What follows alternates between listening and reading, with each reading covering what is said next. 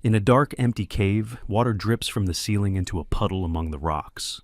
The man fell to his knees, and the man next to him helped him up, asking if he was okay, but the man only mumbled in response. However, the man in the raincoat didn't hit him, and the man fell to the ground and his assistant cursed. The people ahead of him were discussing that he had passed out again, and they had lost count. They were worried that the healer would run out of mana. The man stood up and reassured his companions that everything was fine, and they had hope for the Empire. The healer behind him was stunned. The hope of the Empire he called the hero Byrne, who accompanied them. Turning to him, Byrne said that if he had the energy for idle chatter, it wasn't so bad. In the beginning, there were 74 members, and now there are only 43 following Byrne.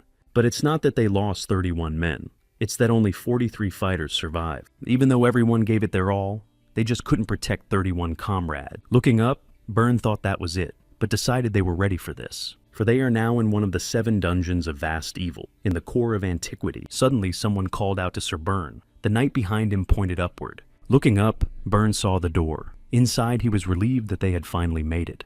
It was the end of the core of antiquity, the end point of the adventure after countless sacrifices, a place where an unimaginable amount of treasure is stored, perhaps even the 36 masterpieces of the greatest works.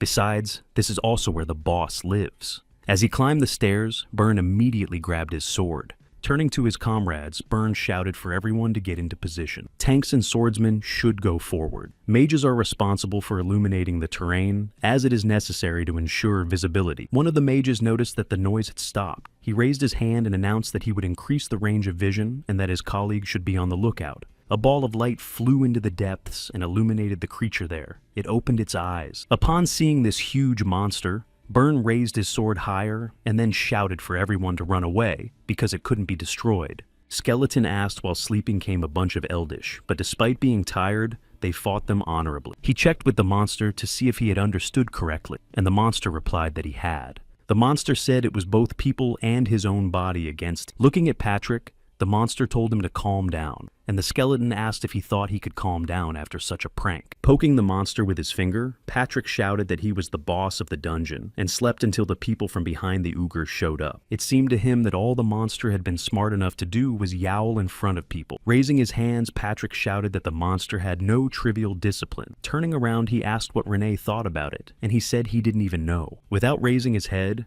Renee said they stunned people with a single yosin. Raising her head, Renee clutched her face and said she was once again amazed at Mr. Swallow's greatness. Looking at Renee and Swallow, Patrick didn't realize what was even going on. Sitting down on the bench, Patrick thought it was time to get over it. Leaning on his arms, Patrick said this dungeon was over, but Swallow said that if he steamed so hard, his skull would burst. One of the 7 dungeons of immense evil that mankind does not hope to conquer is the core of antiquity. Most dungeon raids end with humans winning. The positions of monsters that should always be ready to block human. Being able to attack at any moment is completely unfair. In the end, it is the dungeon that becomes weaker as the battle continues. However, in a world where countless dungeons are conquered and appear, it is only natural that as an exception, those exist, which mankind cannot conquer. The dungeons of great evil, or rather the 7 dungeons of great evil. They are considered impossible for mankind, and among these infamous dungeons of vast evil, the core of antiquity is the most complex. It is guarded by dozens of non-human beings. It is guarded by dozens of non-human beings and gatekeepers guarding 3 crossroads.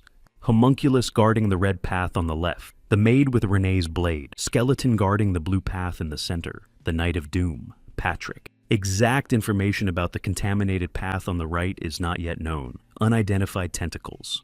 And this entire impregnable fortress is dominated by a primordial monster appearing in the first chapter of the Imperial mythos, Swallow. After slamming the book shut, the man said that's what the book said. Renee said that it was just like Swallow had said after such books had spread. Hugging the book, Renee added that the number of people wanting to enter the dungeon had increased. Patting Swallow said that running a dungeon takes brains too. Being mystical and mysterious is not an option people won't even try. In his opinion, it is necessary to tell a small part of the truth so that people will think, we know perfectly well how everything works there. So, when they saw a book that described the laws of the dungeon, albeit half fictional, They rushed at it like moths to a flame. Thinking about it, Swallow said he hadn't expected such a crowd. Remembering, he asked how many there were. Renee said 74, but most of their equipment had been destroyed in the fight with the black tentacles, so they were of no use. What's left is worth a pretty penny. Cradling the book, Renee said she could handle them without damaging anything. Swallow only nodded in response and then turned human and walked over to her and stroked her head, saying that Renee could definitely do it.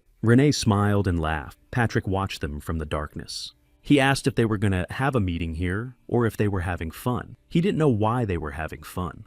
Then with a sigh, Patrick said they were so sweet he was about to get cavities. And then he added that not only would his teeth rot, but his head as well. He also asked the boss if he was going to change his appearance. He should do it normally because he was stroking Renee with his 6-fingered hand. Patrick thought he was making progress now because the last time he had seen 40 teeth had sent shivers down his spine. Turning to him, Renee showed her fist and told Patrick that the sound of his chin rattling was too loud. Taking the papers, Renee said it was time to get down to business. She spread the papers out on the table and began her story. As her comrades already knew, people were finally starting to invade through the right-of-way. The problem is that Mr. 116 Black Tentacles was seriously injured. The wounds looked pretty critical. Swallow yawned and told her not to worry so much, because tentacle regeneration was much faster than she thought. And Patrick told him that if he's looking for a replacement, he should find 2, because he wants to retire too. But Swallow reminded him that Patrick has a lifetime contract, and in any case, from now on, people will only go through the right way.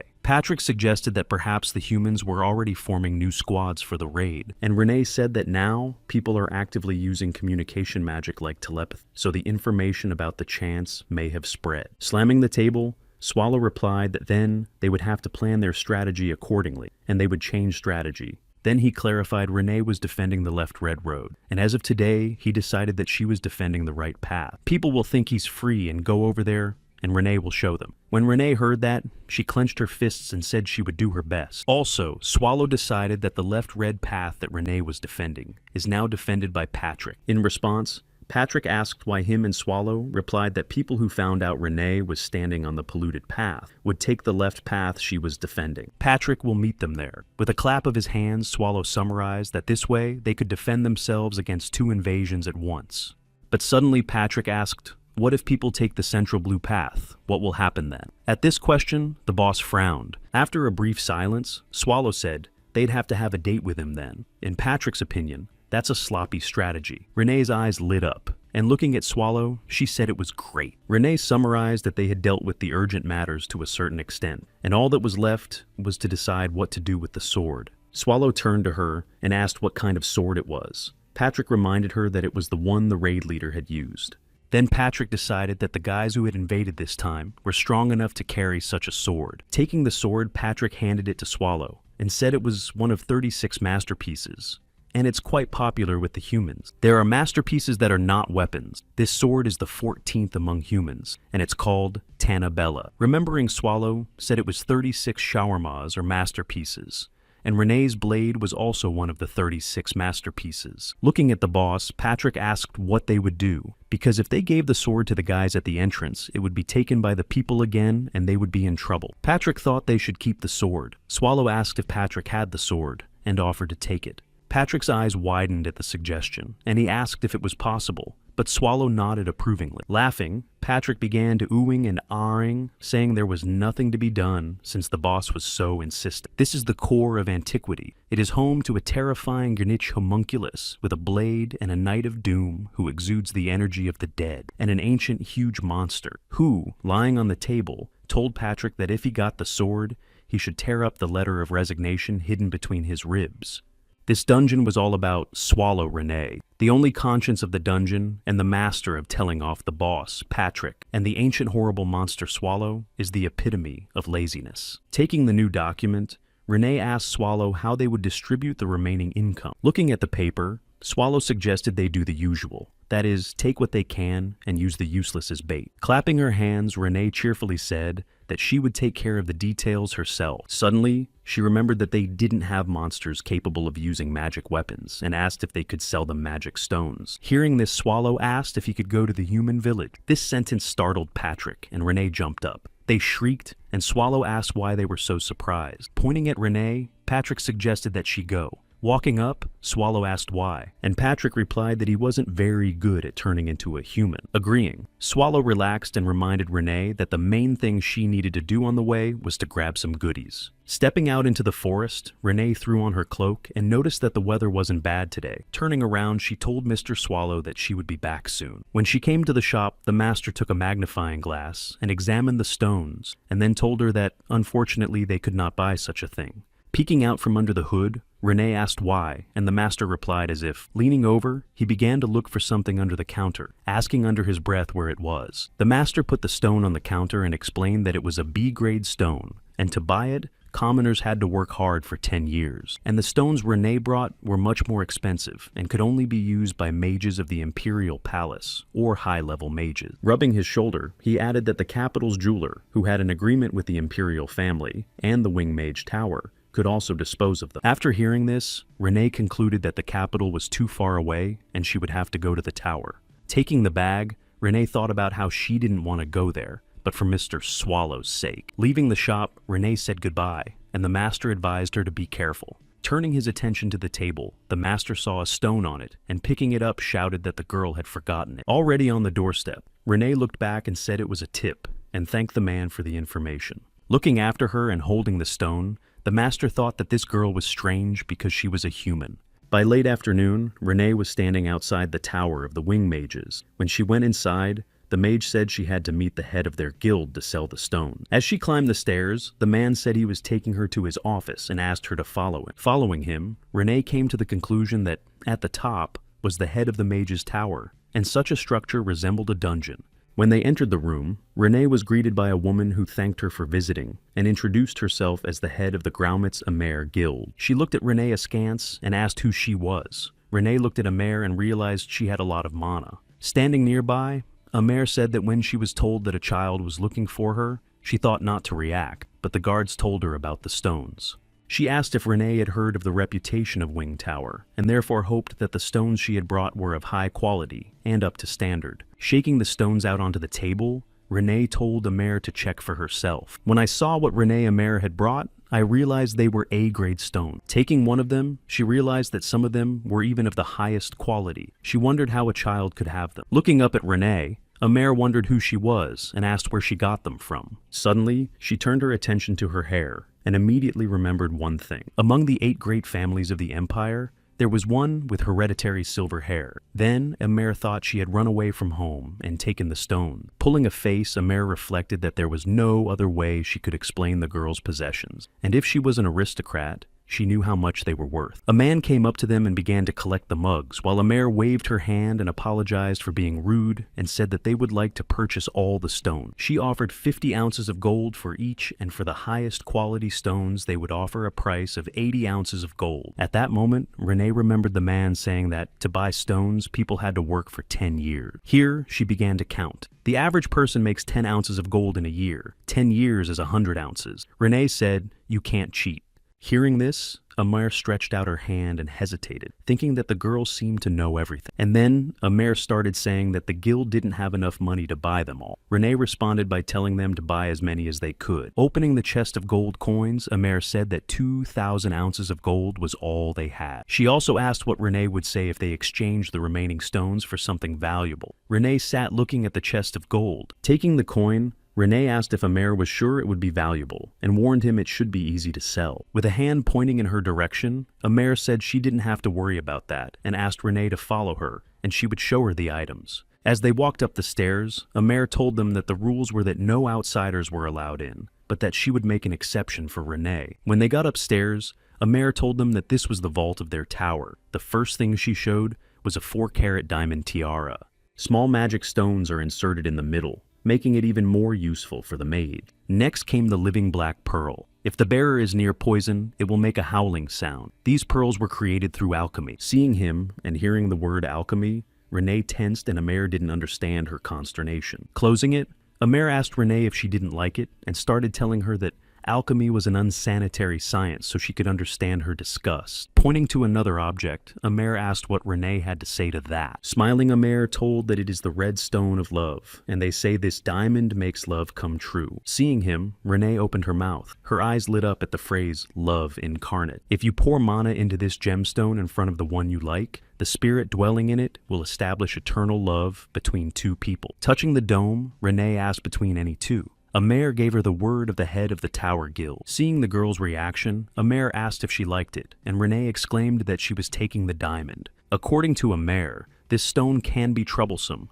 and can drown the Emperor in the depths of adoration, so it is difficult for her to set a price for such a thing. Renee clenched her teeth and pulled something out from under her cloak, asking what Amer would say to that. Amer's eyes went wide, and she asked where Renee got that from. Holding out her blade, Renee said that for all the money she had gotten earlier, and this she needed a diamond. In the library, a young man approached Amer and stretched out his arms and exclaimed how she could give away that diamond, but Amer only asked what of it. The young man was very nervous and said that Amer herself realized what could happen to the girl, and so her death was not far away. Taking a magnifying glass and examining the stone, Amer replied that the petite aristocrat herself wanted that diamond. Seeing that the young man was worried, Amer smiled and told him not to worry because she would die anyway once it was released. The unfortunate girl's favorite person must also die so that no evidence remains. One of the 7 dungeons of the great evil Chat Castle. Taking the scissors, the girl said that the tips were badly damaged. With a wave of her scissors, she separated a strand of hair. Renee apologized for coming so suddenly and for bothering her every time, but the master took a new strand and replied that there was nothing wrong with it and added that neighbors should help each other. Elizabeth Bathory is the dungeon boss of Chateau Castle. She said she wouldn't mind seeing the lovely Renee. Smiling, Elizabeth bent one leg, saying that no matter what you do in the end, Renee always looks beautiful. Taking a comb, Elizabeth told me that sometimes she envies that Renee is a homunculus. Leaning over, Elizabeth stroked Renee's face and said that pretty face would never be hurt. Renee responded by saying that Elizabeth also looks very young, and Elizabeth's skin is clearer than hers. Brushing off the veil, Elizabeth replied that she uses so much blood to maintain her splendor. Renee came up and asked what she looked like to Bathory, and Elizabeth replied that Renee certainly did. The most stunning person she's seen lately. Leaning over from behind, Rena Elizabeth stroked her cheek and said that no one would dare refuse such a Rena. Elizabeth stepped back and between words asked who Renee was dressing up for. She wondered if Renee wanted to confess to someone. Taking the diamond, Renee echoed the confession. Turning around, Renee smiled and said cheerfully that she would definitely confess. Hearing the answer, Elizabeth shouted that she was just kidding and asked who.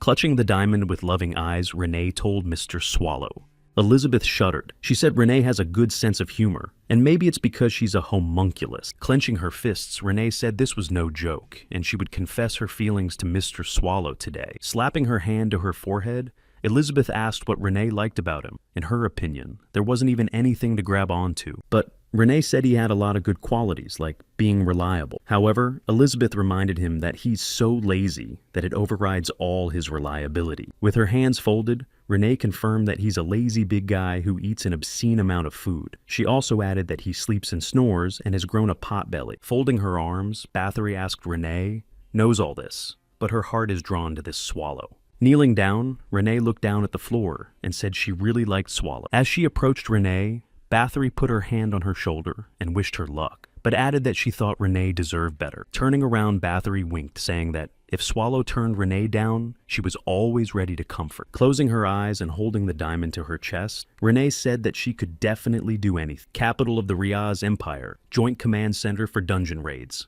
The man in the shadows said that according to their data, the squad of hero Bern Hishtalt is supposed to be destroyed. His interlocutor swung his hand and asked if the man hadn't said that the squad had easily defeated the gatekeeper. Another man reported that no bodies have been found yet, and how can a man be so sure of such a horrible outcome? Pounding his fist on the table, another one shouted that Bern couldn't have been killed by some monsters. The man in the center of the table was told he was wrong, and the core of antiquity is not a confusing or large dungeon. They think it's supposed to be resolved in 1 day, and they haven't heard anything for 2 days. They thought Bern must be dead by now. The old man said he was. Clenching his fist, he asked the messenger what was wrong with the Hishtalt family's sword. He was silent in response. Then the messenger reported that communication had been lost after the squad penetrated the core of the antiquity. He thinks that unless they go to this dungeon again, they won't be able to retrieve Tannabella's 14th masterpiece. Covering his face with his hands, the man asked how it was, and the man sitting next to him said he should return it soon. The other waved his hands and replied that it was impossible, because even Burns' squad couldn't pass the ancient core, and the number of casualties couldn't be increased. According to the next guy,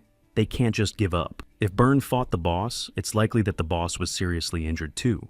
An argument ensued between the advisors. The old man covered his face with his hands and thought that the Imperial family had already lost their favorite hero and one of their masterpieces. If they leave it like this, they will definitely anger the Imperial family and pay for it. But what if Byrne couldn't inflict a single wound on the ancient monster boss, core of antiquity, and the dungeon was almost unaffected by the raid? Then, no matter how hard they try, the old man stood up and said that the ancient core was impossible to conquer. A new man came into the room and said that in his opinion, it was quite possible. Seeing him, the old man opened his mouth and asked, stammering, what the Imperial magic community was doing here. It was the Imperial magical community of the Third Eye. The man who entered replied that the old man himself knew from whom they received their orders. Walking along the chairs, the mage informed them that their presence meant it was time for them to pay for their sin. Looking at the advisors, the mage said that it was very stupid to kill a precious hero and leave a masterpiece in the enemy's lair. All the counselors sat with sullen faces that were covered in sweat. Putting a hand on someone's shoulder, he added that they had all screwed up badly. But if they all died, who would lead the many troops? Smiling and straightening up, the mage said that this was why they offered His Majesty the decision to go through the core of ancients again. Hearing this, the old man asked how, if even Byrne couldn't. Waving his arms, the magician answered Nifrim. He said they would use Nifrim. Looking at the mage, the old man reminded him that everything with Nifrim had ended in failure and that he had too many problems. But the magician raised his hands and his head up and said that Nifrim was not a failure, but a definite success. Slamming his palm on the table, the mage exclaimed that there was a question here. Why Byrne Heastalt and his squad failed to survive the core of antiquity? Because they are weak, because they let their guard down. Sitting down on the table, the mage looked at his hand and said, "No, no, no, no." He thought it was all gone, but then what was it? He felt that Byrne and his squad had one glaring flaw. Raising his little finger, the magician said the only one. He said that Byrne lacked what Nifrim had. The mage was convinced that this raid was bound to be successful. Swallow yawned and waved his head as if shaking it off. He said he had a bad feeling. He felt as if something terrible was coming. Swallow sneezed as he turned into a monster, thinking he might have an infection. Falling to the floor, Swallow thought he was so lazy, even though they don't know when the humans might attack. He thought Patrick would scold him again if Swallow delayed his patrol. He's fear-mongering, even though he's made of nothing but bones. Falling asleep, Swallow mumbled that bones instilled fear, and then laughed. Barely rising, Swallow exhaled and said he'd rather give up the extra trouble. He remembered that last time the humans invaded through a contaminated pathway, so he would start there. Gatekeeper of the core of antiquity, Mr. 116 Tentacles. Swallow looked at the wounds and thought that although the tentacles were a pity, he could do nothing to help, so he could only wait. The manager of the fifth room of the Anthropophago. Walking through the Anthropophago, Swallow remembered that he regenerates on his own as long as he has a main body. Leaning over the monster's core, Swallow thought the body was fortunately intact, so he decided to leave it alone. As he descended, Swallow approached the cave and thought that the problem was the destruction of rooms 1 through 4. Rubbing his neck, Swallow thought it was something he should discuss with Patrick. With a yawn, Swallow raised his head and decided that he would deal with the rest later, but for now, he would rest. Only watch the polluted path and the fifth room, but Swallow thought that was already commendable. As he left, Swallow thought Patrick would understand. He decided that that was the end of it and smiled. Just as suddenly something flew past his face and slammed into the cave wall. Footsteps sounded nearby, and the girl said that since the humans had decided to desecrate the dungeon with their presence, she wanted to say they weren't getting out of here alive, but she saw Mr. Swallow. It was Renee. Running to him, Renee apologized and said she thought the damn scum of nature had invaded. Looking at her, Swallow said he was just a little scared. And then Swallow noticed that Renee was dressed up. She flirtatiously adjusted her ponytail. Then she said enthusiastically that she was glad that Swallow had noticed everything. Then she asked how Swallow Renee was. Sweat was rolling down his face, and he asked if there was an important event coming up. He figured since she'd taken off her maid's uniform, she might want to quit before Patrick did. But Renee asked if Mr. Swallow could spare her a little time. Walking forward, Renee said this was Renee's secret place. She asked him to sit down while she made tea. Watching Renee pour the tea, Swallow thought just as long as it wasn't a dismissal. Originally only Renee knew about this place, but now Mr. Swallow knows about it. She began to say that it had been 80 years since Swallow had taken her into the dungeon. Renee looked at him and asked if he remembered. Swallow looked down at his mug of tea and said he remembered. 80 years ago, raiding became fashionable, and over 1,000 dungeons were destroyed. And the number of people who penetrated the core of antiquity exceeded several thousand. It was at that time that Renee got a nickname, and her status increased. Sweat rolled off Swallow's face, and he confirmed that Renee had been through a lot then and asked how her right eye was. Shyly holding up her dress, Renee said she was happy that Swallow remembered her eye. Folding his arms, Swallow replied that he certainly remembered, and Renee replied that she was glad to be near him. Turning to her, Swallow asked her if she meant she was glad. He understood that such words were said before saying goodbye. Again, Swallow began to worry that it would only be a dismissal. Renee started the story again, and then she said she liked Swallow. That's when Swallow was taken aback, and Renee starts saying again that she likes him, and all these 80 years she's been waiting for this moment. With a wave of his hand, Swallow began to stammer and began to say what to start with. Rubbing his neck, Swallow thanked Renee for her feelings, but said they were always at the crossroads of life and death. Renee listened intently as he said that they didn't know when they might be hurt and didn't know when they would die. He asked if Renee wanted either of them to spend the rest of their lives alone. Clutching her dress, Renee replied that she knew it would end this way. She knew she was asking for the impossible. Folding her arms, Renee said that nevertheless, she would not be able to keep silent about her feelings until the end of time. But the thought that Swallow would reject Renee's confession and turn his back on her frightened her. Behind her back, Renee held the diamond. Then she got the rock. She said Renee wanted to get Swallow's love any way she could. As she stood up, she toppled the table with great speed, causing Swallow to shriek. Leaning toward him, she screamed that she would accomplish this by any means necessary, even using such dastardly means. With an outstretched hand, Swallow asked her to calm down. Showing the diamond, Renee said that with this, her dream had a chance. Only she said that if you put mana into him, as Swallow asked, she was trying to destroy him now. Upon seeing Swallow's original appearance, Renee let the diamond out of her hands in fear, and then he shattered into small pieces. Tears came to Renee's eyes. Looking down, Renee didn't realize what it was. The creature bursting out of the rock began to giggle. Smiling, Patrick told his boss that it was excellent, and added that it was not royal to kick people out. Walking around Swallow, Patrick asked where his conscience was and pretended to look for it. He also added that apparently it was okay to chase Renee away. Patrick said that the dungeon boss couldn't tell Renee from the pathetic niggers and can't even close his mouth from shock. Patrick can't. In response, Swallow asked what he should do. Patrick reminded him that Swallow had created the problem and was looking to him for the answer. Taking the rest of the diamond, Patrick said it wasn't just the boss's fault and crumbled the stone in his hand. Sitting down under Swallow's ear, Patrick added that it did not absolve him of responsibility for what had happened to him. Swallow waved his hand and said what he'd done to him he wouldn't remember. Hovering over Swallow, Patrick shouted, "Maybe he should be reminded then." Swallow turned into a human body and walked over to Renee. Patrick ran from behind them. With an outstretched arm, Patrick shouted to his boss to calm down. He swept Swallow off his feet. Noticing a crying Renee sitting by the rock, Patrick asked what she had done. He was yelling for Renee to wake up and leave him to Patrick and save herself. But Patrick realized that Renee could no longer hear him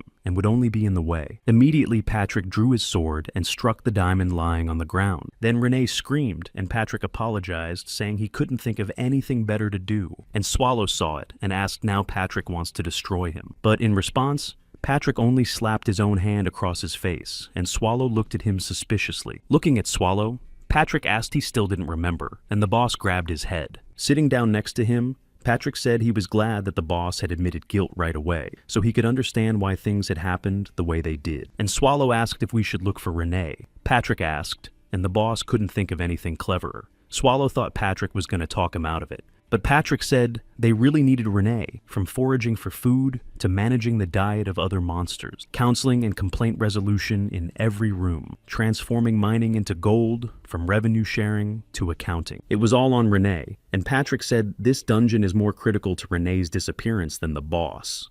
That was when Patrick asked him to find her before it was too late. Swallow just rolled his eyes. He kept saying that the boss should at least kneel on his knees and let him weep with sorrow, which pissed Swallow off more than anything else. He asked me to kiss Renee's feet, but he wanted him back. After saying that, Swallow turned into a man. Holding out his hand, Patrick told Swallow to take it with him, and the boss looked questioningly at the object in his hand. And Patrick explained that it's Demura that helps keep the mana balance. When Swallow took the bracelet, Patrick said that the boss could care less about the details, but should keep in mind that the bracelet was expensive. Patrick didn't know if it would work on Swallow because of his strong reverse mana flow, but he thought it would definitely help him transform. Putting on the bracelet, Swallow said Patrick pisses him off, and like he knew this was going to happen and prepared ahead of time, and asked where he got it from. In response, Patrick said he picked it up on the road, and asked the boss to use the bracelet for its intended purpose because the bracelet is quite fragile. Putting on the bracelet, Swallow hummed thoughtfully, saying they would take a look. Showing his palm, Patrick said, "That's why 5 days. 5 days tops." Patrick asked not to be forgotten. When he left, Swallow said he'd be back with Renee in 5 days.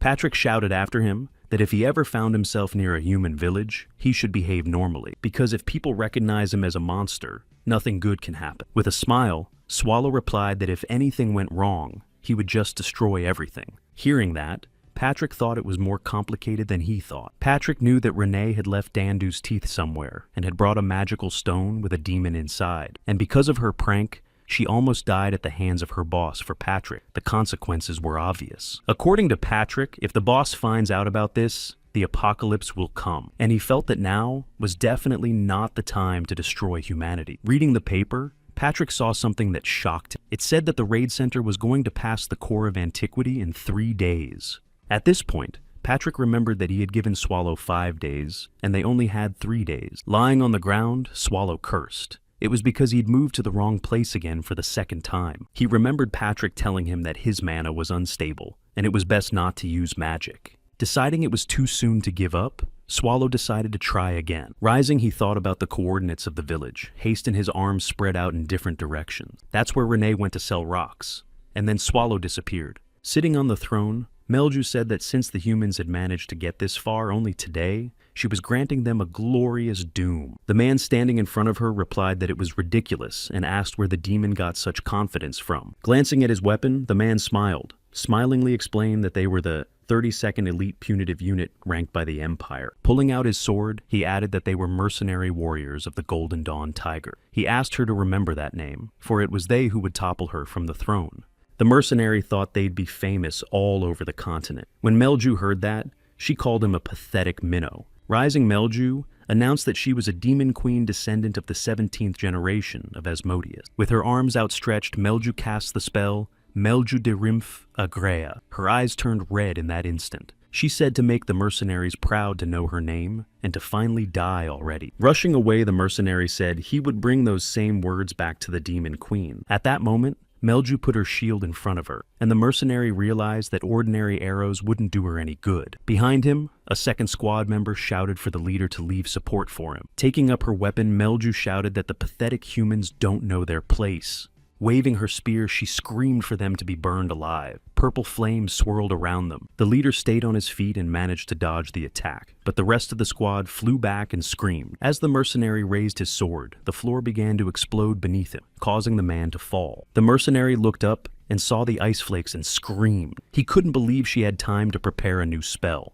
Taking a piece of stone, the mercenary threw it towards Melju, shouting at her, wondering if she thought they would do nothing. However, a piece of ice flew into his back, causing him to fall forward. Pulling out her staff, Melju asked the mercenary what wanted such a quick demise. Ice flew towards the mercenary. However, he put up a shield, and Melju thought when he had time. Clenching her teeth in frustration, Melju thought she had already destroyed the mage. A mage with a staff stood beside the Nominik and told the leader to continue. Melju's hand lit up and her face grinned. She shouted that the little buggers. Both Melju and the mercenary rushed towards each other. There was a rumble, and the leader fell to the ground. However, Melju also took damage by flying backwards. She didn't realize what had happened. Watching the smoke, Melju saw something appear in the club. Two comrades approached the leader and asked if he could stand up with his hands supporting him. The mercenary replied that he was fine. Looking into the shadows, he asked who it was and said he hadn't heard that another squad was joining them. Reaching up, Melju coughed. She bent her knees and held onto the rock behind her. She didn't realize that the support of the squad had come,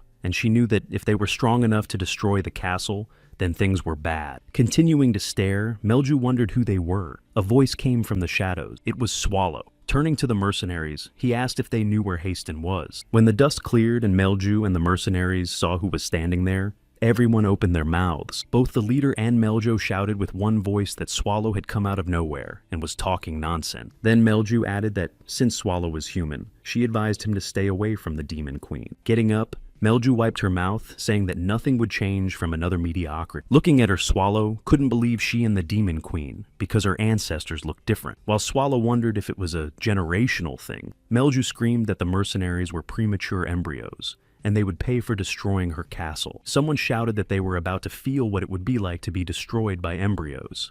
The mercenary looked back and told the leader that support had arrived. Then the leader suggested they all destroy the queen together, but Swallow raised his hand and said, "Stop." No one was paying attention to him anymore. The mercenaries were shouting that they would show him how her magic wouldn't work on them, and Swallow was muttering about Haston. Up ahead, the leader shouted to the others that the support was here and to fight at full strength, and Swallow muttered how he would get there. Attacking opponents, Melju screamed for the lowly humans to feel the pain, and the mercenaries yelled back for her to feel it herself. Sitting down on the courts, Swallow rubbed his neck and thought how much he was sick of this. Leaning back, he looked up at the sky and thought he needed to find Renee soon. As he left, he realized that it didn't look like he was going to get a chance to talk. He thought Patrick would be angry if he was late. Behind him, a crowd of mercenaries shouted for him to move too. When he didn't hear a reply, one of the mercenaries suggested that he had pissed himself. When he heard this, Swallow turned around and turned to the monster and told the mercenaries to shut up. By now, Swallow had grabbed the fleeing and screaming mercenaries. There is panic among the squad. When it was over, Swallow became human again and moved toward the exit of the hall. Melju, who was watching this picture, was covered in sweat and her eyes went wide, swallowing. Swallow opened his mouth and a burp came out. Melju even turned white. Melju leaned slightly towards him and said that Swallow was very strong, and if she had calculated it correctly, he was even superior to her in mana reserves. Her eyes lit up, and Melju yelled that she had so many questions and wanted to know more about Swallow. She started circling him, asking who he was and what his name was and what his secret was. But Swallow looked at her in disgust, even wrinkling his nose.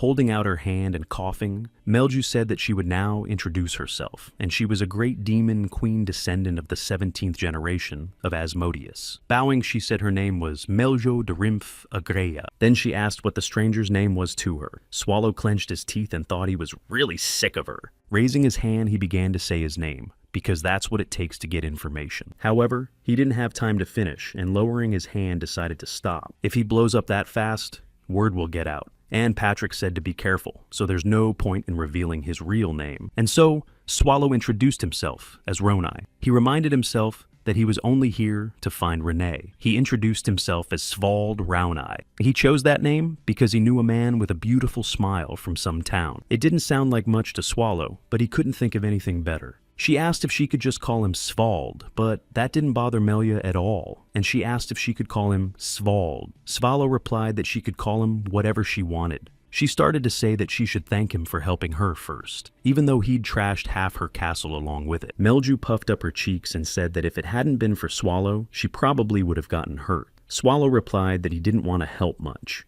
Melju smiled and said she owed her a favor, and asked what she could do to help. Spreading his arms, Swallow replied that there was something, and asked again how to get to Hast. Swallow thought he was in the right place, and had saved Melia for a reason. Trailing off, he heard Melju ask what kind of Haston he had in mind. Swallow's inspiration was immediately replaced by disappointment. He realized it wasn't that she didn't know the way. She doesn't even know what Haston is. He wondered if it was so far away that they didn't know about haste. Then Swallow decided to ask where the nearest town was. Melju echoed the word, city. After thinking for a moment, Melju replied that if she wasn't mistaken, Riazi was the closest. Hearing the name of the capital of the empire, Swallow slapped himself in the face. Presenting the map, Swallow calculated that it would take 2 months to get from the capital to Haston on horseback. When Swallow fell to the floor, Melju asked what was wrong, and asked if he was worried about something. Swallow replied that he was too far away. Raising a finger, Melju said that since Svaldu needed to go far away from the capital, maybe he could use the teleportation center. Looking at her,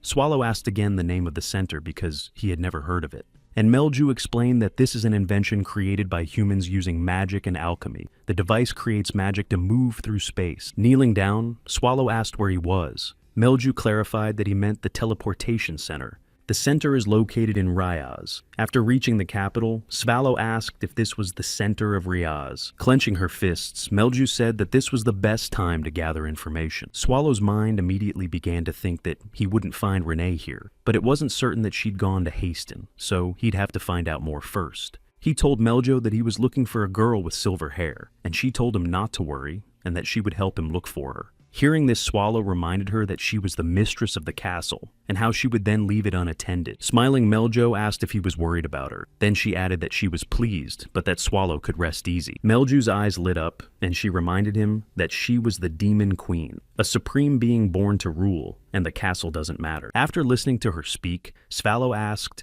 if this was like an ability of demon kings, and she could summon her warriors at any time. Melju stuck out her tongue and said that was it, though she hadn't tried it yet. When Swallow heard that, he was disappointed again. Noticing Melju's reaction, she shouted that if her father could do it, she could do it too. She also reminded him that the castle passed down to her from her father had been destroyed, and there was no point in going back there. Swallow was embarrassed and rubbed his neck and apologized. Melju said that the castle was in a bad position, if truth be told. Opening her arms, Melju shouted that it was hard when the capital of the human empire was right in front of the castle. Stepping forward, Melju added that they had enough sad talk and needed to go gather information. Looking at her back, Swallow thought he seemed to have an extra weight on him. The company entered the tavern, and Melju yelled for them to get 2 beers. Watching Melju drink a beer, Swallow said they have a lot more to do, so they forgot here. After emptying the entire mug, Melju regurgitated and said the drink was refreshing. Wiping her mouth, Melju replied that Svald didn't seem to know how human cities worked and said that the bar was a place where information accumulated. Pointing to the people around, Melju told Svald to look around and listen. All the conversations he's hearing now are a treasure trove of information. She said that all Svald had to do was filter it out. Turning around, Swallow repeated her words about filtering out. Suddenly, he saw a bunch of ads on the wall and people looking at them. Walking over to the bulletin board, Melju spread her arms and exhaled, saying that they were here too. That's the whole spectrum of information she was talking about. Swallow asked if that was what she was talking about, but Meljo insisted that it was. Taking one of the sheets in his hands, Swallow read that they were lists of the units participating in the raid. Swallow thought that made sense, since several units had never invaded at the same time. Melju also said that it had to do with the distribution of rewards, and called people pathetic for being greedy. In response, Swallow said, "We're better off," and Melju hesitated, catching on to the word we. Looking at him, Melju wondered if Swallow was also a dungeon monster. Sweat was rolling down Svald's neck at that moment. When Melju approached him, she said that it was really strange because she was the mistress of the boss. But how could a dungeon monster like Svald walk freely outside? Swallow said he was lazy, or rather difficult to explain. Melju said that he had many secrets, but decided not to pester him with any more questions. Suddenly, Swallow saw a sheet on which a blot had been written about his house. As he got closer, Swallow thought thank goodness the squad list was empty and he still had time. When she saw that Svald was looking at something, Melju wanted to look at it too, but Svaldo was blocking it. To calm her down, Swallow took out a sheet and showed it to Meljo. Taking it, she said, "Wow." Taking the sheet, Melju said that this was one of the 7 dungeons of the vast evil core of ancients. Then Swallow decided to ask if she knew about him, and Melju replied, "Of course." She began to tell me that the core of antiquity was the greatest of dungeons, the power of which was recognized even by the dumbest of men. Picking up the sheet, she enthusiastically said that this is the goal of all monsters, and among all dungeons, it is the strongest. She also knew it was ruled by the Lord of all things, or the guardian god who punishes the intimidated, an ancient monster standing on top of everything. Folding her hands in a lock, Melju enthusiastically called out the name of the very same Mr. Swallow. Taking the mug, Swallow thought he'd better say he was just a host and not a ruler who suffered from the evil inhabitants. Taking a seat at the table, Melju announced that the core of antiquity was her favorite dungeon. Leaning on her arm, Melju said she wanted to get stronger, and maybe if she improved her abilities, she could see Mr. Swallow. Pressing his lips together, Swallow doused himself with sweat, thinking she was looking at him right now. Melju kept saying that being the most powerful could be so wonderful, and she wants to be like that no matter what. Of course her father was strong too, and he was a worthy demon king. There were just people stronger than him. One of them was Byrne, a fairly young hero. Swallow asked if he was the hero who had defeated the Demon King and summarized that he didn't want to mess with him. Melju said that she didn't want to spend her life running a dungeon like her father. She just wants the monsters attracted by her power to create their own dungeons. Smiling broadly, she said she would get stronger and asked if that wasn't delightful. Smiling back, Swallow thought youth was good and Melju said it was cool.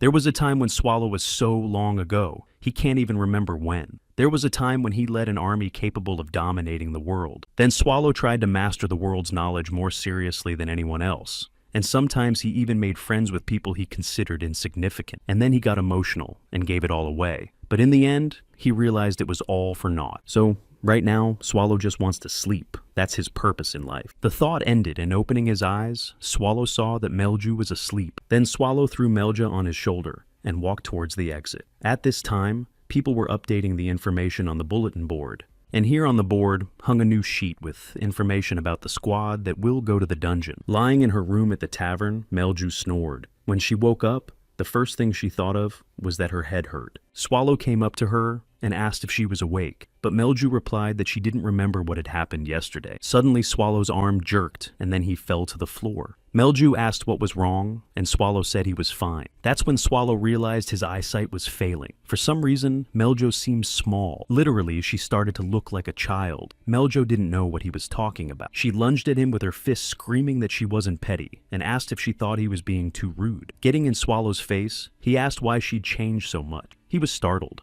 Lowering her eyes, Melju replied that she hadn't gotten any younger. The point was that she was in pain. Until yesterday, she was a second version of herself, so the pathetic humans wouldn't scoff. And this is her first appearance. A battered Swallow asked her now in her true form. Looking at him, Melju asked what was wrong with his face and assumed he had eaten the night before without her. Grinning and clenching her fists, Melju said that transformation is the magic of projecting one's future. In Melju's opinion, when she grows up, she'll be just as cool as the second version. Pointing a finger at him, Melju asked if Svald understood it, and Svalu said, sort of yes. Hearing the answer, Melju raised her hands up and even blushed, shouting that Svald didn't understand anything. But Swallow replied that she seemed to need new clothes first. Meljo yelled for Svald not to treat her like a little girl. A squad approached Count Hastings' house, shouting for him to open the gates immediately and meet the punitive squad. They came from Riaz to conquer the ancient core. Meanwhile, back at the house, they were figuring out who sent this document. They replied that it came yesterday on behalf of the Third Eye. Count Etark squeezed the sheet, saying that the Third Eye were the Emperor's bloody mutts. Slamming the table, Etark thought that to raid a dungeon above rank B,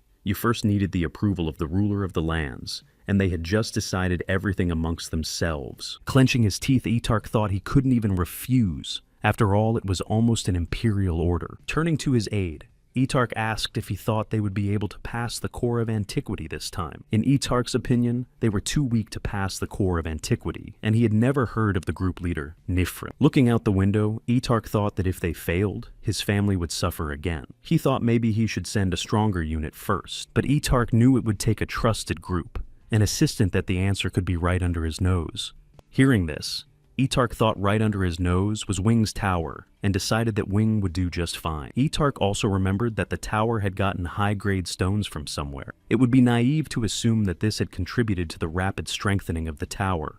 Etark thought if only Swallow was left on the polluted path, fighting the hero Byrne and his squad. Then Etark said he had to send a commission to Wing Tower right away. He wanted them to be promised huge sums of money and fame. Suddenly, there was shouting outside the door, and the guards shouted that they couldn't come in here. Etark asked who was there. Bursting into the office, Nifrim asked the man in front of him if he was Count Etark. Etark stood up and asked who they were. Nifrim said his name and told him that he had been calling for a long time, but no one answered and he had to go in himself. Watching Nifrim settle into the chair, Etark asked what he was doing here and added that they had arrived unannounced. But Nifrim replied that the Count had received documents from the imperial family and clarified if there were any arguments according to which they should not be here. Etark frowned and said no. He thought the little one looked like he was about to lunge at him. Near the Nefrim, a child waved his hand and said that they were guests, and asked Etark to smile and bring some goodies like cookies, tea, and chocolate. Turning to the secretary, Etark asked her to hurry up. The assistant nodded.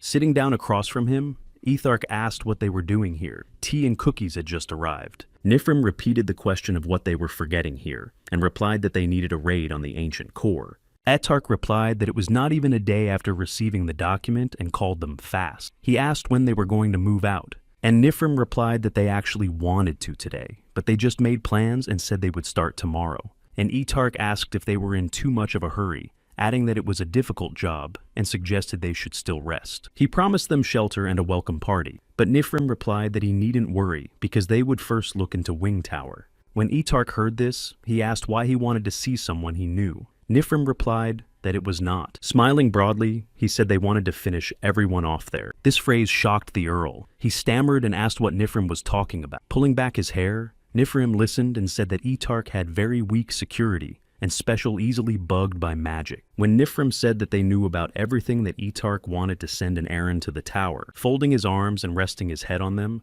Nifrim reported they had come all this way for the sake of one dungeon to get ahead of them. He thought that the small pawns should be eliminated and that Etark would benefit from it because the strongest of them would go to raid the ancient core. In response, Etark apologized for what he had done and promised no one would be diverted and they could go on the raid whenever they wished.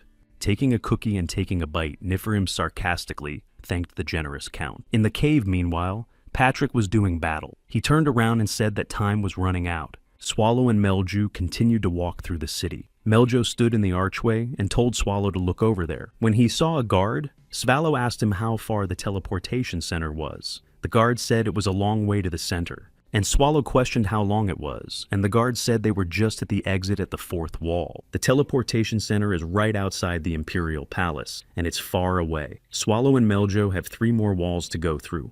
Then Swallow asked how long it would take. The guard hummed thoughtfully. Showing 2 fingers, the guard said that if he was going to walk, it was about a week. Hearing this, Swallow screamed for a week. Melju screamed too. It was too long. Swallow figured that at this rate, Patrick would run after Renee. Turning to Swallow, Melju asked if they could use flight magic. Gritting his teeth, Swallow replied that he couldn't. Leaning over, he said that if they emitted mana, the humans would get wind of it, but he wasn't sure what would happen if he did. Suddenly, someone came up to them and laughed and said that he could see that the company was in trouble. It was the old man. Scratching the back of his head, he apologized for overhearing and clarified that they were heading for the center. Melju asked who he was, and the old man introduced himself as Chonma Belvir's coachman. For some reason, the passerby's name surprised Melia so much that she even opened her mouth. Pointing to the creature behind Chonma, said it was a homunculus obtained through alchemy. He introduced the creature as Chonik, an abandoned 4th-generation homunculus, the result of a project carried out by the Empire. Swallow said,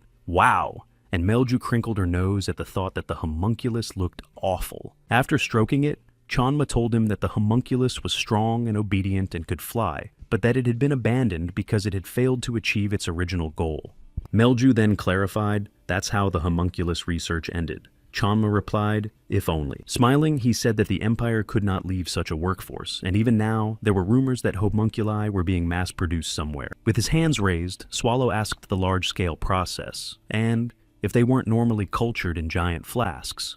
Chonma didn't understand and asked if he was joking, because this was the way the 1st-generation homunculus were created 150 years ago. Then Swallow thought about the number 150 years. Since it had been so long since Renee had been born. Approaching the carriage, Melju said that it looked sturdy enough, and he didn't seem to be lying, and asked how long the flight to the teleportation center was. Spreading his fingers, Chonma replied that a flight of 3 hours checking an hour would only take about 4 hours, but the check should be done after each wall. Listening to him, Swallow asked how much the total was. With 2 hands, Chonma replied that it was 8 ounces of gold for the 2 of them. Then Swallow opened his mouth because 8 ounces of gold is 800 ounces of silver, and he had paid 8 ounces of silver for last night, which means it's 100 times more than yesterday. Meljo also read it all and opened her mouth. Turning to Swallow, Melju apologized, saying she didn't have that much. Rummaging through his pockets, Swallow asked if she thought he had it, but suddenly something jingled in one of his pockets. Swallow pulled a piece of paper out of his pocket. There was a note there, my bumbling boss. Someday you'll thank me, signed in Patrick's name. In this envelope were 6 gold coins. And so the company boarded the homunculus and took off. Looking at the city, Melju asked Svald, who gave him that amount of money. A yawning Swallow, who had settled back on the pillows, replied that it was his dungeon mate. At first, Melju didn't realize what kind of comrade it was, but she remembered that Svald was a dungeon monster. She then asked how he could move around so freely. Swallow replied that he had been kicked out, and asked if she would accept that answer. However, Melju kept up and asked if the friend Svald was looking for had been kicked out as well. Swallow replied that it seemed so. Melju said she was jealous that they cared for each other even after they were kicked out. She would like to have such companions too.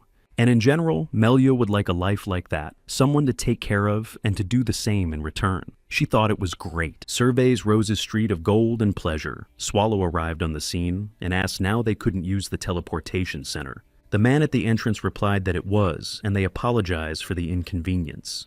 Lowering her eyes, Melju said she didn't expect that, and apologized to Swald.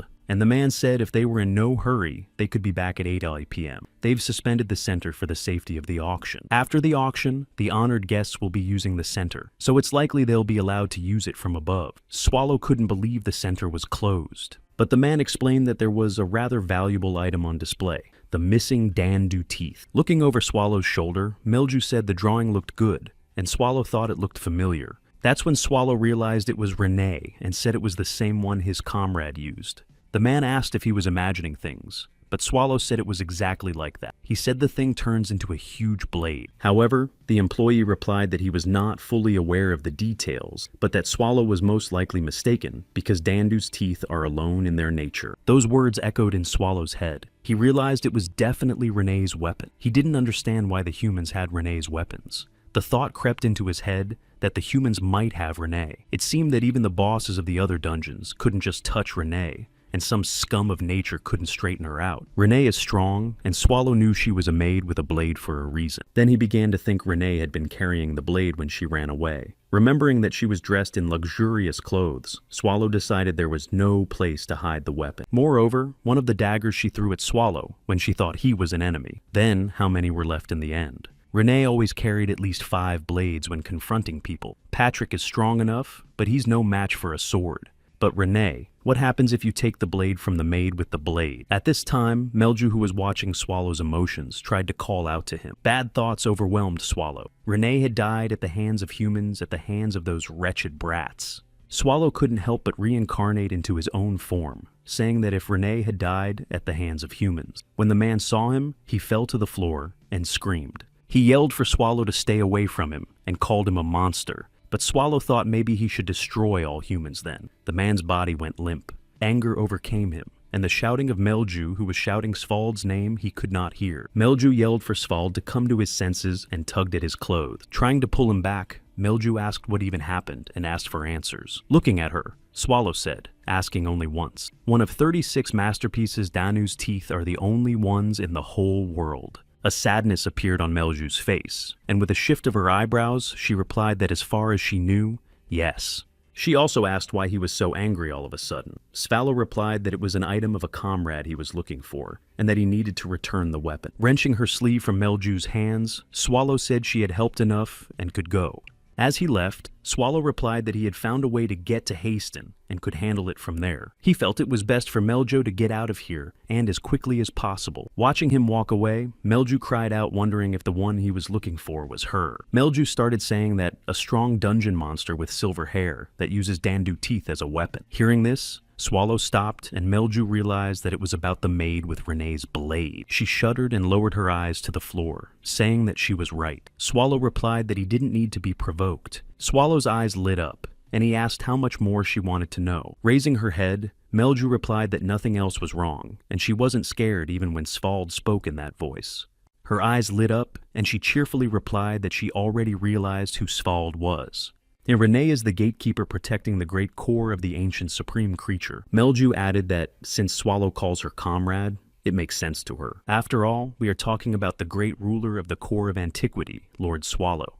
Only Swallow wanted to admit to who he was, as Melju exclaimed that Swallow was his subordinate. Laughing, Melju said that she had uncovered Svald, and added that she had a very well-developed mind. In her opinion, Svald is thinking about dangerous things right now, so we'll help him, and objections are not accepted. In response, Swallow reminded her that she was a demon queen, and it was only because of such logic that she could walk around wherever she wanted. But Melju replied that being rational, you can't become a demon queen, and what a demon queen says and become logic. When he heard that, Swallow didn't think it was much of an excuse. Seeing his reaction, Melju said that now Svald, who she recognizes as back. Holding out her hand, Melju said that Svald was very scary, and there were some things coming out of his back. Melju folded her arms across her chest and said that she was glad that Svald was back to normal and asked him not to worry about anything else because she would be with him. Walking up to him, Melju asked him to promise that he wouldn't speak in such a scary voice again. Auction day main entrance. Meanwhile,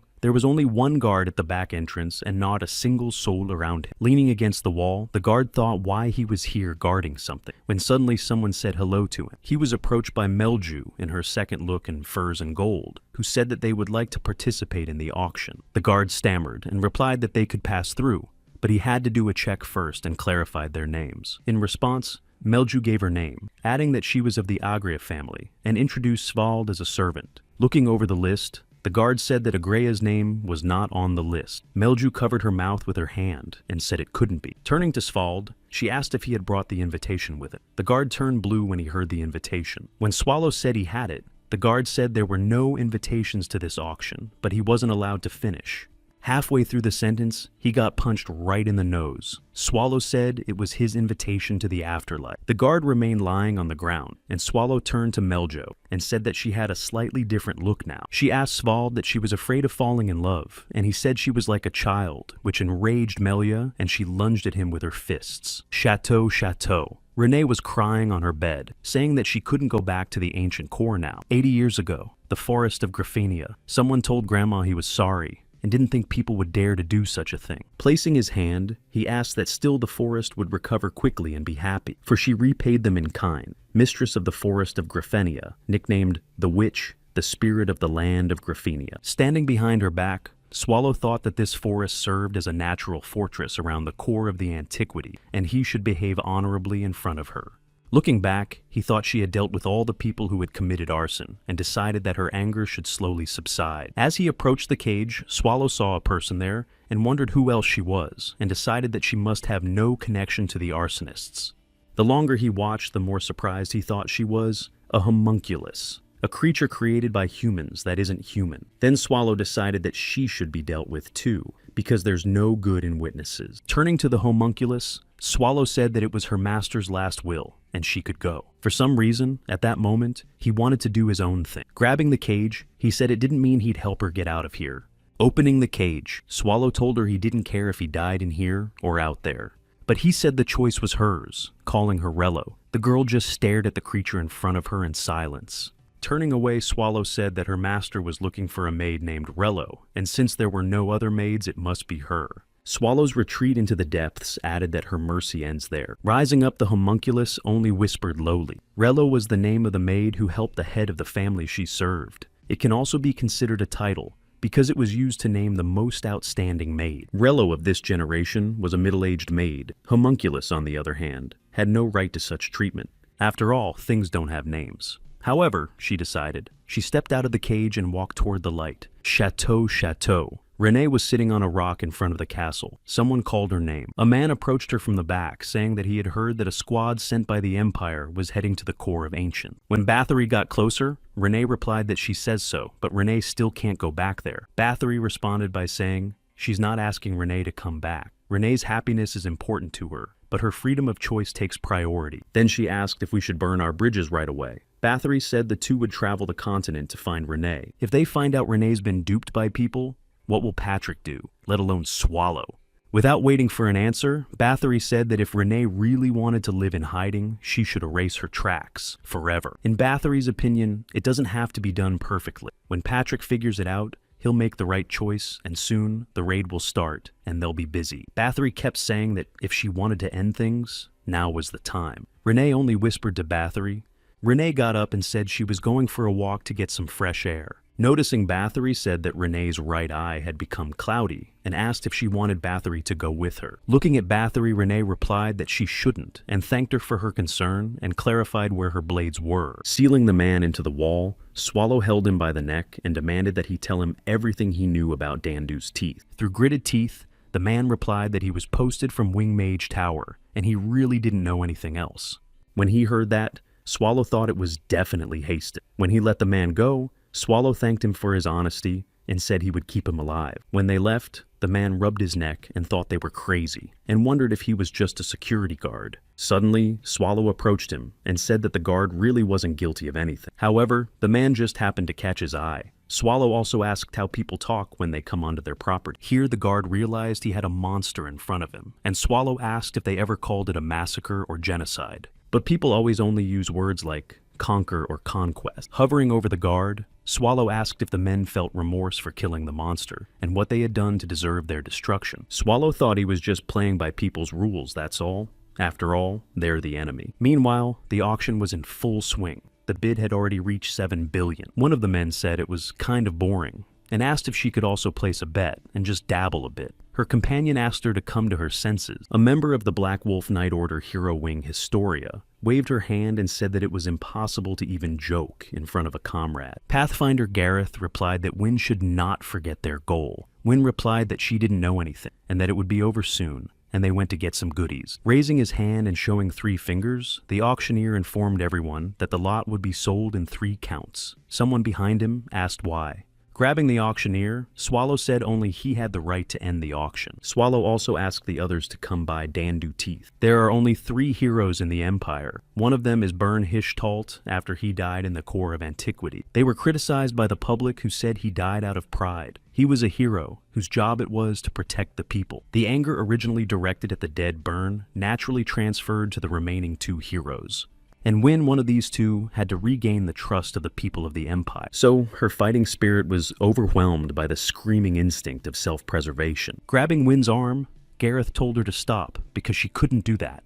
Clenching her teeth, Gareth said that they couldn't intervene at all. She saw that the monster was very dangerous. Walking up to the column on which the lot stood, Swallow touched the glass dome and said that he didn't believe it, but the blade was real. Even though it looked fake, Renee's footprints were clearly visible. Swallow thought she might have really died at the hands of humans. Taking the blade, Swallow said he thought the whole situation would be difficult to explain to everyone present. After looking at the men, Swallow told them that the weapon had an owner. Therefore, the weapon must be returned. He was sorry that they were going to give away that kind of money. One of the men pointed his finger at him and asked the guards what they were doing there and ordered them to grab the bastard immediately. In response, Swallow said they wouldn't just let him go, but added that he didn't want to do it himself. A grin appeared on Swallow's face, and he said he was going to tear everyone to pieces and run them into the ground with this building. Wynn flew over the crowd screaming, "Did the monster think they would leave it like that?" Wynn swung her fist and aimed it right at Swallow's face. Swinging her fist, Wynn aimed for Swallow's face. The experienced Swallow saw that she had good movement and weapons, but she was too clumsy. As she landed next to him, Wynn missed and flew off to the side. Swallow realized the gloves were all she had.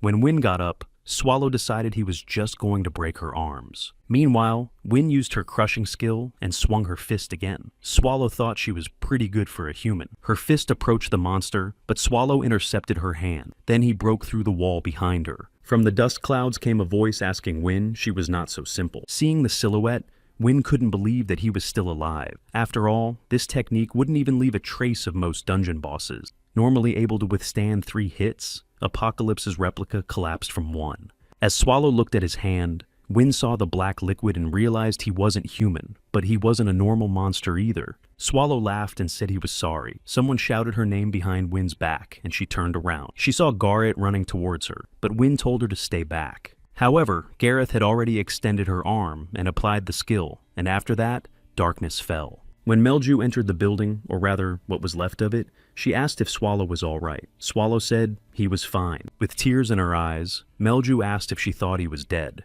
but Swallow replied with a clenched fist that he was alive and unharmed. That punch. It's not something a normal person can do, and if Wynn had been hit in the heart, Swallow could have transformed out of fright. Swallow thought that if that had happened, Patrick would have been the one to do it.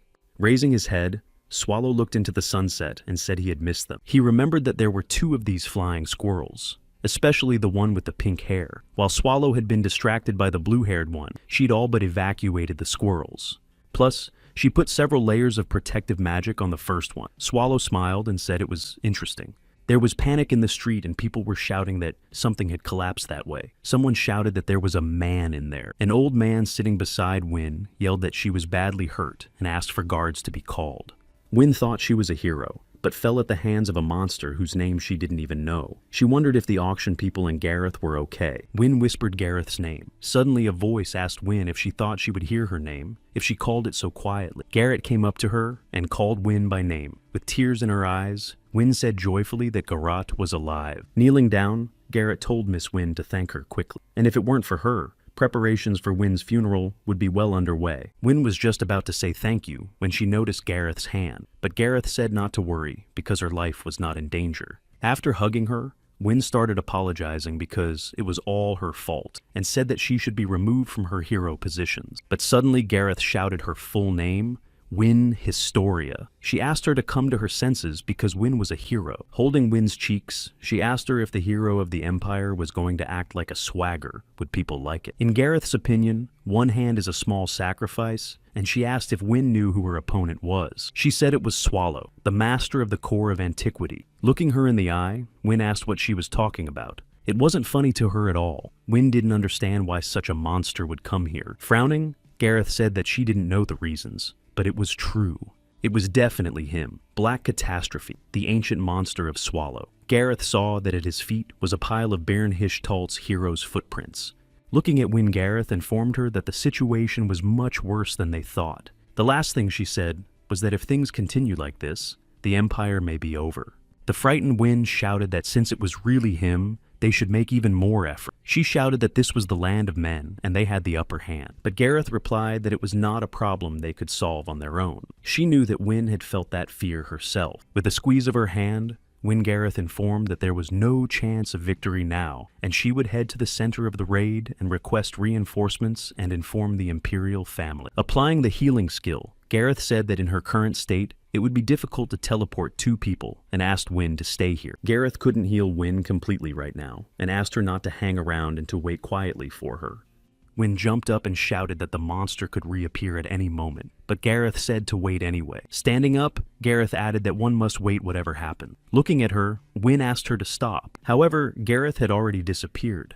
Meanwhile, Swallow wondered if he should just leave the escapees and go to Haston. There was also the option of catching up with those who were a threat and getting rid of them. While Swallow thought he spun in a circle, and Melju looked at him with incomprehension. With a hand on his chest, Swallow thought he'd gotten Dundu's teeth back, and that was the end of it. Still, he had a purpose that must not be forgotten. Figuring he needed to find Renee, or at least her body, Swallow turned around and told Melju to get ready. With her lips pressed together and looking down at the floor, Melju replied, "Okay." Noticing her reaction, Swallow asked what was wrong. Without raising her head, Melju said nothing. But Swallow said the look on her face gave Melju away. Melju said that Svald was very strong, and she knew it when she saw him in the castle. But the more she got to know him, the stronger he was. Clenching her fists, Melju said that even though Swallow calls himself Renee's comrade, he's much more powerful than she is. She asked if she was wrong. Melju was very worried about who Svald was.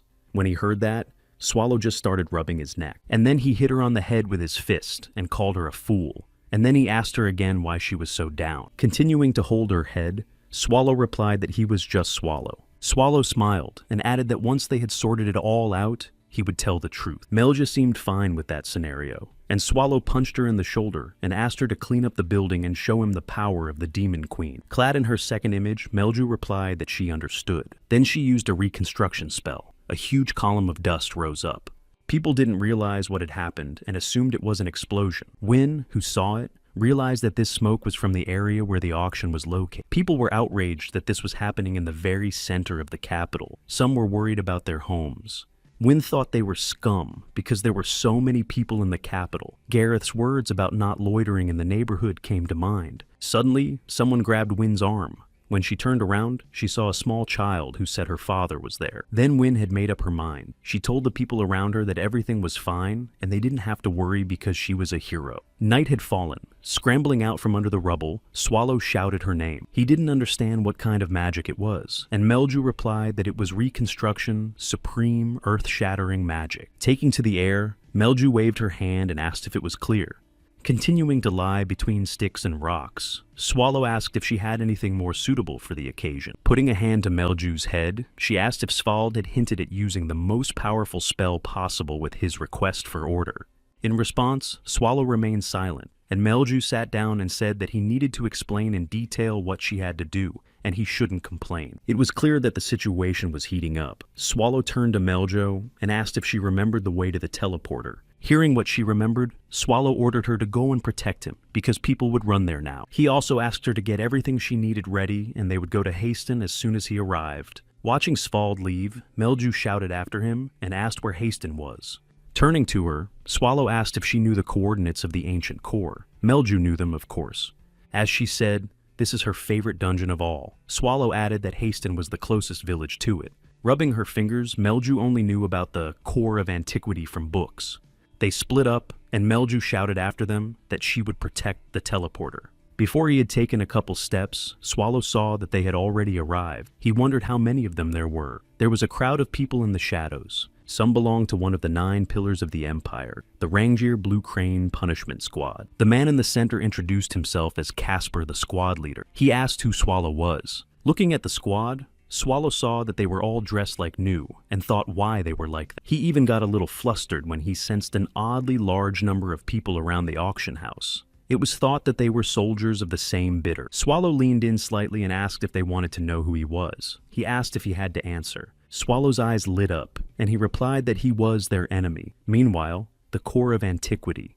Nifrim was told that no one who has entered this cave has ever returned alive. If you die here, your soul will be corrupted and wander the world. His partner asked from various angles if they could go back and assured him it was scary, and kept suggesting they go back. With a snicker, Sylvia replied that if she wanted to, that's why she joked, and added that Nifrim was boring. Taking Nifrim by the sleeve, Sylvia asked if he thought this place was strange. The first room they came through had a pile of monster bodies. The room that followed was clear.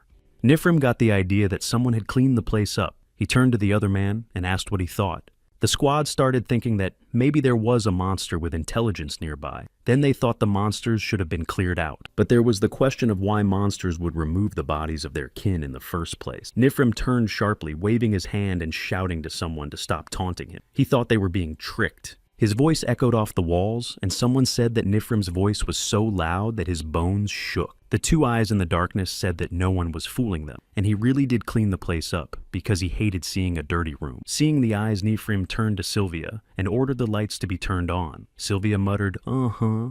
Extending her arm, Sylvia used the light skill. Patrick said it was very bright, and the guests weren't even called, and they had gotten to such a precious place. Patrick, who was sitting in the shadows, was illuminated by the light and said he was glad to meet him. Upon seeing the skeleton, Nifrim immediately recognized him and asked him if he was the Knight of Doom Patrick. And Patrick said he tried so hard to present himself, but apparently for nothing. Thanks to them, he couldn't even introduce himself properly, but he wasted a whole day. Patrick also asked Miss Enchantress to put her staff away and the warriors to lower their fists. Nifrim raised his sword and shouted that they had had enough of their idle chatter, and flew over to Patrick. Intercepting his hand, Patrick said that Nifrim had no manners at all, and wouldn't even let him catch his breath. Continuing to hover over the skeleton, Nifrim used Rain of Ice Spikes. Seeing this, Patrick exhaled. There was an explosion where they were standing. Patrick felt it every time. Fighting alone against a crowd was not for him, but victory would still be his. Nifrim had 2 daggers in his hands. Looking at the sword behind his back, Patrick thought this was a very unexpected development. Clenching his teeth, Nifrim applied the strong body and omen reading skills and 2 others.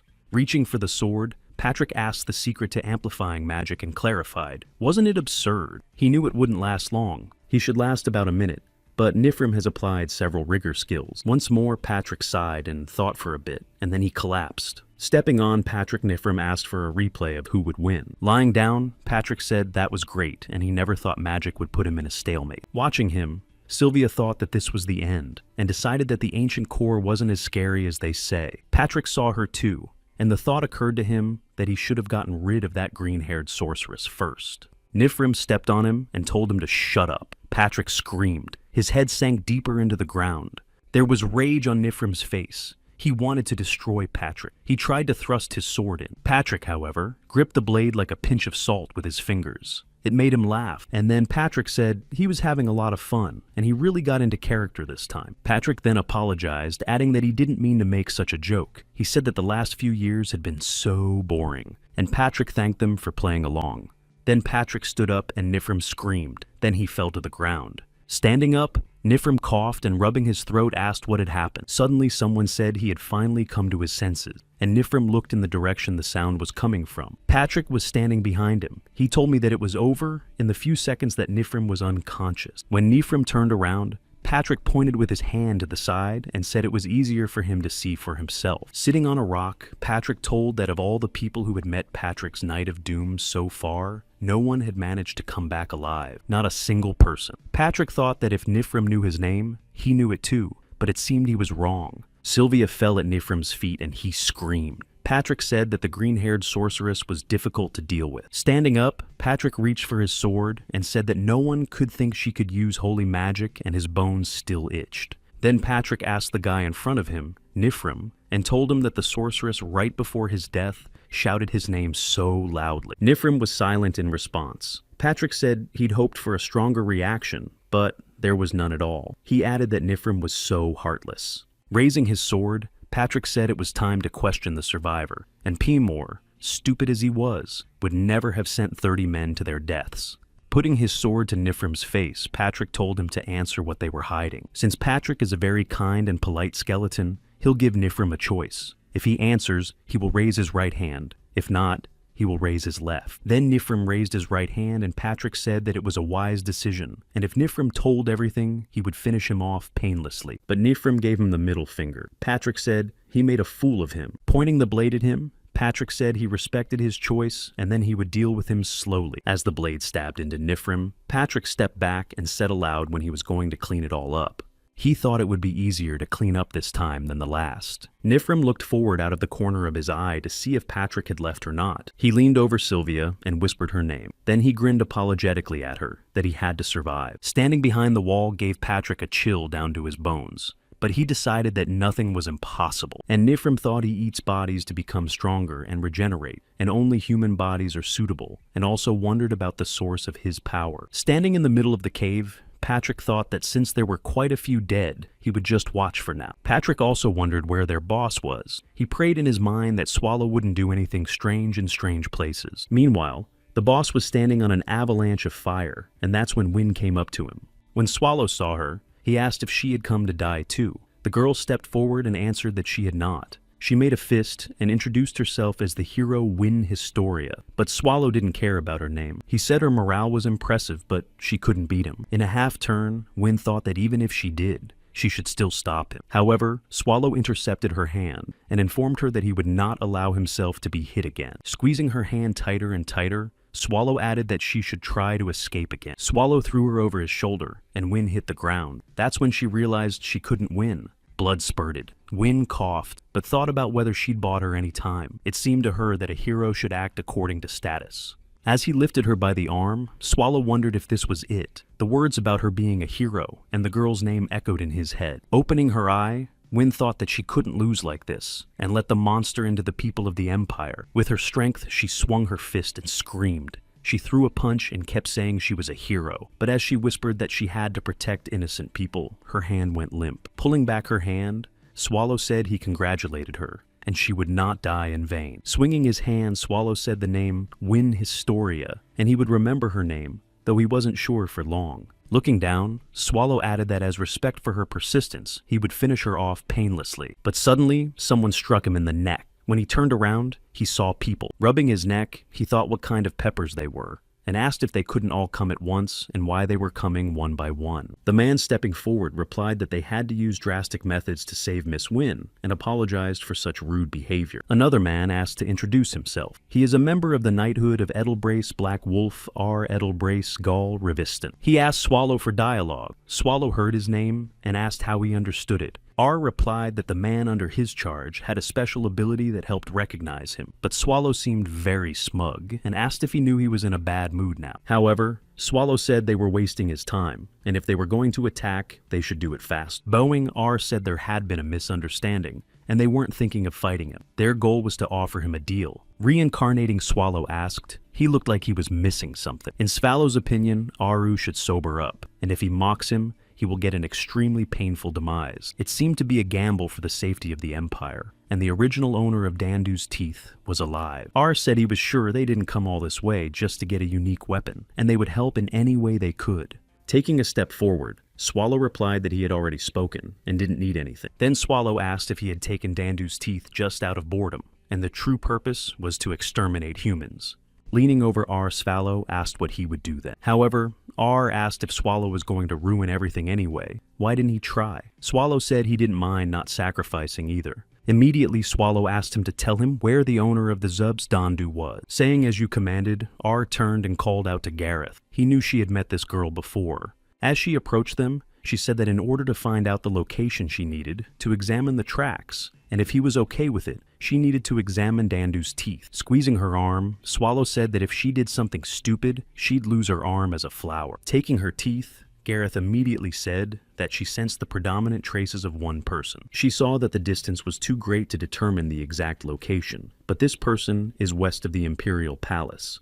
Realizing that, since it was in the west, Swallow decided it was in Hoston and interrupted Gareth. It was enough to realize that Renee was alive. Slamming his fist into R's shoulder, Swallow said he owed him a debt and would remember the two of them. R replied that they were honored to help him. Walking away, Swallow told the troop to shoo out of the way, and they quickly all parted ways. When Swallow came to Meljo, and she leaned on her staff among the bodies and said that Swallow was late. Smiling, she looked up and said, "He looks she kept her promise and defended the teleporter with all her might." Picking up Melia, who asked if it was enough to repay him, Swallow replied, "Quite." Approaching the teleporter, Swallow wondered aloud if he should press this. Swallow then entered Hastings' coordinates and injected mana. Suddenly, the glass cracked. The crack spread and the glass burst, and the water inside spilled out. As he watched this, Swallow became nervous and sweat broke out on his face. He didn't realize the teleporter couldn't hold his mana. Swallow looked at the bracelet and remembered that the function of the bracelet was to suppress mana, then the teleport should work. Then he'll have to turn into a monster, but everyone will know who he is. In Swallow's mind, he thought he'd made enough trouble already, but it was as if Patrick's voice was telling him not to give up. With his decision made, Swallow took off the brass and mentally apologized to Patrick and began the transformation. Turning into a monster, Swallow dialed the coordinates of Haston and Wing Tower again. There was a guard at the entrance of the tower who greeted the visitors. When he saw the man in front of him, he said he needed to confirm his identity. Renee stood in front of him and asked the man if it was possible to use displacement magic here. With a wave of his hand, the guard replied that the tower was covered by a barrier and therefore could not be entered without confirmation of identity. Suddenly, Renee pulled the blades out of her knuckles with her finger, and the guard got scared, and Renee said he couldn't escape. Blood splattered. Renee walked past the fallen guard. She thought about how, when she had first come here, she had thought the tower looked like a dungeon, and sure enough, the tower is the same dungeon but with humans inside. To her, they were just weak monsters. Anyone Renee met on her way, she took their lives. Walking up the stairs, Renee thought she had dealt with everyone starting on the first floor. Now only the top floor of the tower remained for her. Amer's desk was in front of her. When she saw her, she smiled and said that she had thought about who her enemy would be and had carefully prepared herself. And this was the girl who had come a few days ago. And she clarified Renee was not human. But instead of answering, Renee asked her where Dandu Teeth was. With a wave of her hand, Amer replied that it was her thing now, and she didn't have to answer. Amer also added that she was also interested in something. She asked why Renee was still alive. Renee stared back in silence. Renee stood up and drew her blades. Amer smiled and said that such a pretty girl wasn't suited for these weapons. After applying the magical shield glare, Amer asked if Renee was going to attack the head of the guild with her pathetic knives. She wanted to ask what Renee would be able to do with such a weapon, but Renee had already attacked, and the shield shattered into small pieces. At that moment, Amer tensed up as Renee blew away her defensive magic with a single blow. Amer's mind immediately thought of how strong this child, or rather this monster, was. The Mage Tower is built directly above the mana source, so Amer thought she could defeat Renee if she used that flow. Swinging again, Renee asked again about where Dandu Teeth was. Applying the Magic Realm spell, Amer replied that she was sorry, but they weren't here because she had auctioned them off long ago. Touching her staff, Amer noticed that Renee looked very strong. She then raised her staff and announced that this was why she would not be deterred, and she used the Spear of Longinus spell. Several spells went into play at the same time: Splitting Pursuit, Acceleration, Attribute Change. All of these spells attacked Renee. Renee looked at the magical strike coming towards her, and Amer yelled for Renee to try and dodge it. And then there was an explosion in the magic tower. Amer's voice sounded in the dust, saying that this is what happens when you pretend to be human. Renee stood in a half-bent state. Magical spears were thrust into her back. It was a top-level magic that even most dungeon bosses wouldn't be able to resist. At the moment when Amer was thinking that Renee wouldn't be able to withstand this blow, Renee had already made an attack and Amer fell to the floor. She started screaming that she was in pain and didn't realize what was happening to her hand. Renee came up to her and told her that all she did was separate her brushes and a person shouldn't make a fuss over little things. Again, Amer tried to use the spell. She screamed that she didn't want to die and she had to survive. Then she screamed. Tears ran from Amer's eyes. She screamed for someone to save her. The life left her body, and Amer fell, and Renee put her foot on the body. At that moment, Renee thought it was the end, and she erased her tracks as Bathory had advised her. But then there was the question of what Renee should do now, because Renee had nothing left. Walking over to the wall, Renee leaned against it and thought she was tired, but if she fell asleep now. Someone came up to Amer and asked the head what had happened, trying to bring her to her senses. Seeing calm, Amer whispered that she was in pain, and Chaim asked her to hold on a little longer. But Amar told Chaim to get rid of that girl quickly. Chaim looked at Renee, and she looked back at him angrily. Chaim picked up the stone and told the head to calm down because she had lost too much blood. Showing the stone to her, he asked if she could see it. Amer looked at the stone and replied that she couldn't see. Chaim was amazed that she couldn't see.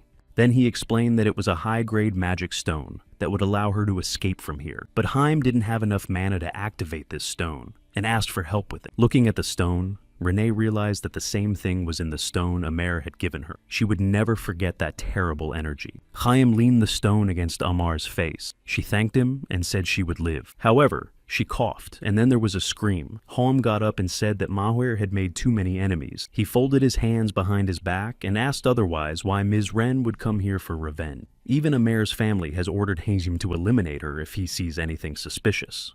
Looking at Renee, Chaim asked if it wasn't so, miss. Chaim bowed and thanked Renee for doing the work for him. He also asked if he would continue Renee could come after him too. Something happened, and Chaim said it would be some kind of insurance to give him some time to escape. And Chaim disappeared in a puff of dust. And then the monster appeared in front of Renee. Renee's first eye went completely blind. And this is not an opponent you can defeat with a wounded body and no proper weapon. But then Renee decided that this was enough for her. Renee believed that here, she would pay for her sin. It seemed as if Renee would erase her footprints forever. As she approached the monster, she shouted at it not to let her hands interfere with Mr. Swallow's scent. Stabbing the monster in the eye with her sword, Renee shouted that if they were to die, they would die together. In response, the monster swept Renee off her feet with its tentacle. As she flew away, Renee thought about when Swallow would learn of her death. Will he be sad? There was another explosion in the tower. It was so powerful it blew the tower to pieces. Pulling Renee out of the rubble, Swallow asked if she was okay. Opening her eyes, Renee thought it was just like the first time he'd saved her.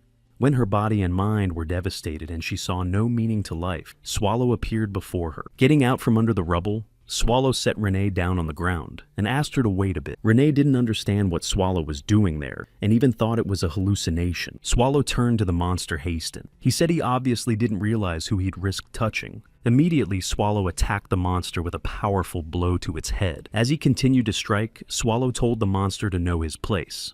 The monster began to twist and hissing sounds came out of it. Raising him above him, Swallow spun his opponent around. Then Swallow slammed him to the ground. Walking up to the monster, Swallow grabbed it by the face and tisked, and again he sealed it into the ground with the words, "Abomination." A blue slurry spilled around it. Swallow realized what was happening and said that it was clear why the monster was reviving. Not a minute later, the monster rose again unharmed, and Swallow said that the tower's mana was the source of the monster's power. Smiling Swallow said that made him feel even better then. Opening his mouth, he swallowed the monster. Coughing, Swallow walked away, saying it was crap. He walked over to Rena, who was sitting with her back to back. Swallow said he had a lot he wanted to say to her when he met her, but now it was all slipping his mind and he should have written it down on a piece of paper. Rubbing his neck, he asked if Renee had met the green-haired guy and told her he'd finished him off on the way here, but that wasn't a problem.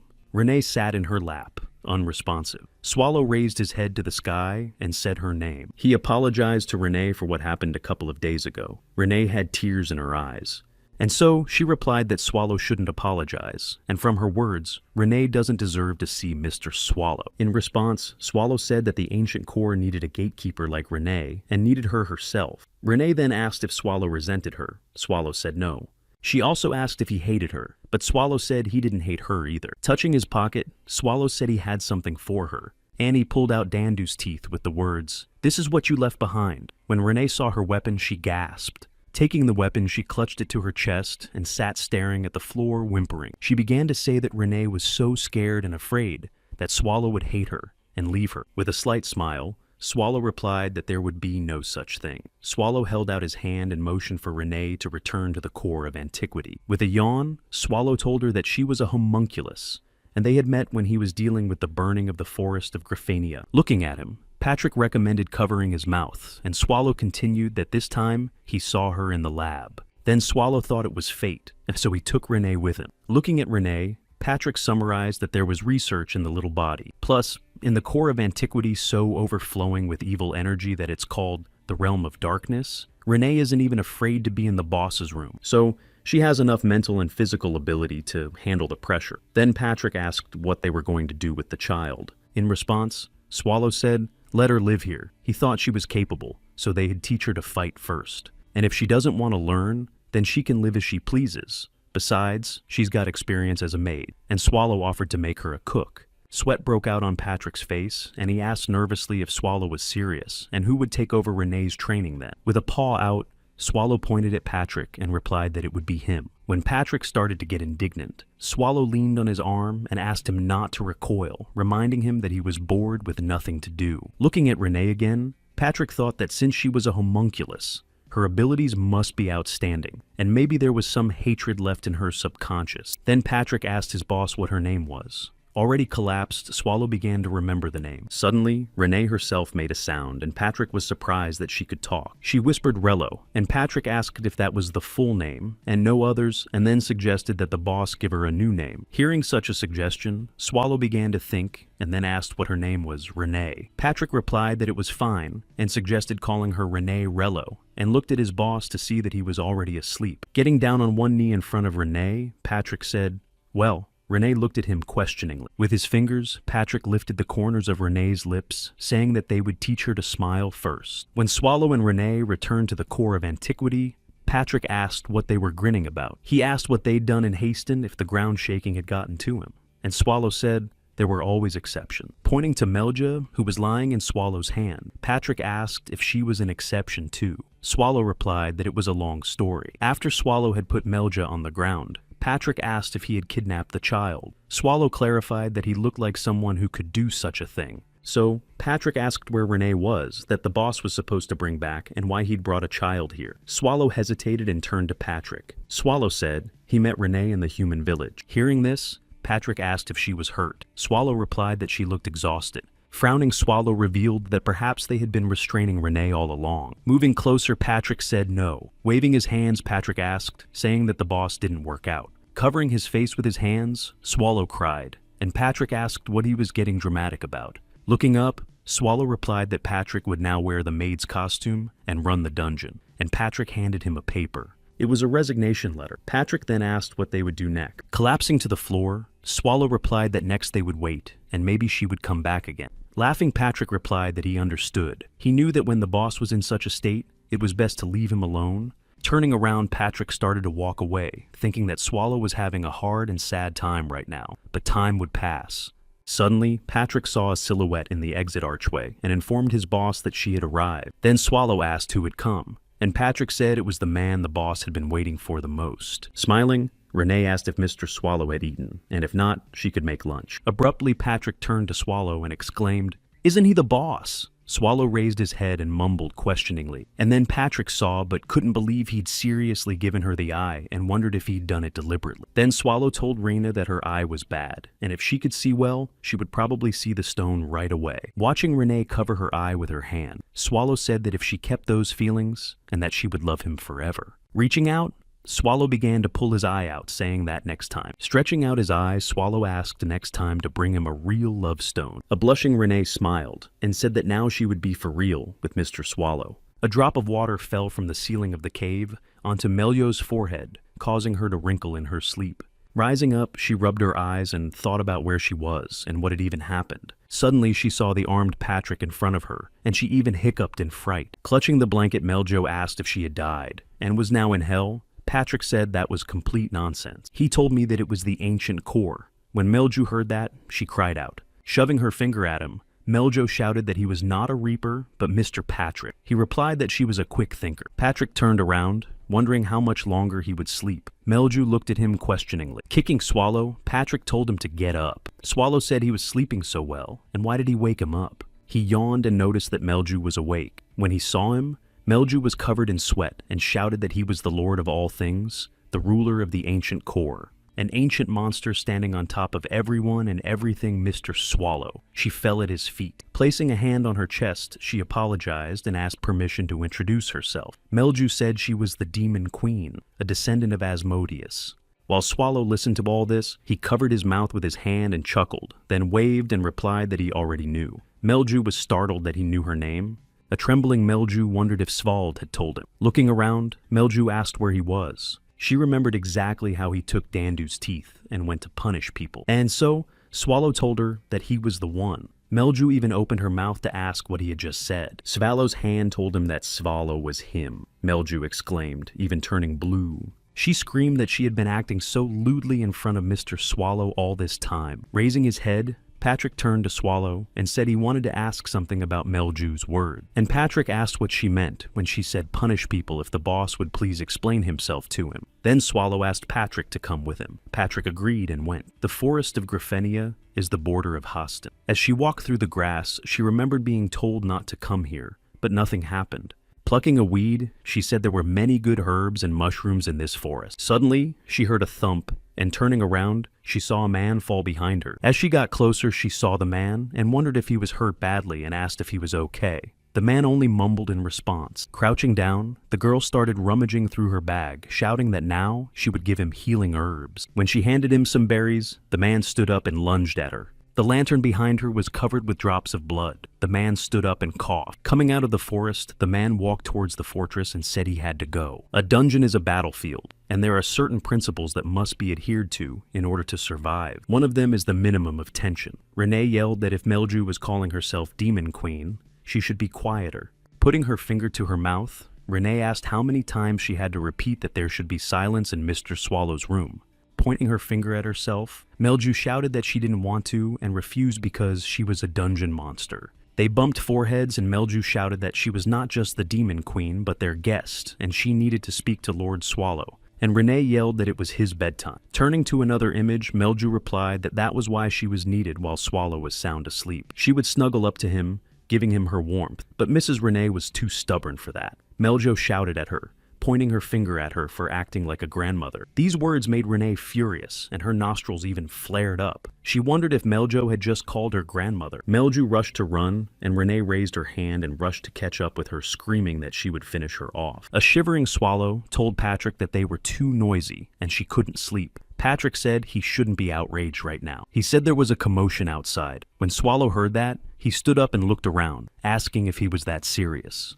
Then Patrick said that a large number of troops had been deployed in Riaz to strengthen the defense and that the villages were being emptied because of the monsters. Squeezing the paper, Patrick said that the ruler of Haston had also passed away, so now the village was in distress. However, in 3 weeks of searching, of all the human newspapers Patrick had found, there were only 3 articles related to Haston. Looking at his boss, Patrick asked if he understood what that meant. Swallow, who had already turned away, waved his paw and said no. With burning eyes, Patrick exclaimed if Swallow ever thought before answering, and asked if he really should quit. Swallow yawned and asked Patrick what he thought. He sat down on a chair beside him and said that there was little information and that it was too early to draw conclusions.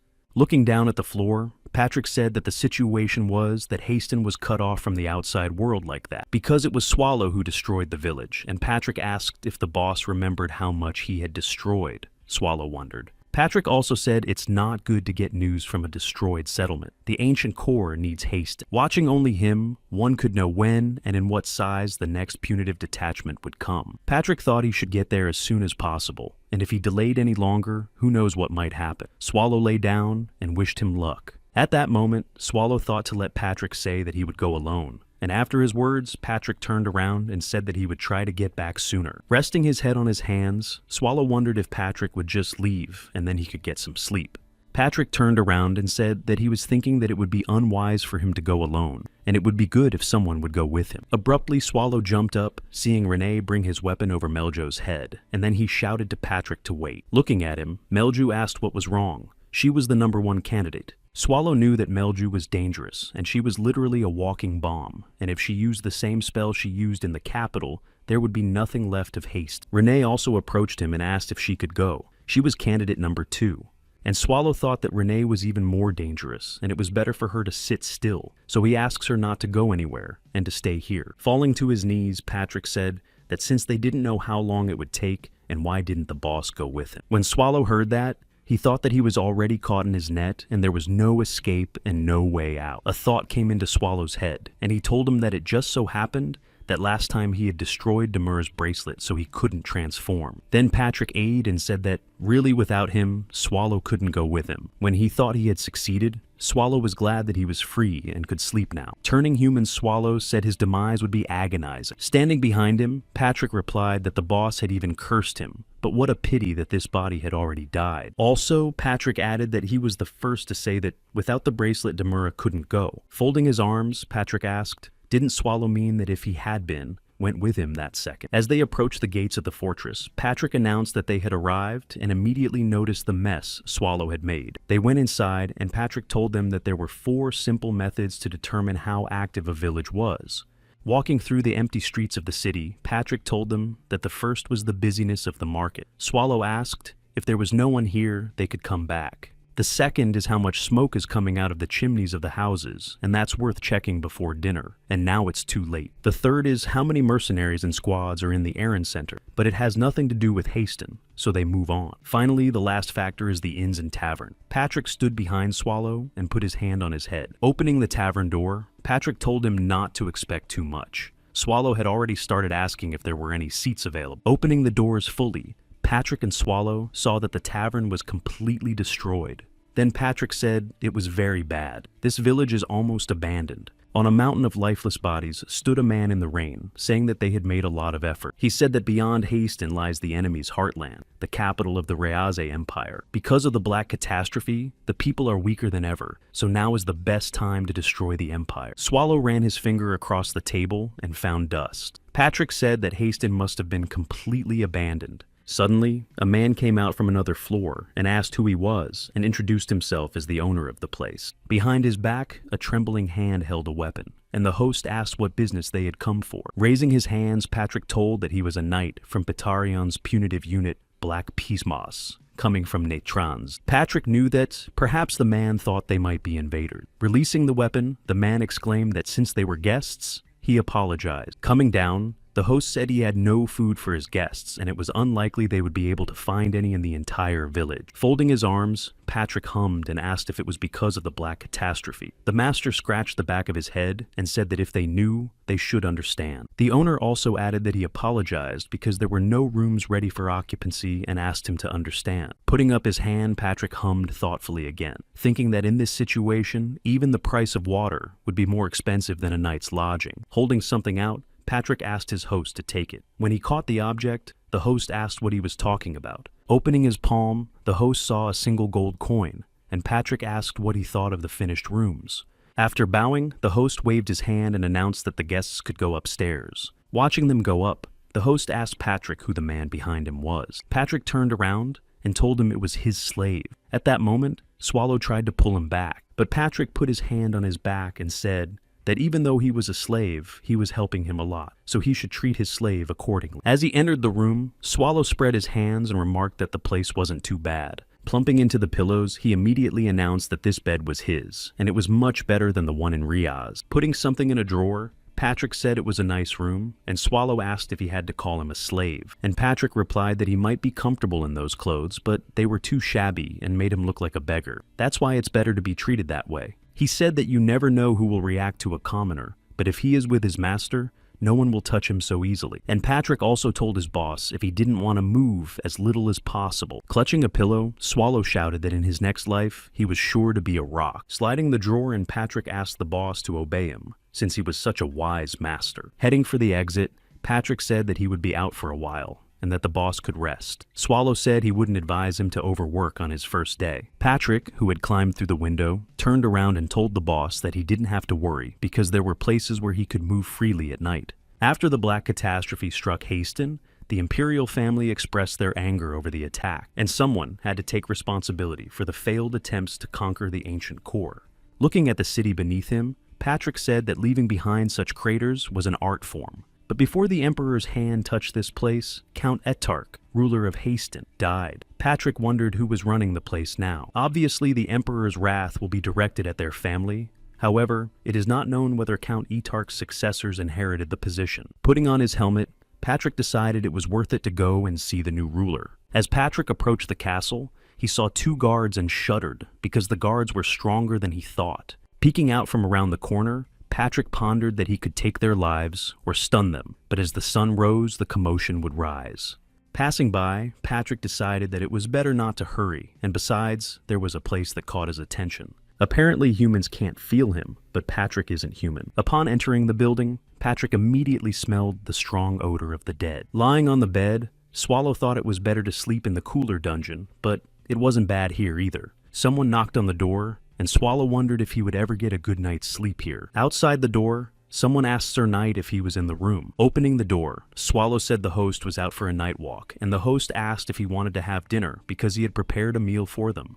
The man said that as an innkeeper, he couldn't let his guests starve, and besides, the knight had paid him generously. The host remembered that he hadn't even introduced himself, and informed him that his name was Novin Hedeker, and he could just call him Novin. They went out into the corridor, and Novin said he hoped Svald wouldn't be disappointed when he came down, because there weren't many supplies and little to cook with. He went on to say that all this was obvious because it was a catastrophe, and many of the inhabitants immediately went crazy when they saw it with their own eyes. After that, the Count ended his own life. Then the traffic in Haston was blocked, and now behind the wall lay the bodies of people who had died of starvation. Novin didn't know what business they had come here for, but he thought it would be better for them to get out of here, and he would be leaving the village soon. In response, Swallow only hummed as he descended the stairs, and Novin said he must be well aware of that. As they descended the stairs, a red-haired girl climbed into their room through the window. Standing in front of the beds, she thought the village was in such a state, and he was here to stop, and assumed the knight was not from around here.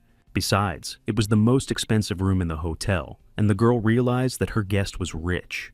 Looking at her things, she decided she would take anything of value, but all she saw was a worn cloak. She picked it up and wrinkled her nose because the rags stank. She didn't realize that a rich man hadn't moved in here. Holding the cloak in her hand, she thought she would have something to wrap it in. When she opened the chest, she saw that it was empty, and that surprised her very much. Clenching her teeth, the girl couldn't believe that it could be possible for him to carry all of his belongings with him. As she approached the drawer, she began to examine it. When she opened the drawer where Patrick had put something, she saw an object. Overjoyed at the find, she said aloud that he couldn't have taken everything with him. Patrick returned to the room and found Swallow lying on the bed. He said he had gone to see the governor's castle. Taking off his helmet, Patrick said he wanted to take a look at the new ruler, but the guards were stronger than he expected, so he decided to return without results. Sitting down on the bed, Patrick asked if the boss had figured it out, and Swallow asked who he was asking the question to. Patrick asked out of courtesy. Staring at the ceiling, Svalik said that the connection to the outside worlds in Haston had been cut off, and that he didn't know much else besides this inn.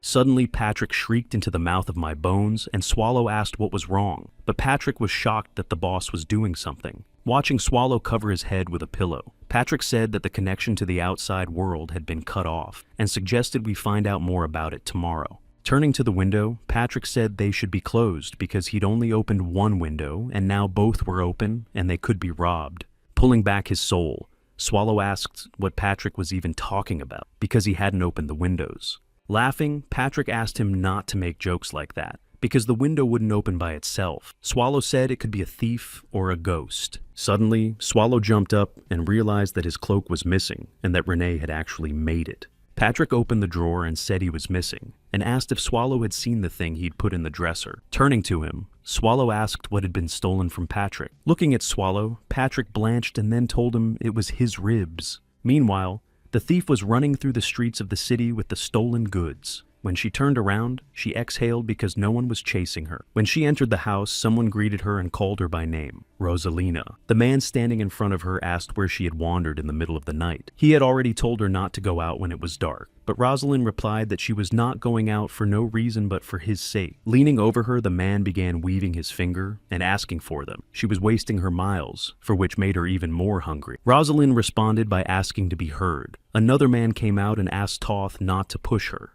Turning around, Toth asked he woke up, and Rosalina exclaimed, the head opening her mouth. The head carrying the chair said that thieves shouldn't be afraid of the dark, and he wasn't angry about it. Rosalind's mistake was to leave without telling anyone. Sweat beaded on her face, and she pressed her lips together. The head also said that she was doing what she wanted to do in an already dire situation, and asked her to think about what harm she was doing before acting. Sitting down in a chair, the head said that this was no longer a home where Rosalina would be warmly welcomed. She replied that she would be more careful. The head thought she understood, and asked what she had come with. Putting the cloak on the floor, Rosalina unfolded it and asked to take a look at the find. The head asked if she had stolen it. Rosalina replied that yes, because she wanted to contribute too. The head asked where she had stolen it from, and Rosalina said from the hotel. Waving her hand, Rosalind said that there was such a nice room, and this thing was lying in the dresser, and it was clean. She thought it was an heirloom. Covering his mouth with his hand and his eyes, the head sadly said Rosalina's name. He explained that these were human ribs.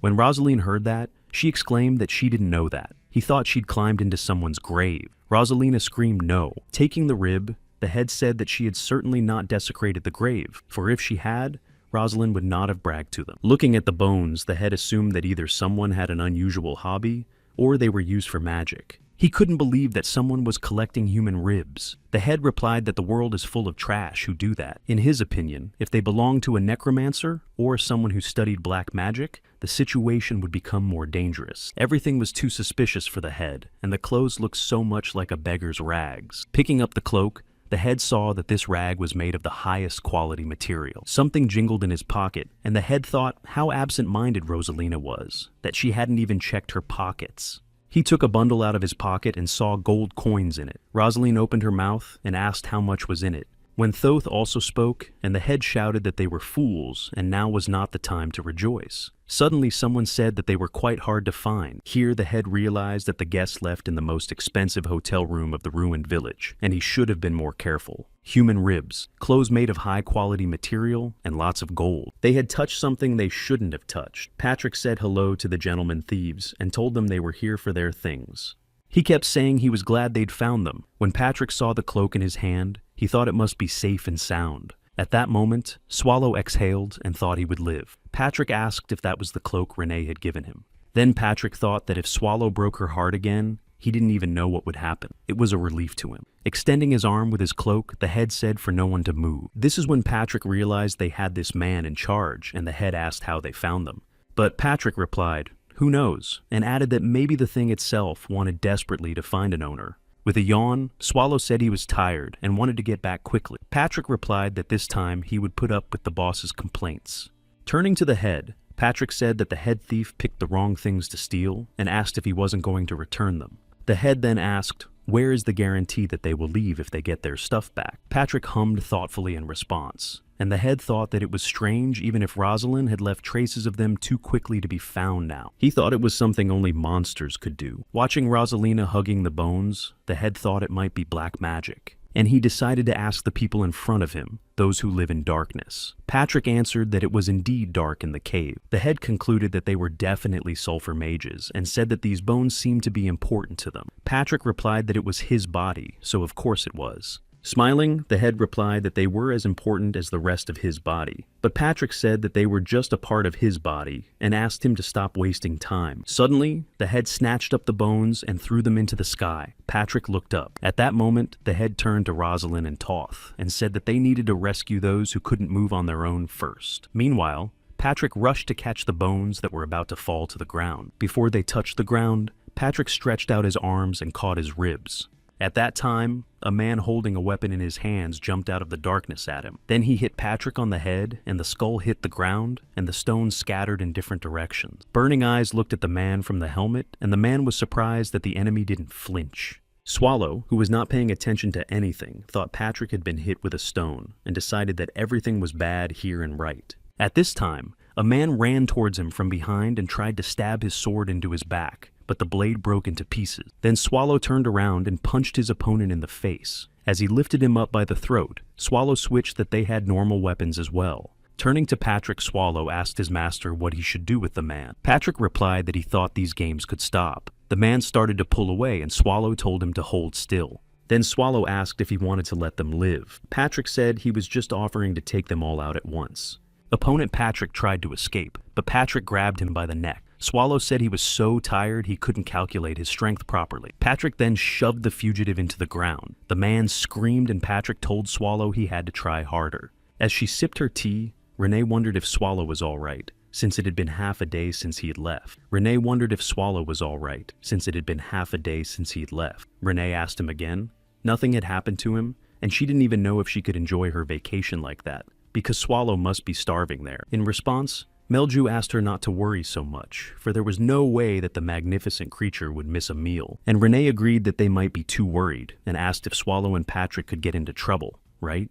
As Swallow picked up his cloak, Patrick summarized that they had been a bit of a hassle. Looking at the chapter, Patrick said that the man was able to distract him, and that was amazing. He also thought that they should clean up the place as soon as possible, because there was no time. Turning around, Patrick saw Swallow lying down and yelled for him to stop lying down, and the boss patted the ground flat and told Patrick to lie down too. Someone came out to them and apologized. It was Rosalina. Sweat was dripping down her face, and she said that she had committed the theft. Falling to her knees and crying, Rosaline began to scream that the others had nothing to do with it and asked them to finish her off better. Toth came up to her and grabbed her arm and yelled at her to get up, because they wouldn't be left alone and let go anyway. Swallow, lying on the ground, said they finally got it. He ordered Patrick to sort it out, but he had already gone at them, so he replied that it would be done. Toth stepped forward with his hand over Rosalind's, and he drew his dagger and said that if Patrick came near, he would kill him. At this moment, Rosalina took the wooden cross hanging on her chest and clenched her teeth. Suddenly, a more mature girl appeared in her place, and the cross went from wooden to gorgeous gold. The opponents began to run past,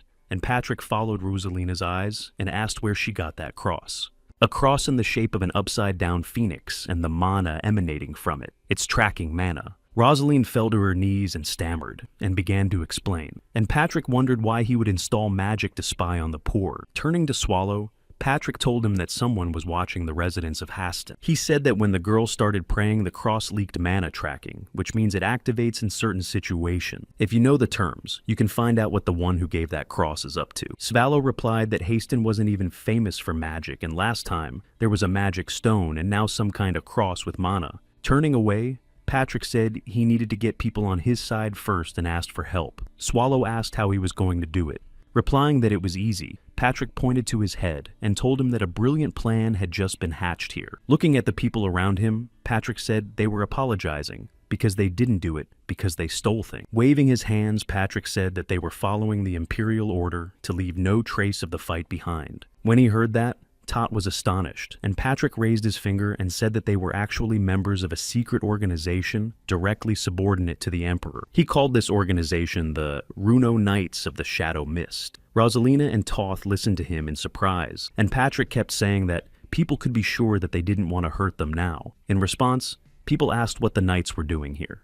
There was an answer to that too. Patrick reported that they were here to save the village. He said that they kept them alive by violating Imperial orders because they needed information, all to get to the bottom of the situation faster and request financial support for Houston. Trailing off, Patrick asked what they thought and if they wanted to rebuild the village together, and they needed the people's help. Of course, people started talking about how it was a knight reporting directly to the Emperor and they came to save Haston, so the king hasn't forgotten them. An offer was made to help the knight to end such a life sooner. Approaching Swallow, Patrick told him that people are so easily manipulated and only slightly as tolerant of self-justification as the lower class.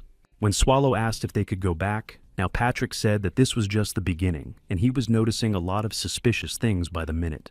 Looking at Patrick Swallow, he thought he appreciated his efforts, but he had more work to do. Collapsing to the ground, Swallow grabbed his hood, saying he realized what it meant when they say the enemy is always behind you. But Patrick turned around and said that the boss had to get up, and since the situation had turned out this way, he would have to work too. And Swallow asked if Patrick was so enthusiastic today that he could do it all himself. But Patrick had already decided that he would follow their head of state, who was still mistrustful of them, and Swallow should try to get closer to the humans. Hearing this, Swallow even turned blue and asked him if he needed to get closer to them as a human. Raising a finger, Patrick informed that there was nothing to be done, and if you take a knight in armor and a beggar-like boss, which one of them would be closer to the people? Swallow then asked him about being called a beggar, but Patrick replied that it was just for the sake of example, and he should just befriend them before he returned. And Swallow reflected that people sleep most of the day, and even those who are awake still walk around sleepy, and most of the time, they're slacking off. According to Swallow, people never have the desire to do anything, and so Swallow must be on his usual behavior. When Patrick heard that, he said he didn't know what Swallow was thinking since he gave it away, but it wouldn't be that easy. Leaning over him, Patrick added that the boss had to remember to find out about the church that gave the girl the cross and needed to pull the information. Just in case, Patrick added that people are cautious, so Swallow should be more patient. When Swallow came to the people, they began to ask him if he was a knight from the mists of Runo, and if he was serving the emperor, he was from Riaz. They wondered if milk and honey really flowed there. They also asked if the knight was wearing armor, why Swallow was dressed like that. Someone suggested that it was a disguise, and that they didn't walk like that in normal life. Swallow sat down on the barrel and covered his ears with his hands. Rolling his eyes, Swallow thought they were annoying, and wouldn't even let him catch his breath. He wanted to eat them all. Swallow turned around and smiled at them, thinking that all he had to do was get close to the humans. The little boy tugged at his sleeve. With eager eyes, the child asked if Swallow had ever met Sir Byrne and Miss Ween. Swallow replied that he had not, and asked who they were. He thought he'd heard those names somewhere. Suddenly, Rosalind came up to them, apologizing in advance. She bowed her head and apologized for stealing things. And Swallow replied that it was no big deal, because they got them back anyway. Then Thoth came up and introduced himself, saying that he was in charge in the absence of the head, and the head had ordered him to help in any way he could. Thoth also specified that they had come to rescue Haston. Swallow confirmed his words. Then Thoth said that since they wanted to know about the situation in the settlement, it would be easier to see for themselves. He added that if it was all right with Swallow, he could show him around right now. Sweat beaded on Swallow's face, and he didn't understand why now. Looking at the crowd of people, Swallow realized that if he stayed here, he would be bombarded with questions again. And he replied to Thoth that it was a reasonable offer and stood up. He said that they would first look at the houses. Noticing that the streets were completely empty, Swallow asked where all the people were. When he got to the house, Thoth said that when he opened that door, Swallow would understand. After Thoth opened the door, Swallow saw 2 lifeless bodies inside. Thoth said they had died of starvation.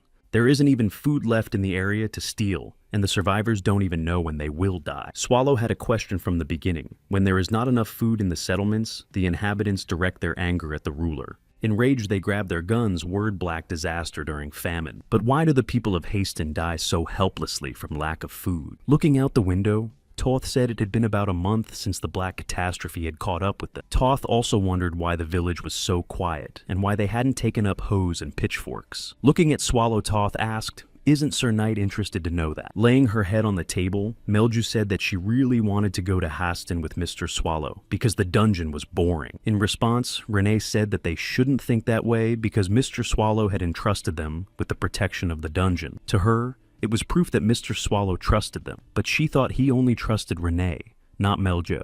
Melju stood up, leaned on the table, and said that it was all right and didn't understand why she hadn't recognized Mr. Swallow's intent at once. Renee took the tea and said that they had to stay alert at all times. You never know when people might invade. And Melju said that she checks for trespassers whenever possible, and she did 10 minutes ago, but now she's going to check again. Suddenly, Melju informed Renya that they were light on their feet and someone had invaded the dungeon. Since only one eye responded, it's likely the intruder is alone. Renee stood up and told Melju that they needed to get ready. At that moment, Melju shouted that it was coming. The one who entered the room asked why they were so excited. Renee opened her mouth when she saw him enter, and Melju noticed this and asked what was wrong. Elizabeth Bathory, the dungeon boss of the vast evil dungeon castle, Chithi entered the room. She asked how Renee was doing. In response, Renee apologized and said that she couldn't give her anything else, and if she had announced her visit in advance, she would have prepared something. But Bathory replied that it was all right and not to worry about it because she had shown up unannounced. Sitting down at the table, Bathory leaned on her arm and said that if Renee was going to offer her something, she wouldn't mind tasting Renee's blood. Renee hesitated and said that she couldn't give that, but Bathory asked who the new girl was. When Meljo heard that, she asked if she was interested in her. Spreading her arms, Melju began to speak since Bathory insists she is the Demon Queen, the supreme being that rules over monsters. Renee stood up and gasped because she had forgotten to introduce Melja and told her that he was the boss of Chait Castle. Sweating, Melju turned to Reyna and whispered that if she stayed here, she could meet all the dungeon bosses. Grabbing her cheeks, Renee said that Melju was saying such ridiculous things, and how could she be so brazen as to claim that she would stay here to live? Raising her glass, Bathory asked if Melju was not part of the ancient core. Melju replied that she wasn't yet. A man came up to her and poured a drink into her glass. When Bathory saw him, she asked where the jerk and Patrick had gone. When the man turned around again, the flying mush Renee reported that they had been gone for some time. Hearing that, Bathory frowned and wondered why they felt the need to leave now. Noticing her reaction, Renee asked what had happened, and Bathory told her that the villages around Che the castle had been destroyed. They were literally covered in blood, which means people had died, but there were no bodies. They were all gone. Bathory knew that humans could not have done such a thing, and the traces of blood on the ground led in a certain direction, as if forming a path. Let this one lead to Haston. Bathory asked what it might mean. After listening to the story, Melju realized to make all the bodies disappear at once and asked if it was undead. Sipping from her glass, Bathory replied that it was likely, but that few were capable of such a thing. Most undead are unintelligent. Only the higher species with the special title of Elder are intelligent. If the army of the dead was moving in the same direction, it must have been led by someone. Bathory thought it was the Lord of the Lost, the immortal King Erebos. The name Erebos startled Melia so much that she even covered her mouth with her hands. There's no more physical evidence of that, but they still have to notify the jerk. Bathory asked if they had someone to deliver the message. Lowering her head, Renee replied that the dungeon was empty. Bathory asked if there was another method of communication. Clenching her fists, Renee said she didn't doubt the boss. But Bathory was worried and thought it was still necessary to report it somehow. Clenching her fist, Melju shouted that she would have to take matters into her own hands, and there was nothing she could do about it. It all started with the Black Catastrophe. He said that shortly after it hit Haston, someone set fire to the fields. The rapidly spreading fire quickly destroyed the ripe crop, leaving only ashes. At the same time, bad rumors began to spread. All crops in the places where the Black Catastrophe took place are contaminated, and if you touch them, you can catch a painful disease. And so, Haston became a cursed land. Then a rumor spread that even the Emperor had given up on Haston, and then the people became desperate. But even in this despair, there was a small ray of hope. A wealthy couple of commoners decided to take care of the inhabitants. They had enough crops that fortunately had not been damaged by the fire, so they opened their stores and began to distribute the food to the inhabitants. Around this couple, a group of people began to form who decided to work together for survival. However, at a time when everyone had faith in a better world, the couple were found dead in their home. Someone had massacred them. Somebody wanted more food. After that, the village lost all trust in each other. And without trust, no one would band together. People just locked themselves in their homes, hoping that their leftovers would not be taken away, and ended up dying. Thanks to rumors that the grain was contaminated, no one touched it, and the people in the alleys managed not to starve to death. After hearing the story, Swallow asked if, contrary to the rumors, they had not been poisoned. As he left the house, he said no, not yet. Swallow wondered how the grain could be contaminated if he hadn't even touched it. Someone must have spread it with malicious intent. After that home, Toth and Swallow moved on. At first, many thought that Haston could quickly overcome this calamity. Coming to the cemetery where a huge mountain of lifeless bodies lay, Toth stood opposite and said that it was the result of such complacency. If you leave the bodies outside, they start decomposing because of the insects. So they started digging holes and stacking the bodies like this. Covering his face with a rag, Toth said that the families of the dead still regretted their loss, though the problem was more that no one had volunteered to burn them yet. Turning away, Swallow asked Toth if he could do it himself, and Toth said that he hadn't said before, but the dead couple had a daughter. Then Swallow asked what was wrong with her, and Toth told him that Rosalind's parents were also lying there. As he passed by the gate, Swallow noticed the guards and asked if they still guarded the place. He said that the guards were on a double shift. It's not that they were protecting him, but rather controlling him, and Swallow didn't realize that in a situation like this. They seemed to be doing it on the orders of the ruler. As expected, the ruler is too suspicious. In such cases, a face-to-face meeting is the best way to clarify matters. You can't figure out his hidden agenda by conventional methods. Showing an object that looked like an egg, Patrick exclaimed that that was why he had stolen the harpy's egg. Since they lived as a family, they would come for it. After knocking Patrick on the head, he said it was a brilliant plan and he was a genius. Patrick wished he could say that. Tilting his head and looking at the egg, he whined. Patrick didn't expect them to have such a large family of harpies. The man hanging in the noose tried to say the word no. A girl stood under the man with a candle and said, "Brother." Looking at his sister, the man called her name and told Lara she had to live. Waking up, the girl screamed and even jumped up. She sat down on the bed and began to exhale and covered her face with her hands. The girl standing next to her asked Mistress if she was having another nightmare. Lara answered with a gasp. Looking at the maid, Lara replied that everything was fine. "This girl is the ruler of Haston, Lara Sinevier Etark." When Lara stepped on the floor, the maid asked if Mistress was going to sleep anymore. Lara said she would get some fresh air.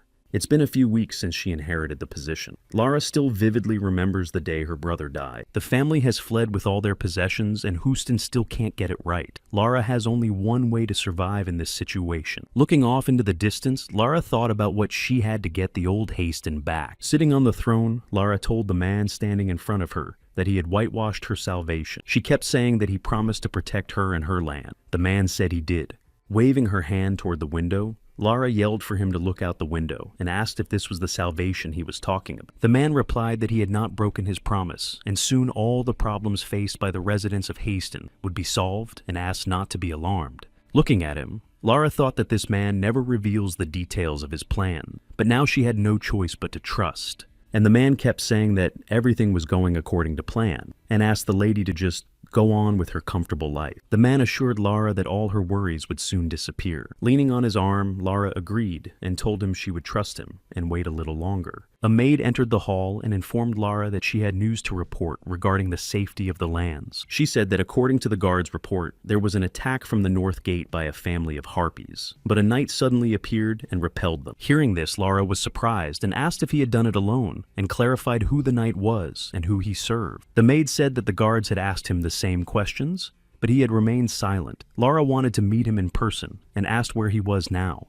The maid nodded and replied that he was led to the castle reception room. Suddenly, the man turned to the lady. He asked her to think carefully about her decision. After all, it is possible that this knight is a criminal in disguise. And Lara replied that the fact that he was suspicious did not invalidate his merit in saving Haston. It's natural for a ruler to pay attention to such a thing. And so, Patrick bowed, saying that the traveling knight had the honor of greeting the ruler of Haston. Sitting on one knee, Patrick said that the road had not been easy, and he was exhausted. But standing before the ruler, he felt rewarded for his labor. Folding her arms, Lara replied that he had protected Haston with his bravery and valor. She would like to thank him on behalf of the whole village. Patrick replied that he was honored. As he looked at her, he thought that Lara didn't look much like the ruler, and judging by her age, she was the younger sister of the dead man.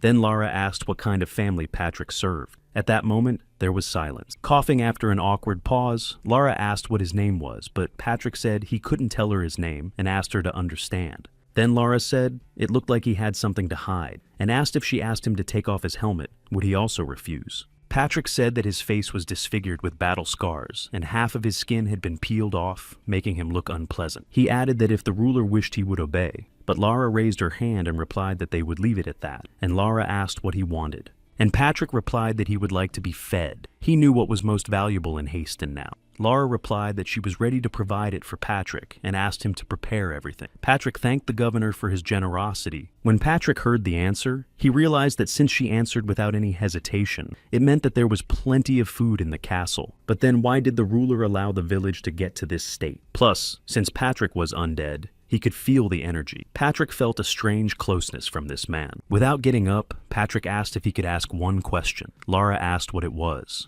Patrick replied that something had been bothering him for some time. Turning to the man, Patrick asked who he was. Back in town, Patrick told Swallow everything. The boss said he thought the ruler wouldn't just watch it in silence. And Patrick told him that when he said he asked out of curiosity, she let him go. Swallow thought Patrick had gotten off easy and asked Patrick if he felt something close to him and if it might be undead. Patrick replied that it wasn't definite. This aura is sometimes emitted by necromancers, and similar energy is emitted by black mages, but it depends on how much they absorbed it. Then Swallow clarified when he was going to check it out, and said that if he were in his place, he would have killed them all. But Patrick disagreed. After Patrick asked what the boss had found out, and Swallow told him that the locals believed that all the grains grown were contaminated with some kind of disease. And you can't get close to that thief Rosalina because she keeps running away. After listening, Patrick said that it would be great to have mind control magic, and maybe they should have brought Melja with them. Taking out the sack, Patrick added that it didn't mean they didn't have other ways, and asked to look at the food he had been handed. Seeing the food, Swallow said he was just getting peckish. But Patrick reported that they would win Rosalind's favor. Swallow approached Rosalind with the bag of food and handed her a bite. She shrank back against the wall, and Swallow asked why she was so frightened. Holding out the food, Swallow told her to take it because he was sharing it with her. Rosalind smiled and took the gift, exclaiming that it was a wafer given by the bishop. When Swallow heard this, he asked what else this bishop was. He didn't understand, because Patrick had given it to him. Walking along the path, Rosalina said she was glad that there was a believer like her, because no one around her believed in him. Rosaline exhaled and added that it was strange that everyone was so stupid, and all they had to do was believe. Looking at Swallow, Rosalina asked if he agreed, and Swallow said, well, sort of. As they approached the cave, Rosalina announced that they had arrived, and always when she comes here, she gets creepy. They started down into the cave, and Rosalind warned that it was so dark and Sir Knight should not stumble. The catastrophe that descended on Haston is a test given to men for their evil deeds.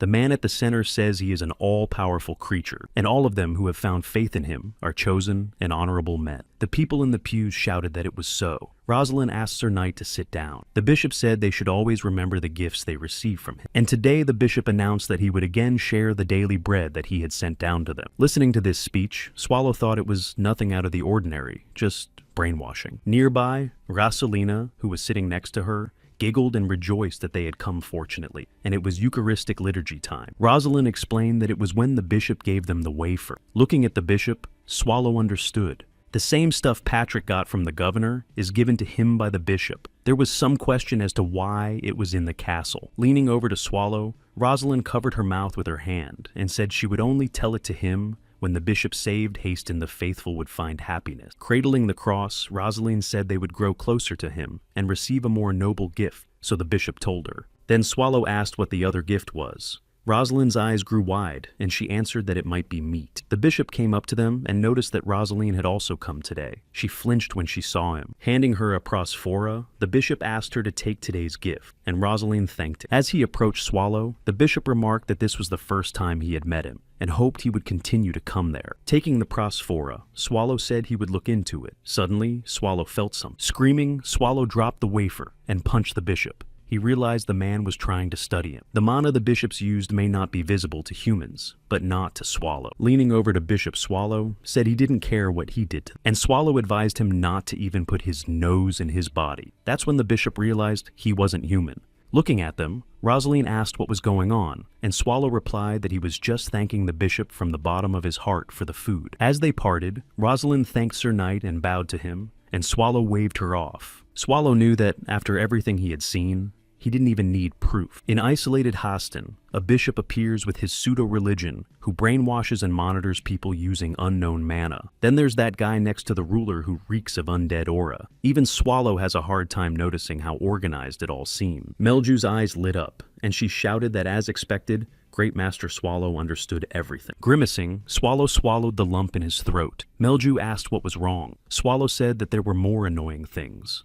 Melju said she was curious to see what kind of mess Mr. Swallow made. Looking at the city of Meljo, I noticed that there is a good view from here. Swallow, who was sitting next to her, said she wasn't here for curiosity's sake, and asked why she was here. And Melju told me that Lady Bathory had visited the dungeon, and asked me to tell her that the undead were moving on hastily. Melju reported that Bathory had told her that she had found near Che the castle, and strange footprints that lead to Haston. Also, Meljo reported that Erebos is likely behind it. In response, Swallow said that the Erebos version does fit, and clarified that it was just a guess. Taking her staff, Melju said she had been thinking about it. When the undead attack a village, it's typical for them to come, outnumbered. Then Swallow must have asked. And Melju said it wasn't like the current Haston could stand up to her in any way. Swinging her weapon, Melju asked how Swallow thought why they didn't invade in a similar manner after all. She thrust her spear into the roof and said that if her guesses were correct, they would probably use then mana. Melju used the inferior magic of mana detection, and she hit the bullseye. The bishop stood in front of a mountain of lifeless bodies in the middle of the cemetery. Kneeling down, The bishop placed his palms on the ground. The bishop is actually the gatekeeper of the dungeon of the vast evil earth of rotting bodies. Lich Simon Magus. The image of Erebos appeared before him and said that it was he, his faithful servant, Simon Magus. Stretching his arms forward, Simon addressed Erebos, the lord of all the dead. Simon said he came to give him a final report before he arrived in Haston. Erebos replied that he would not forget his hard work, and Simon said that he was only doing his duty for a great cause. After listening, Erebos asked what Simon wanted to report. Simon said that an intruder had suddenly intervened, and Erebos said that Ukmel had told him about the same problem and asked if this intruder also wore armor and emitted an undead aura.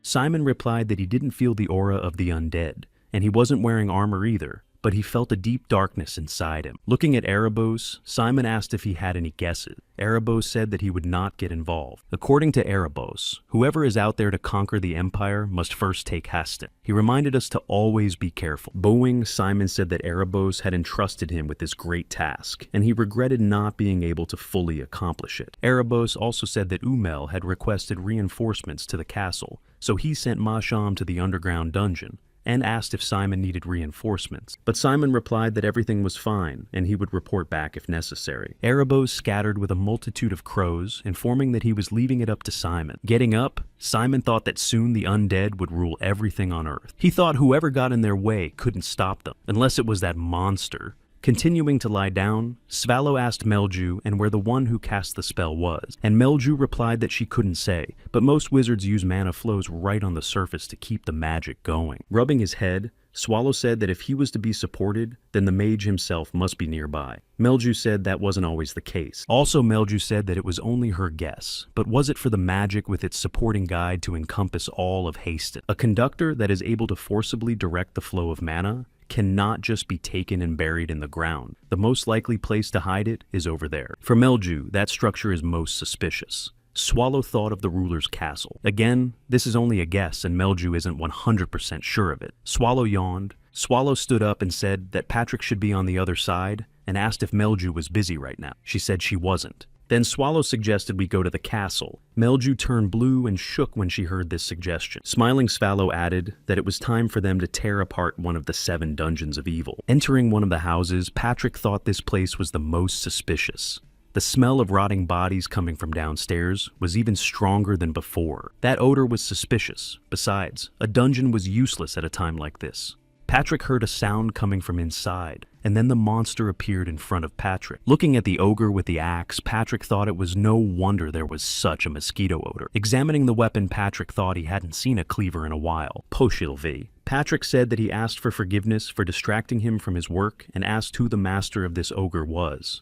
The orc looked at Patrick and threw a punch, but Patrick deflected it. It was clear to Patrick that this blow was a match for the ogre's physique. Clutching his tea-sack, Patrick said he couldn't be hit with such a slow attack. As the ogre tried to wrestle the weapon from Patrick's hands, he asked the monster that he couldn't even pull with 2 hands and added that he was disappointed. If the ogre is openly doing such things in the castle dungeon, then the ruler and that man are in cahoots. As it was, Patrick had no more reason to act covertly. Now that Patrick's convinced and the ogre can be disposed of, suddenly someone appeared behind Patrick's back and knocked the helmet off his head. Turning around, he saw Dullahan himself standing in front of him and asked what he was up to. Turning to Dullahan, Patrick asked who ordered him to guard the place. However, Dullahan wasn't going to respond and threw a punch at Patrick. Patrick saw the weapon in his opponent's hands and recognized it as the Sword of Evil. This sword corrodes enemy weapons, making combat difficult, and Dullahan himself is quite powerful. Patrick realized that this didn't sound like Dullahan. Patrick asked if they could talk peacefully as fellow undead. However, the monster continued to deal blow after blow to the enemy. What Patrick saw was a sentient older undead refusing to dialogue. Still, Patrick needs to find out what the monster is here for. Deciding that the ruler knew everything, Patrick used the inferior magic of the sliding panel. Patrick then struck with the words, "Weak sword, powerful dissection." Patrick looked at his opponent and said that since he wasn't a fan of tweaking, they wouldn't drag this out. He decided they'd get right to the point. Patrick grabbed his sword and said he'd borrow the weapon, since Dullahan didn't use it anyway. Swinging, Patrick pierced Dullahan in half. The sword was heavy, but it had a perfect axis. When Lara got up, she said she was cold and pulled up the blanket. Suddenly, someone asked if she had slept well. Raising her head, Lara saw Knight Patrick in front of her and gasped. Clutching the blanket, Lara started screaming how dare he barge in on her in the middle of the night and screamed, "This is disrespectful." And Patrick replied that he was here on business, and it was obvious. Lara continued to yell. But Patrick clarified she called herself Lara, and then Patrick said he was giving the ruler Lara 5 minutes. Pointing his sword at her, he asked her to bring him the man who had been with her earlier. Bowing his head, Patrick apologized for calling them to the table late, but during the walk he picked this up. Some object Patrick threw on the table in front of Lara, and she recoiled with her lips pressed together. Looking up at Patrick, Lara asked what it was, and Patrick asked if she really didn't know. "It's Dullahan's helmet," and Patrick began to speak, first calling her ruler, but then addressed her by the name Lara Sinivier Etar. And then Wig asked why she was in cahoots with the undead. When Lara heard that, she was stunned. The man next to her was silent, and Lara asked what undead he was talking about. Patrick said he was disappointed, and clarified that she was faking it until the end. Patrick also said that if she's not pretending, then she really doesn't know who she's dealing with, but then she's an incompetent ruler. The man next to him said that this night was not worth listening to anymore. He asked to call the guards and tie him up. And Patrick said he personally killed Dullahan in an underground dungeon. Lara asked if he was talking about the dungeon under her castle. Pulling out his sword, Patrick told her that her prison was strewn with bodies and asked for permission to tell her something else. Pointing to the man next to him, Patrick informed him that he too was undead. Lara exclaimed that she didn't believe his words and that he was showing up out of the blue and thought she would believe this nonsense. She screamed that this man promised her he'd save Haston, and by accusing him, Patrick is jeopardizing Houston's safety. Exhaling, Patrick clarified. She meant to say she knew who was threatening Haston's safety. A man broke into the conversation and asked them all to calm down, and pointed out what Patrick had said earlier about Dullahan, but he wasn't so easy to meet. Patrick exclaimed that he was a bit surprised by this too, and he hadn't thought to see such a high-level undead in a dungeon like this. Although he is an elder undead who should have his own personality, surprisingly he was silent, and he fought kind of unnaturally, so after Patrick destroyed his soul, he did a little research. Taking a piece of armor, Patrick shouted that there was a magical mind control circle engraved on the inside of it. Also the name of the owner of the armor. Dullahan's name is Masham. That was the name of the deputy commander of the Mashami and Hart Brothers punitive unit, which had been formed 30 years ago to suppress the undead. They said he was a very skilled knight. However, after the raid, he suddenly disappeared. There was a question. Who was the evil tendril they were about to suppress? When Lara asked who it was, Patrick clenched his sword and said he would ask differently. And Patrick thought it would be great if Lara answered him personally this time. Putting his sword to the throat of the man next to him, Patrick asked where the evil undead Erebos Sir was now deceased. Hearing this, Lara said that she didn't quite understand, and isn't that the name of the boss of one of the evil dungeons? Then the man laughed. Lara looked at him and screamed that he was telling her he would save her land. Smiling, the man looked back and said he did. He also said there's been a slight change of plan, but it can't be helped. Showing his hand from beneath his cloak, he added that it would no longer be possible to accomplish this peacefully. Before he could do anything, however, Patrick separated his arm with a swing of his sword. Patrick's eyes burned, and he said they'd both better not make any sudden movements. Seeing her assistant standing calmly without a body part and no pool of blood, Lara fell off the couch and called him undead. Taking off his hood, the man introduced himself and said his name was Umel. He told Lara that he would kill her and all the people in the village by turning them into the undead. In his opinion, for the living like her to receive such an undeserved honor would be a true salvation. He turned undead and said that the fulfillment of the will of the servant of the doom of the Lord of the Lost Erebos. Patrick said with a gasp that he couldn't even imagine such a thing, because usually the undead attack with numerical superiority. Watching the enemy move towards him, Patrick said that he had not expected such a planned and organized invasion. Almost said he caught her eye the first time he met her, and the fact that he exceeded his expectations by defeating Masham was very admirable. In response, Patrick said it was the first time he had ever seen a member of the same species praised for massacring an ally. Ummel went on to say that he was increasingly intrigued by Patrick's identity as an undead, so why doesn't he serve Erebos? Of course this was heard by Lara, who whispered that he too was undead. Striking himself on the head with his sword, Patrick thought that in terms of future land management and cooperation, they needed a ruler. He didn't want to take Lara's life. Patrick's whole mood soured. Again, Patrick swung his sword, and Ushmel's other hand fell to the floor. Putting a sword to Ukmel's throat, Patrick said that from now on, he must always obey his instruction. Then Ummel asked Patrick if he thought hustling would work against the undead. Patrick replied that, of course not, but that had something to lose. And Patrick said that if the enemy had been aware of the situation, he would have known that the companion he came with was much stronger. Patrick thought it might ruin the plans of the enemies. Replied that it was interesting, but noted that the humans would suffer too. But Patrick said he didn't want to upset him, but they're not on the side of the humans, so he should just explain what they're doing here. Of course, Patrick asked and told what Boss Erebos was up to. The enemy was silent. Opening his mouth, said he would answer Patrick's question. He asked if Patrick knew how the older undead were created. Laughing, Patrick asked him to dispense with the questions and just tell him.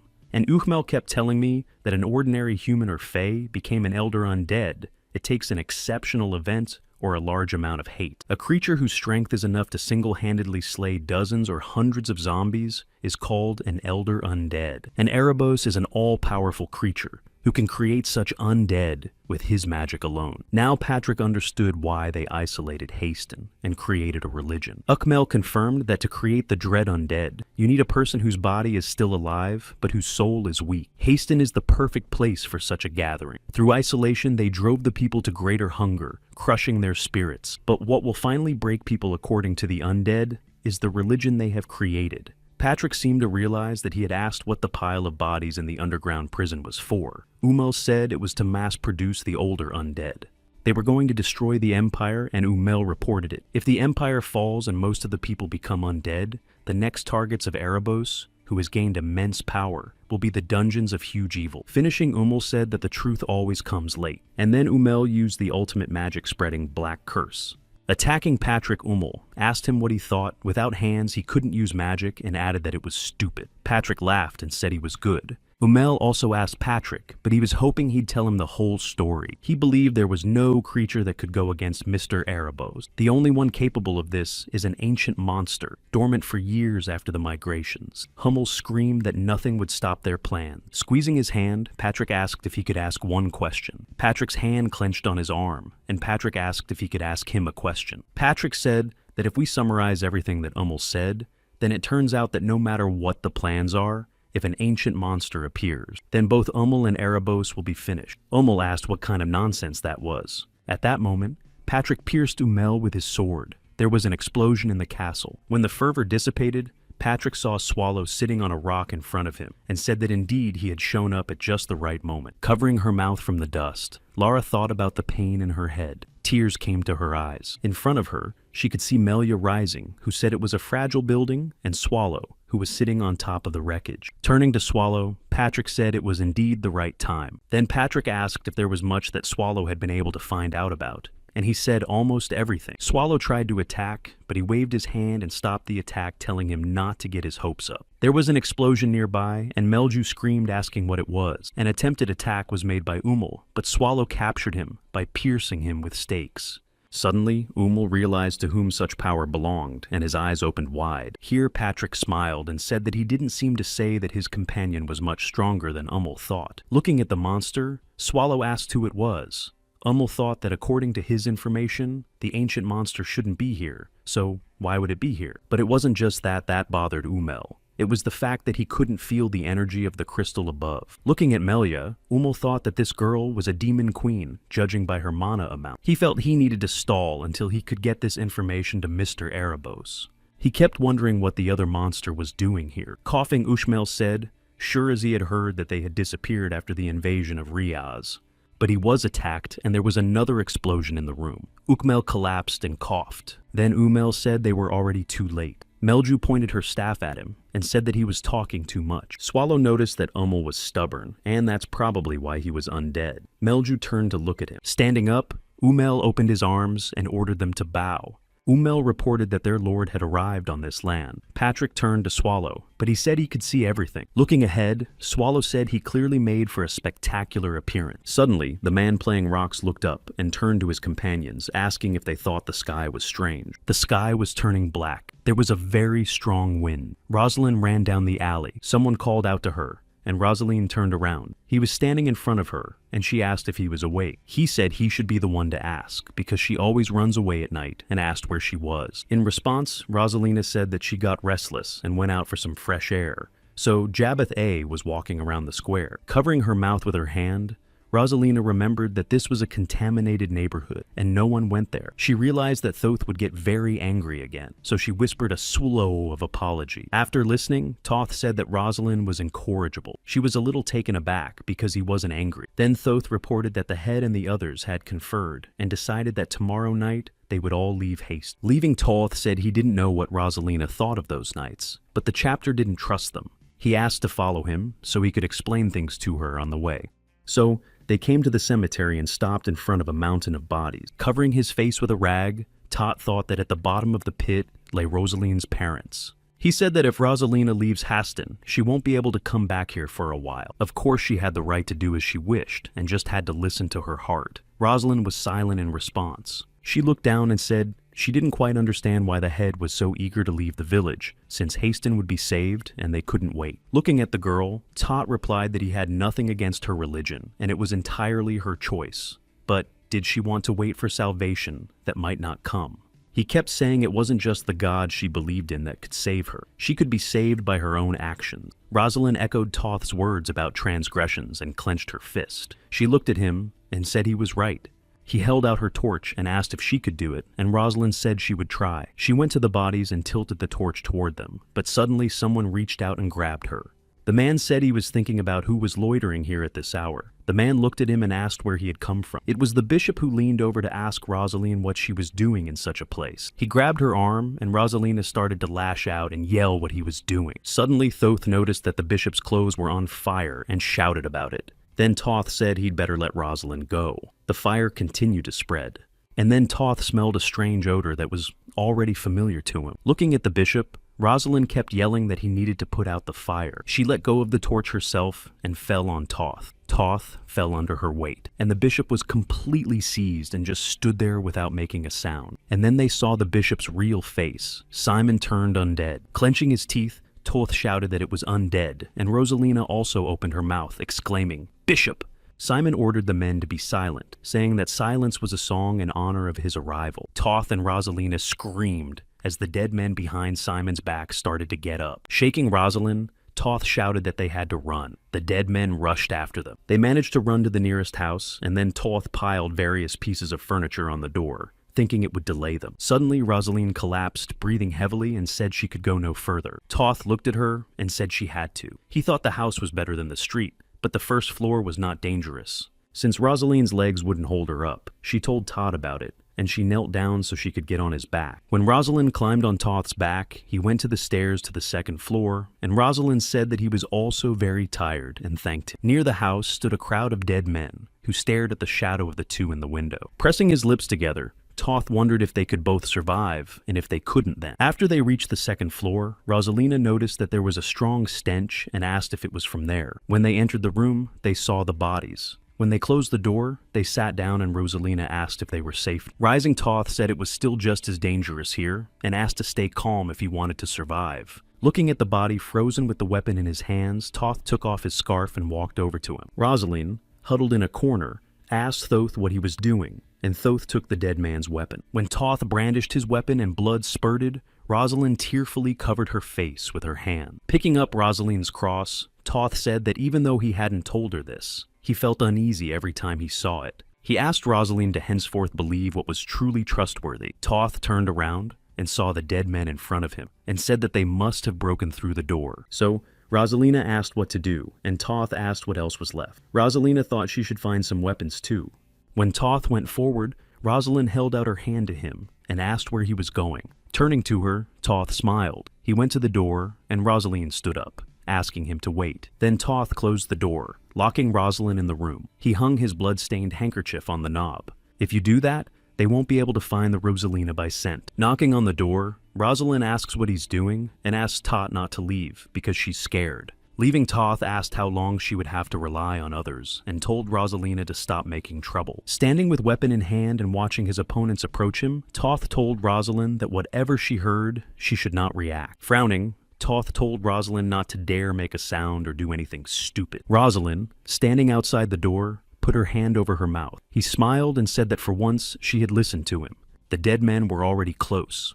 Clutching his spear, Thoth ran toward them, and the last thing he said was to apologize to Rosalind for being too hard on her. Clenching her teeth in tears, Rosalind rolled down the door to the floor. After a while, a wooden cross and Thoth's broken weapon lay on the floor near where the dead men stood. Simon floated in the air, and his army stood below him. Simon raised his hand. He ordered the entire army to advance. The dead knights rushed into battle. They were confronted by armed men. They thought it was because of the new ruler that the sky had turned an ominous bloody color.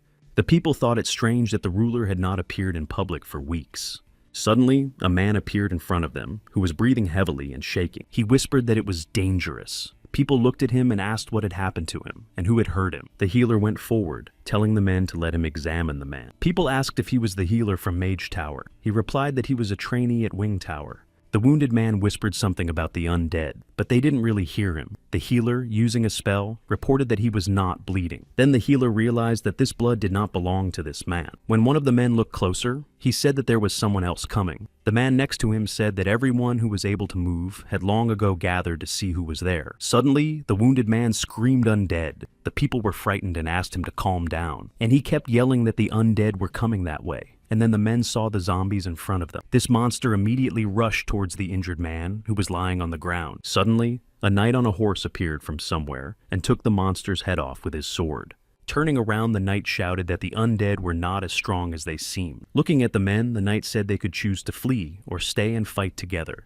The men came forward saying that they were former trainees of the Wing Mage Tower, and that they were not in the tower on the day the Black Disaster struck. So, they wanted to help now. Someone else in the crowd raised his hand and said that he too would fight. People started raising their hands and shouting that they too would fight. Then the knight ordered the men to stand forward, those who had the strength to hold weapons, and the rest tried to build a line of defense. The people shouted that they would defend Hoston to the end. At that moment, the zombies were already approaching them. The knight shouted that they were here. Turning to the trainees, the knight ordered them to prepare to use magic, and the trainees began to use spells.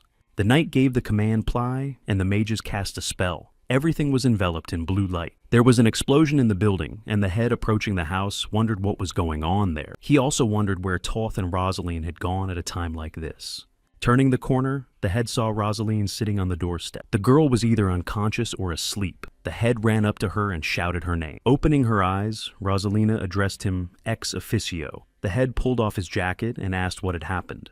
Rosalind began to tell him that Thoth had told her to stay where she was. The head asked where Thoth was. Crying, Rosalind said that Thoth had told her to keep her head down, but she had come here anyway because she was so scared. That's when the head realized what had happened to Thoth, and he asked if Thoth would blame Rosalind for his death. And he himself answered that Thoth would never have done such a thing, and therefore Rosalind should not speak because of me. But thanks to Thoth, and thanks to him, she is alive now. Suddenly, Rosalina remembered that there was an undead different from the others. The head put his hand on her shoulder and said they needed help. Gritting his teeth, the head asked what Rosalina was talking about, and she said they needed the help of those knights. Hearing this, Thoth said that they were probably in the ruler's castle. Suddenly, the head pulled out a vial, and Rosalina asked what it was, and he said she didn't even have the strength to stand up right now, so she needed to drink it. The man stood up and said that he was the head and thought it must be safer inside the castle than here. Smiling, he looked at Rosalina and said that he could not leave his comrades while they fought. Mentally, the head told Thoth that he would not allow Rosalind, whom he had saved in exchange for his life, to be put in danger again. Patrick looked out the window and said that it was a mess and that Swallow should take a look at it. Meljo also noticed that there was a real battle going on. The lying swallow raised his hand and asked why he should look at them if it didn't concern them. Patrick countered that it was their business. Also, Patrick noticed that people seem to be winning, and things aren't going so badly for them. And Swallow asked how long they could hold out. Patrick replied with a snort that it wouldn't be long. They had enough weapons, but they would get tired quickly. Patrick also said that if you believe Ukmel's words, there must be elders among the ordinary undead. Anyway, according to Patrick, Erebos has prepared for everything quite seriously, and he thinks they should do the same. Smiling Swallow replied that there was something they needed to do before that. Watching the boss get up, Patrick asked what to do, and added that he didn't favor Swallow's actions beforehand. But Swallow reminded him that Patrick himself had wanted him to keep it up. Walking up to Lara, Swallow said your name. She lowered her eyes and said her name was Lara Sinevier Atark. Taking a seat next to him, Swallow said he only remembered Lara and introduced himself as well. Leaning even closer, Swallow took her face and asked if Lara wanted to live. Looking at him, Patrick asked what was wrong with the boss. In Patrick's opinion, Lara should be taken out of his life. Continuing to sit across from him, Swallow said that he had wanted to do that at first, but that he had changed his mind. Patrick asked what the boss wanted to do. Patrick thought Haston was beyond saving. Swallow asked Patrick to think if the undead were the reason they were halfway to surrendering Haston. And Swallow said that if all the undead in the village disappeared and the ruler was at their disposal, they wouldn't have to surrender Haston. At first, Patrick wanted to say it was stupid, but he decided it was worth considering, using the ruler instead of dealing with her. Then Patrick asked if people could keep their mouths shut. MLJU agreed, saying that people who learn the truth would never keep it a secret. Looking at Lara, Swallow said it seems like she has a reason to live. The very fact that she wouldn't take her eyes off Swallow despite her fear proved it. Even Swallow's true form had no effect on Lara. With the boss, Patrick agreed, saying that it was surprising that she was just an ordinary person. All the heroes Swallow had met were special by nature. They possessed a talent that could not be acquired by mere diligence.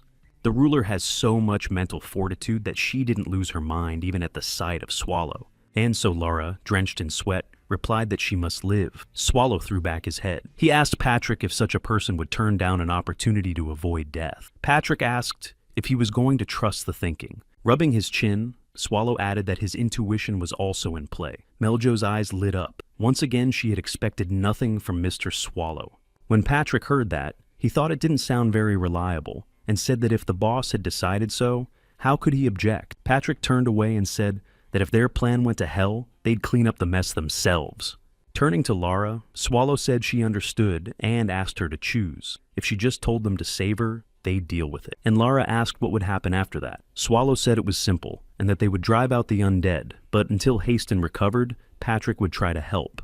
When Patrick heard that, he shouted what a setup this was. Swallow pouted.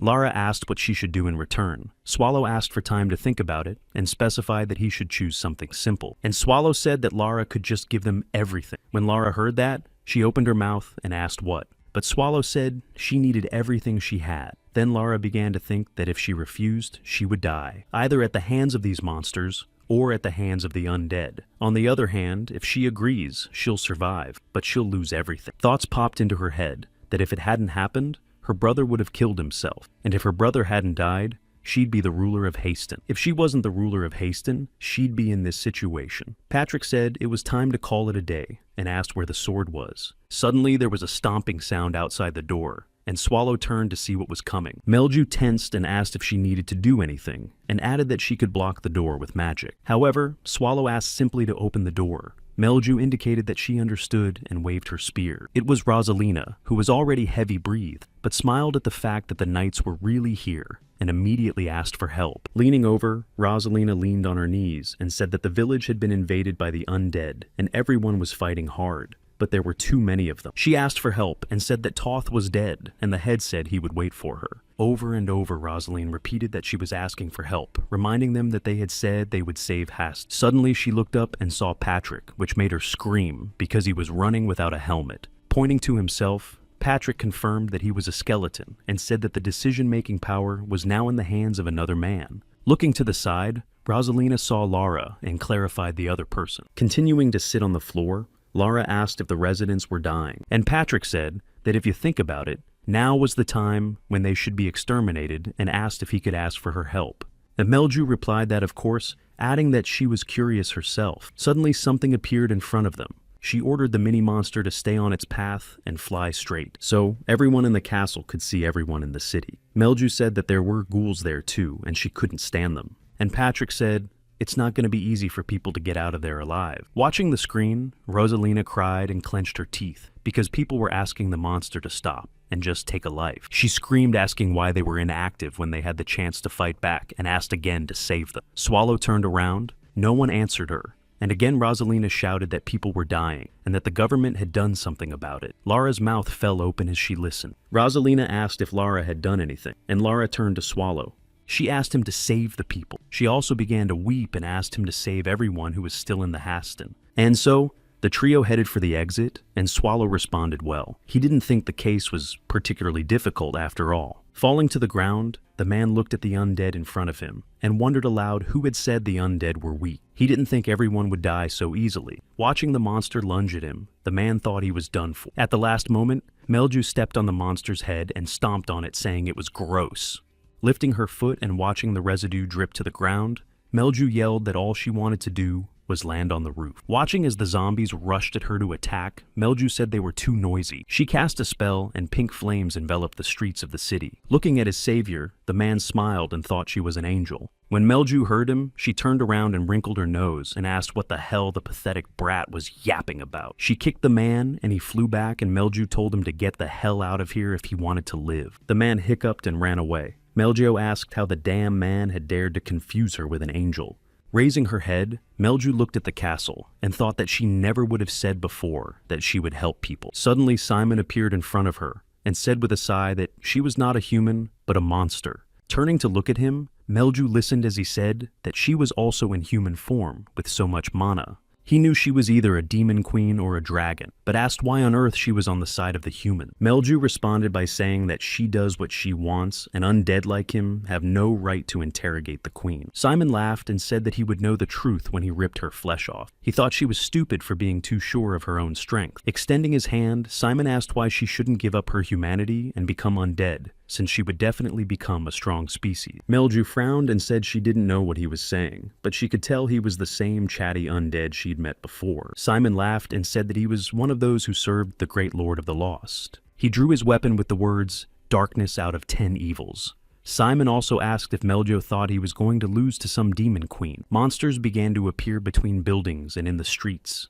Meljo said she had no idea what Simon was talking. Meljo also added that his opponent was not her. Swallow's eyes appeared behind Simon. Grabbing Simon's Swallow, he said, "You're a lousy guy." Simon looked back. Pulling Simon to him, Swallow reminded him that he had said he remembered him. By the time Simon realized who it was too late. Swallow punched Simon in the face, and then Swallow threw Simon into the building. There was a crash, and the wall shattered. Clenching his fist, Swallow smiled and said that it felt very good. Looking at his opponent, Swallow thought that if his guess was correct, he was the gatekeeper of the undead army, which meant he was the gatekeeper of one of the 7 dungeons. Calling out to Simon, Swallow said that he could not die after such a thing, and ordered him to get up. Melju approached Swallow and said that it looked like Swallow had a grudge against him, and asked if he knew Simon. With a grimace on his face, Swallow told him that a few hours ago, this git had tried to study him by injecting his mana without his permission. Swallow also said that the situation won't be resolved if they just stand there, and asked what Melju Erebos thought of the village.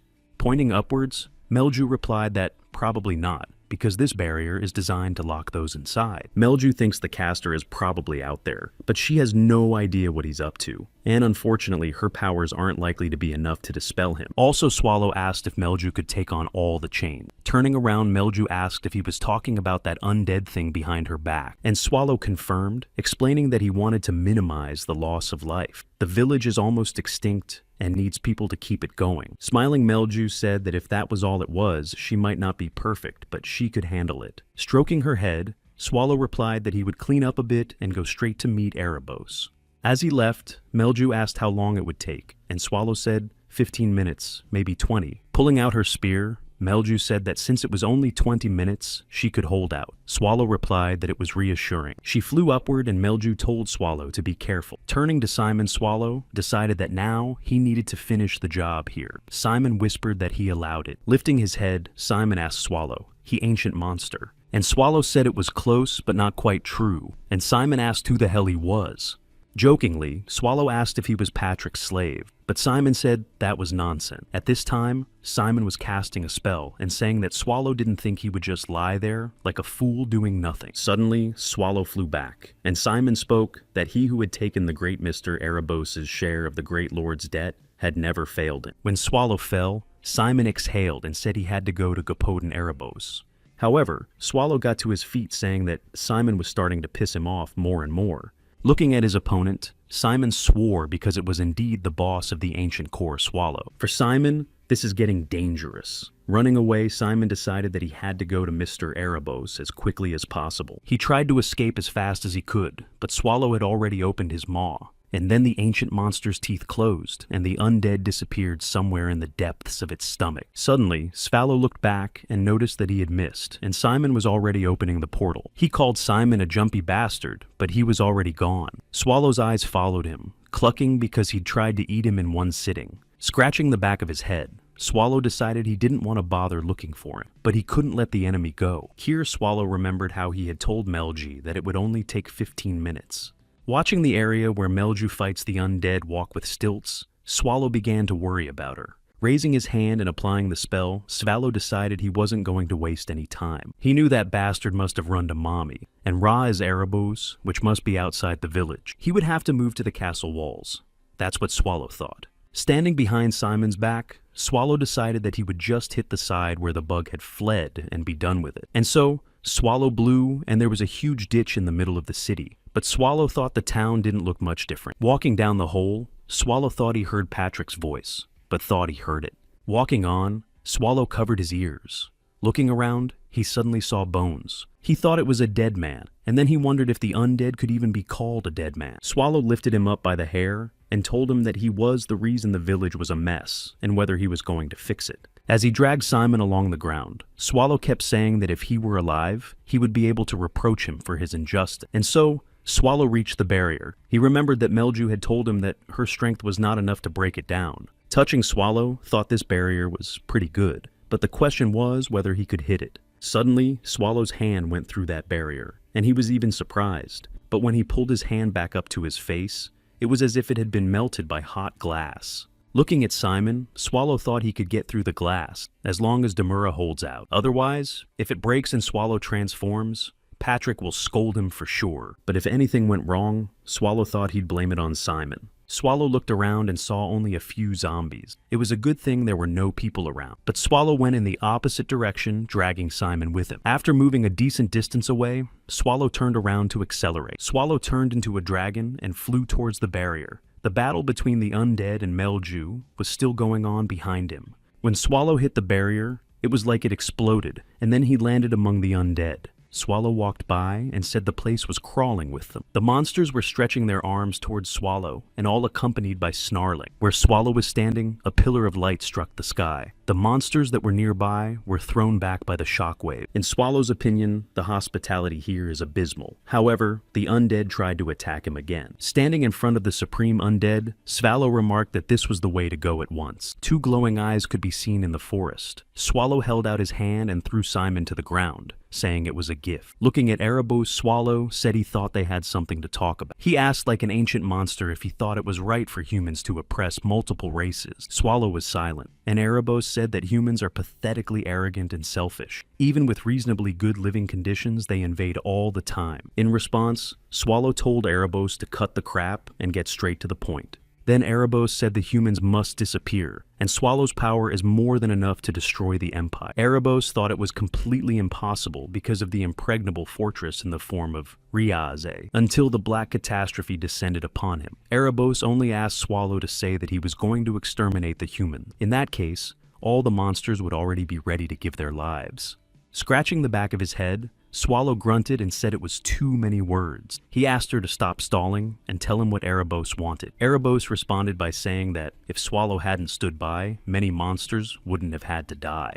And the monsters could have destroyed the vile humans. Swallow asked if he understood correctly that what Erebos had done here was on his conscience. Erebos confirmed that this whole thing started with Swallow, so Swallow said he was denied. Swallow said that Erebos wanted to tell him not to stop them from exterminating humans. Hearing this, Erebos said he was sorry and cast a spell. A seal appeared in the sky, and Erebos ordered the monster to appear. Watching someone's paw show in the sky, Swallow asked what it was. A rotting tapir appeared from the portal. When he saw it, Swallow took off the bracelet Patrick had given him.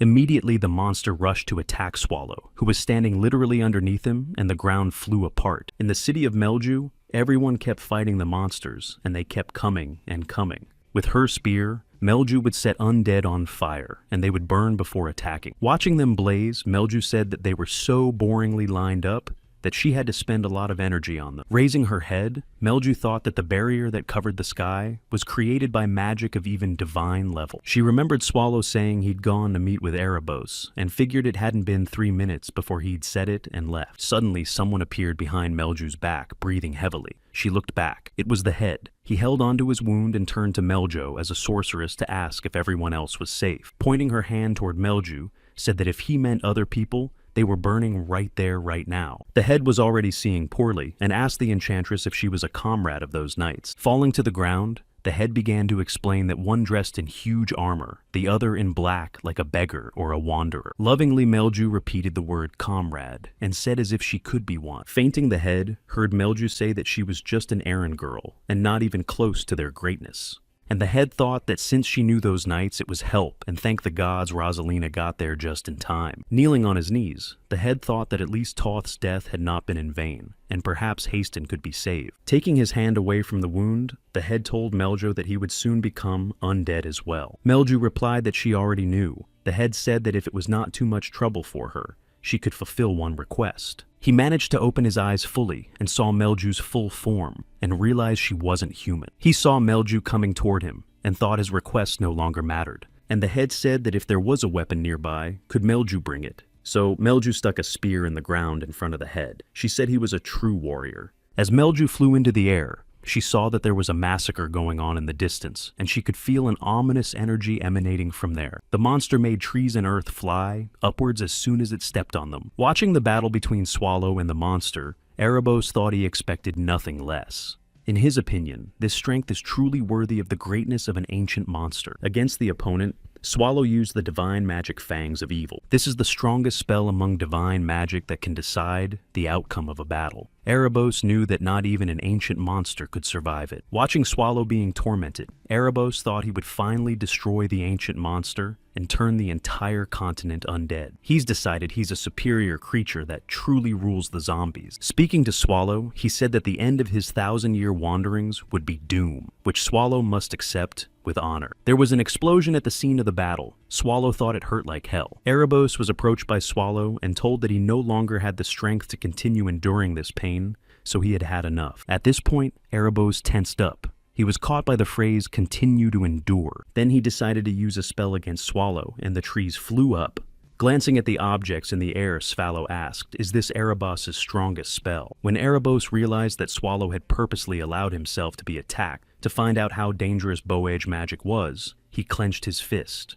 At this point, Erebos realized that he had no chance of winning, and it was better to retreat now. He was too hasty. He decided he needed to increase the distance and run away. Standing up on the ground, Swallow called out to Erebos, reminding him that he was talking to him. Swallow asked Erebos to stop fussing, and if he had something more helpful, let him use it. But Erebos was silent, and Swallow asked why he was quiet, and Swallow realized that he really had nothing stronger. The monster tried to attack him by firing 2 lasers into the sky, and Swallow asked if the attacks would be more varied. Suddenly, Erebos cast a spell, and chains enveloped Swallow's body. With a gasp, Swallow thought he couldn't stand that kind of magic and cast a spell as well. A monster appeared above Swallow. He realized that the monster was also from the Divine series, but Swallow crushed the monster. A slurry spread on the ground, and Swallow turned to the man and said it was a nasty thing. Standing in a hole in the middle of the monster, Swallow decided that since he had gotten bigger, he should take it a little more seriously. Turning into the monster's body, Swallow swallowed the monster. A bright light enveloped the area. Swallow stopped in front of Erebos and asked if it was time for him to tear down one of the 7 dungeons of evil. From the castle tower came Patrick's voice shouting what place the boss was thinking. He sat with his head in his hands and said how stubborn Swallow was, and when he'd realized he was a walking disaster. Lara and Rosalina covered their ears to avoid hearing Patrick's screams. When there was an explosion in the distance, Lara turned away and wondered what was going on. Leaning on his arm, Patrick said that the boss was causing him new problems, and more specifically, destroying the undead army. Hearing this, Lara turned to Patrick and asked now his boss was saving Haston. But Patrick didn't answer. He just said that everything would work out somehow, and she had nothing to worry about, and asked her to talk to him as before. Fortunately, there are no more undead in the village, as expected of Melju. Suddenly, Melju fell beside her and screamed that she was dying. Looking at her, Patrick said, "Remember the sun, here comes the ray. Collapsing Melju said the deed was done, and it had been a long time since she had spent every last drop of mana. Patrick replied that he didn't know what he would have done if she hadn't been here, and Melju looked at him to see how Swallow was doing. And Patrick replied that Melju had done a tremendous job in comparison. Then Melju asked if the boss was back yet, and Patrick said that, as you can hear, the boss is still fighting. Melju looked toward the battle and said that Swallow's strength was incredible, and if you think about the damage, it was fantastic. And Patrick is amazed at how the boss manages to make trouble everywhere he goes. Rosaline's eyes were wide open. Patrick exhaled and said what he felt was a lot of work on his soul. He didn't understand why the boss was dragging it out like this when he could safely crush them, and it seemed like the boss didn't appreciate him cleaning up after them at all. Suddenly, Patrick turned to Rosaline and she turned around. As Patrick approached her, he raised his sword, and then he reminded that they had decided to let only the ruler live. Putting the sword to his face, Patrick said that he should finally deal with Rosaline. Then he put the sword on his shoulder and said there was no reason to let anyone but the ruler live. Rosaline fell and Lara ran up to her, shouting for him to wait and reminding him that Rosaline was one of those under her power. Waving his hands, Patrick sarcastically said that was a good reason not to destroy her. Looking at her, Patrick said that all the people in the alleys had been destroyed by the undead. There's nothing that girl can do alone, and she's in such a broken state that there's no need to deal with her. And if her removal would cause emotional turmoil for an already weakened ruler, it would be a great loss. Then Patrick made a decision about what to do. Patrick turned to look at Melja and called out to her. Patrick asked if she could put someone to sleep. Melju said as she stood up. She could easily do that. Suddenly, Patrick said he would like to speak to the governor alone. Using a spell, Melju told Rosalina it was time for her to go to bed. Rosalina cried out. Afterward, Rosalind fell to the floor, and Patrick turned away and offered to start. Bowing to Lara, Patrick said that as she could see they were keeping their end of the bargain to save Haston, so it was time for her to fulfill her promise. He said not to disclose everything she saw here, and thought such obvious things she shouldn't say, so he omitted them. Now, Patrick will tell a story, and Lara must listen carefully. The story is about a heroic ruler who suffered many insults. The ruler, noticing that her land was threatened by an invasion of undead, decided to protect the village for the sake of its inhabitants. But what to do? She's being stalked by the undead and the local troops can't resist. The only way out is to ask for help.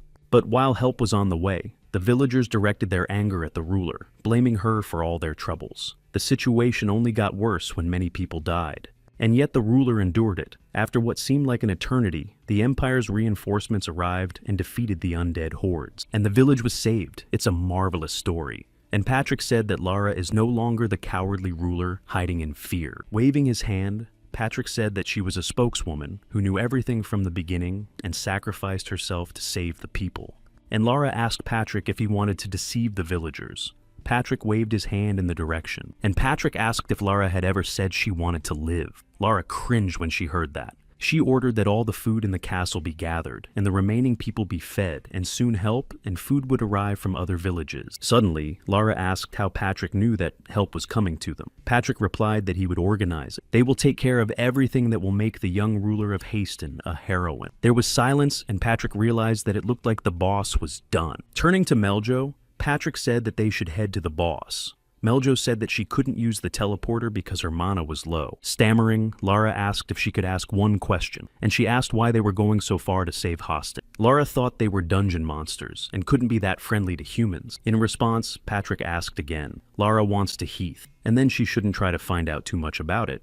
The time has come to destroy one of the 7 dungeons of a vast evil. Grabbing Erebos, Swallow said he felt sorry for him. He would have avoided it if he'd just sat quietly in his seat. Erebos' undead were so annoying, and wouldn't even let up, even when he stood still. His back was so badly pierced that it itched all over. Erebos replied that he never ceased to admire the ancient monster's power, and Swallow replied that he didn't need his admiration. But Swallow asked to be allowed to ask one question. Why Haston? If Erebos hadn't invaded this place, he wouldn't be standing here in front of it. And Erebos said that the route from Haston was the most suitable route to invade the Empire. When Swallow heard that, he realized that the asshole knew this was his territory, but he came here anyway. But Erebos asked Swallow himself why he thought so. However, Swallow cast a spell, and the stakes impaled Erebos. Then Erebos laughed and there was an explosion. Erebos' head fell at Swallow's feet. Looking at her, Swallow realized that Erebos hadn't tried to use displacement magic. Grabbing him by the crown, Swallow thought it didn't matter because he was going to destroy him anyway. Tilting his head, Swallow looked around. His surroundings were empty. He began to wonder what he should do with all this. Someone started shouting, "Boss!" and Swallow looked up to see Patrick running towards him and Melia behind him. Patrick kept yelling at Swallow to stay where he was and not move. He said he'd come to him because he missed him so much, and asked if Swallow missed him. Afterward, the skies over Houston cleared, and it rained heavily. The puddles were lined with happy, drunken townspeople celebrating the victory. Rosaline was sitting against the wall. She was crying and saying there was nothing left. Cradled in her arms, Rosalind wondered if this was salvation. She was all alone. She sat under the awning and kept crying. Each time she kept saying that she hated everyone. She wondered whose fault it was. Who had done this to everyone? Pouring tea, Renee sprang up and shouted, "Welcome back, Mr. Swallow." A slumped Swallow replied, "Yes, welcome back to me." Patrick and Melju stood nearby. Renee kept jumping and shouting that she was patiently waiting for them. Suddenly, a piece of rock broke off the top. Jumping up, Renee smashed that rock with her foot, saying that while she waited, everywhere was cleaned up. Walking over to Renee, Swallow petted her and agreed with her, and Renee smiled. Melju fell to the floor, saying she was very tired. Swallow and Patrick sat down too. Tapping her fingers, Renee said it looked like Mr. Swallow was pretty tired, and Renee asked if Swallow wanted to eat dinner first, or take a bath first. Swallow replied that he wanted to eat his dinner with the bathwater. Turning to Bathory, Patrick asked what she had taught Renee while they were gone. Clapping her hands together, Bathory laughed and asked how it went. Swallow told her to just go away. In response, Patrick said that if you don't take into account the number of dead people, which is about 3,000, everything went super. Taking the handkerchief, Bathory asked what Swallow was doing there. Swallow replied that he was cleaning up the undead. Bathory asked if Swallow was sure his cleanup had only affected the undead. Pulling something out from under the weeping, Swallow said he had cleaned it up. Taking out his head, Savlu laid it on the table, saying he was going to bed and asking him not to be disturbed. Sweat rolled down Bathory's body. When she looked up, she realized it was Erebos. Suddenly, Bathory said, "Wait." While Swallow was drinking something, he asked what else.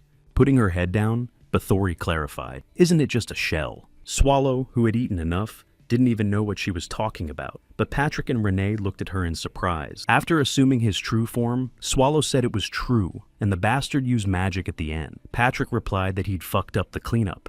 He'd said it was bad enough that the governor knew the truth, and now Erebos was alive. Patrick wondered what they were doing in Houston, and Swallow said that Botori said Erebos had lost at least 70% of his life force. In Patrick's opinion, the conflict between the two dungeons of evil is still a conflict for whatever reason. Swallow would have to be careful. For now, Erebos won't bother them, since he won't be able to do anything for a while. But it's time for Swallow to start taking this seriously. As Patrick already said, even though he can't take care of the consequences and haste in recruiting monsters in the dungeon, is still Swallow's job. Leaning over the boss, Patrick asked if he realized it. Saliva dripped down the monster's face. Swallow was already asleep. Standing in the field in front of a tree with a pile of bodies hanging from it, Renee was silent. Turning toward Renee, she heard the men say that it was the third day they had been given rations, but what was the point of one man filling his belly if everyone was dead? Holding the sack, the man said he would rather follow his wife and children to the other world than live like this. Turning to Reyna, one of the men said she was done and advised her to get full before leaving. But Renee asked why she would want to go anywhere else. She too is in so much pain that she just wants to run away. Clenching her teeth, Rosalina said it wasn't fair twice. People stood up. Rosaline told them not to direct their anger at anyone who wasn't to blame. She said that if they were going to die anyway, they should take revenge on those who had brought them to this point. The men stood up and asked what they had to do. Rosalina replied that they already knew. Her eyes turned red, and she said they had to destroy all the undead. In front of the king in the castle, Ar was sitting on his knees. The king addressed him. The king said he was surprised that Ara's voice didn't sound tired from his long speech as he had just noticed. In response, Ar said that he would not have dared otherwise. The king said that the fate of the raids would depend on Ar's words and action. And so, the king has high hopes for Ara. Ar said he would strengthen his resolve to fulfill them. A carriage driven by a homunculus flew over the city. In it sat Gareth and Ar. Gareth asked Ar was entrusted with full control of the raid center. Ar confirmed this and asked if Pymore was wanted. She said that he was being chased, but since he was an aristocrat, he probably had helpers, and it would not be easy to catch him. Looking out the window, R said it was enough for them to put out an APB on him. It's been a month since the Black Catastrophe struck Riaz. It's had a profound effect on the highest echelons of the Empire's government, and those who can't handle it end up getting eaten. A lot of things have changed. The carriage stopped in front of the palace. When she got out of the carriage, Gareth asked if R had forgotten that there was a meeting in 2 hours and what to do if he was late. Stepping forward, R replied that they should wait for him to come. Also, R asked if she was in there. Garrett replied that she must be inside. Opening the door, R shouted that he was on his way in. Wynne was sitting in the room eating donuts. Seeing her, R smiled and asked if Wynne Historia was well rested. With crumbs on her cheeks, Wynne smiled back and said his name. Walking between the rocks, one of the men told his partners to remember, if they even slightly smell the monster, they should scramble away. He asked to keep his ear to the east because this is the core of antiquity and they are about to reach the first room. Looking at the entrance to the room, the man hoped that the information they had managed to get was accurate. Entering the room, the adventurer decided that the information that no monsters had appeared here since Burns' raid 2 months ago was true. Turning to his comrade, he said that he was sure there was something to pick up here. His colleagues supported him, adding that they would be rich. Both the second room and the third room were empty. The adventurers had already reached the boss's room. One of them assumed that everyone had known about this information for a long time, and other squads had cleaned out the place and taken everything of value. They were even beginning to doubt that this was the ancient core. After all, if they found nothing after going so deep, there was no point in going any further. Pointing with his hand in the direction the adventurer said that the fifth room is where the ancient plant Anthropophago is located. He said it was a plant-type monster with numerous spiny leaves and stems. Rumor has it, his body has the ability to turn into a rock hard as a mineral and is worth a lot of money, and if they take it, they will get rich. The third adventurer shouted that there might be monsters there, and they were just a C-rank squad, and here, even the weakest monster could take their lives. The ringleader turned on him and asked him what he wanted to return empty-handed. He went ahead and said it was their business, and if they wanted to, let them go back and he wouldn't hold them back, but then their share wouldn't be there. When they entered the room, they saw a pile of stalks. The man sat down and pulled out a knife and said that it was a good thing he hadn't turned back. But suddenly it was as if water started dripping from the ceiling. It hit the knife, and the leader saw it. A maw opened from the darkness, and the troop rushed to flee. But a moment later, the leader's knife and his equipment fell to the ground. As Patrick threw the stuff out, he said he knew these guys didn't have anything worth having. And Renee said, there's no limit to human greed. Wrinkling her nose, Renee said she hated people. Picking up his shoe, Patrick asked if it would be worth anything. Patrick looked up and asked what the boss thought about it. Swallow, lying on top of him, replied that they were 100 times tastier than the undead. Patrick said they didn't even seem to be from the Empire. According to the crest on their clothes, they were from the western kingdom of Crantle. Raising her handkerchief, Renee said that the people must have come from far away. Swallow looked at him and said that no one would have thought the delicacies would be delivered directly to their homes. Patrick felt that the dungeon could not be delayed any longer. Rumors about the lack of monsters in the ancient core spread quickly. Turning to the boss, Patrick asked how he could be so inhumane when it came to his dungeon. Now, Patrick didn't care either.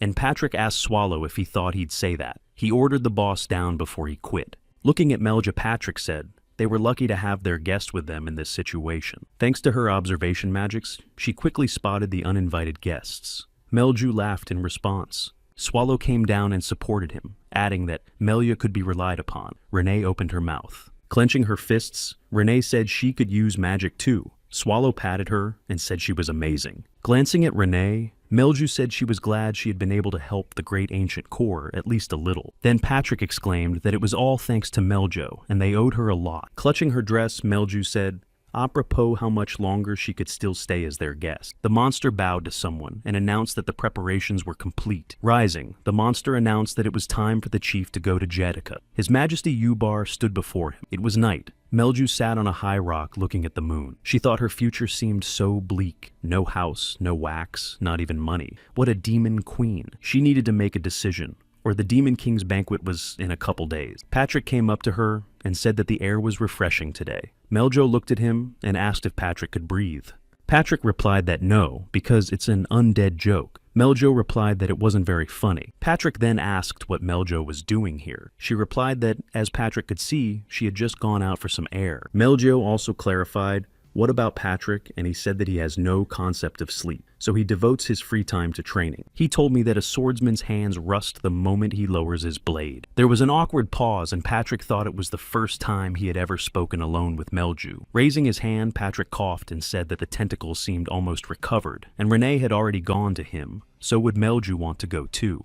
When they went to see him, Melju said he looked only slightly regenerated. Patrick said such regeneration was amazing. Renee, who was standing on top, suddenly announced that it was only 68. Renee jumped down and said that although he was recovering, the process was very slow. Taking the papers, Renee said that it would grow 5 more tentacles at most. Touching the tentacles, Melju remembered how they told how they fought Hishtalt's unit. Then Patrick asked Meljo about the castle near Rayaz. It would be strange if she didn't know about it. Melju looked down and replied that, of course he knows, because the punitive unit led by Bern Hishtalt is the strongest hero. This was the unit that had massacred her father. Melju immediately thought how strong the Tentacle Master was. He survived a battle with such a terrifying foe. If it were her like her father, Melju was very downcast. She thought that her dream of becoming a part of the Ancient Corps would never come true after all. Watching from the side, Patrick said that now that Mr. Tentacle had recovered, he needed to convince the boss to hire monsters. Renee approached him and suggested that he hire only males like the golem guarding the 4th room, but Patrick disagreed. Meljo spoke up, turning to Mr. Patrick and Mrs. Renee. Putting her hand on her heart, Melju said she thought she should go to Judaica. Meanwhile, at the castle, Geralt asked how Miss Wynne's wounds were. She exclaimed that there was not a trace of them left. Closing the chapter, Gareth said she'd better pretend she was still recovering in the current situation. It was advisable to hide that she had recovered so quickly. Opening the closet door, R said they had some snacks here, and maybe the girls would like some tea. The girls reminded the commander that a meeting was coming up, and R awed closing the door. Suddenly, R asked Wynne if the maid had been here today. Wynne replied that she didn't know, because she had gone to get candy. Hearing this, R asked Gareth and Ms. Wynne to go first to the conference room. The girls asked what about him, and R said he remembered that he had something to sign, and it wouldn't take long. They left, and R was alone in the room. He wondered who the maid was wiping the cups. In the shadows appeared the silhouette of a masked man, who said he would figure it out, and R told him there was no need to report back. There are thousands of confidential documents piled up in the office. The maid wiped the dishes without R's knowledge, so she might have read something. To his assistant, R gave orders to find this maid and eliminate her exactly 4 days later at dawn. When R arrived at the meeting, he sat in the center of the table and thanked those present for taking time out of their busy schedules. The man said that the Imperial Court had stated that the Black Catastrophe was not an ancient monster, and would R deny their words? With a wave of his hand, R replied that no, and that the announcement was just a way to reassure the people. The man asked how they could prove Swallow's involvement. R told me that he saw Swallow with his own eyes. The hero Wynne Historia personally confronted him, and the tracker Gareth lost an arm. The council members began to shout that this was nonsense, and they had not heard such reports. R said they had the proof in front of them. Gareth stood behind them. Noticing Wing's reaction, the man said that it seemed to be true, and thought that even Wing was powerless. R went on to say that there were no preconditions for the Black Catastrophe, so they're here to prepare for the coming of Swallow. Everyone else was silent. Suddenly someone asked what R's plan was, and how he was going to set it up. The other man said he didn't think Riaz's defense was flawed, but that Swallow's offense proved it was useless against him. Looking at him, R said that Duke Roldos was right, and regarding his question, R would like to emphasize the need for 36 masterpieces. Somebody said they were already being actively sought, but even the Dandu teeth that were auctioned off ended up in Swallow's hand. The question was how many of them could stand up to him. Each one present was a diamond in the Empire, and even they were nothing compared to his power. Their weak human bodies, with the exception of Wynne, wouldn't leave a scratch on Swallow's body, no matter how much they practiced. To make up for the table's bottomless gulf in strength, they vitally need to collect more masterpieces. And for that, R said Dad's recent actions are suspicious. Leaning on his arm, R said that he was spreading rumors among the people that the Black Catastrophe was a heavenly punishment sent to the Empire by God. The woman across from him jumped up and shouted that this was nonsense, and what the hell was Kara? Wynne said that the Empire had been suppressing regicide for centuries. The veins in the woman's face swelled, and she shouted for Wynne to watch her tongue. She thought Ara's words could be considered an insult. Seeing that Ara smiled back at her, the woman went wild and screamed, asking if he found it funny. But Ara replied that he was only telling the truth, and that the woman was overestimating her strength. Someone put a knife to the woman's throat. The woman stood up and walked over to R and waved to her assistant. The creature disappeared, and R said not to take it so lightly. If left to their own devices, the actions of the Pope's factions will split the empire in two. 3 of his 36 masterpieces are kept under the guise of shrine. And to get them, we're going to have to start a battle. A great holy battle. At the core of antiquity, Patrick asked Swallow. This is all he would say. Swallow was slow to answer. Well, yes, and Patrick yelled that Melju was gone. Looking at Patrick, Swallow said he had heard him, and now what? Leaning over to his boss, Patrick said he wouldn't understand if he had 2 pairs of ears. Covering his ears and curling up, Swallow said that I thought Patrick had said that Melju wanted to go to Judaica, so what was the problem? And Patrick took Swallow's hand and said, the problem is that Meljo might not come back. But Swallow said she didn't say she wasn't coming back, and Patrick said, if you think about it, the boss is right. Holding his chin, Patrick said that in truth, Meljo's condition had been questionable, even before the words about Judaica. Instead, I'll come back, Meljo said. I think I should go. Patrick thought he was making sense where there was none. Renee came up to them and said that she too had sensed something wrong. Patrick assumed that Meljo was going to recruit an army of monsters again. In Renee's hands was a barrel of pink liquid. Swallow asked what she had in there. Removing the lid, Renee cheerfully said she had noticed their depression, so made porridge soaked in Renee's love mixture. Raising his head, Swallow shouted a shriek of doom. Patrick said he had heard it, but the result would be the same in the end. After picking up the porridge, Swallow said that Melju had left, and that's fine. But why are they all gathered here? Maybe they have something else to say. Falling to the ground, Patrick said that it's been 2 months now. We can't delay hiring monsters any longer. Renee agreed with him. Squinting at him, Swallow asked why Patrick kept shifting all the work to him. Rolling onto his back, Swallow said he wouldn't make a move from here. Renee laughed, but Patrick didn't say anything. In Swallow's opinion, Patrick is the gatekeeper, and shouldn't gatekeepers be filling in for the boss in these matters? And Patrick said that the boss was right, but it was unlikely he'd make it. He asked if the boss had forgotten. He gave him full power over Huston. He felt that Swallow should know how much there was to do. Swallow said that he was surprised that Patrick had agreed so easily, and who would go then? Pointing at Renee, Patrick said that, of course she was. Looking at her boss with her round eyes, Renee asked him not to worry and leave the matter to Renee. Swallow remembered something and suddenly asked if people would have any questions or suspicions about her eyes. Patrick's eyes lit up, and he said that the matter should be left to Renee to enjoy a welcome vacation. As he was leaving, Patrick asked about Meljo if it was possible. The coachman stopped the carriage and, putting his hand on the stall, told Miss that they had arrived. Melju got out, and the coachman advised her to take care of herself, since she wanted to see the world at a young age. Looking ahead, Melju thought that she had heard so much about this place, but never thought she would be here. The mercenary city of Knecht. It's worth saying it lives up to its name. Everyone looks so menacing. This city lies between the borders of the Union of the Kingdoms and the Empire. Its affairs are not interfered with by either side. 1 in 4 people here have made a career out of raiding. Melju heard that's where the squads get most of their information. Looking around, Melju said it was the first time being in such an unfriendly place. She thought she'd have to look at the stars to see which way Judaica was. In front of her, Melju saw a large bolt just like the Demon King's castle. Around Melju felt a dense concentration of mana. There were about 10 people inside, all mages about the level of those in Ryaz. She started walking toward the entrance. There was a guard standing there who ordered the boy to stop, but the guy showed him a gold badge and the guard let him in. Melju realized it was an ID card, and it seemed impossible to get in without it. To her, it seemed like a lot of effort just for information. Suddenly, a blue mist appeared in front of Meljo. When she saw it, she tensed up. She followed the mist into a dark alley. A foul odor appeared, and Melju covered her nose with her hand. There were monsters sitting in cages. Some of them were injured. Melju realized that they had all been caught. From the back, a man approached Meljo, who wiped his hands and asked what such a lovely young miss was doing here. In one of the cages sat a wolf, whose eyes shone, and he howled. Standing among the many cages, the stranger asked what brought her to this place. Noticing her confusion, the man bowed and introduced himself as Poon of the Albrith Trade Guild. He asked if Melia was looking for anything in particular. Looking at her, Poon saw that outwardly she looked very young, but since she came here alone, it was clear that the girl before him was no ordinary aristocrat. Then Poon decided that he had better be on her good side. After Meljo introduced herself as being of the Agrea clan and asked what this place was, Poon said that it was a storehouse for the spoils of raids.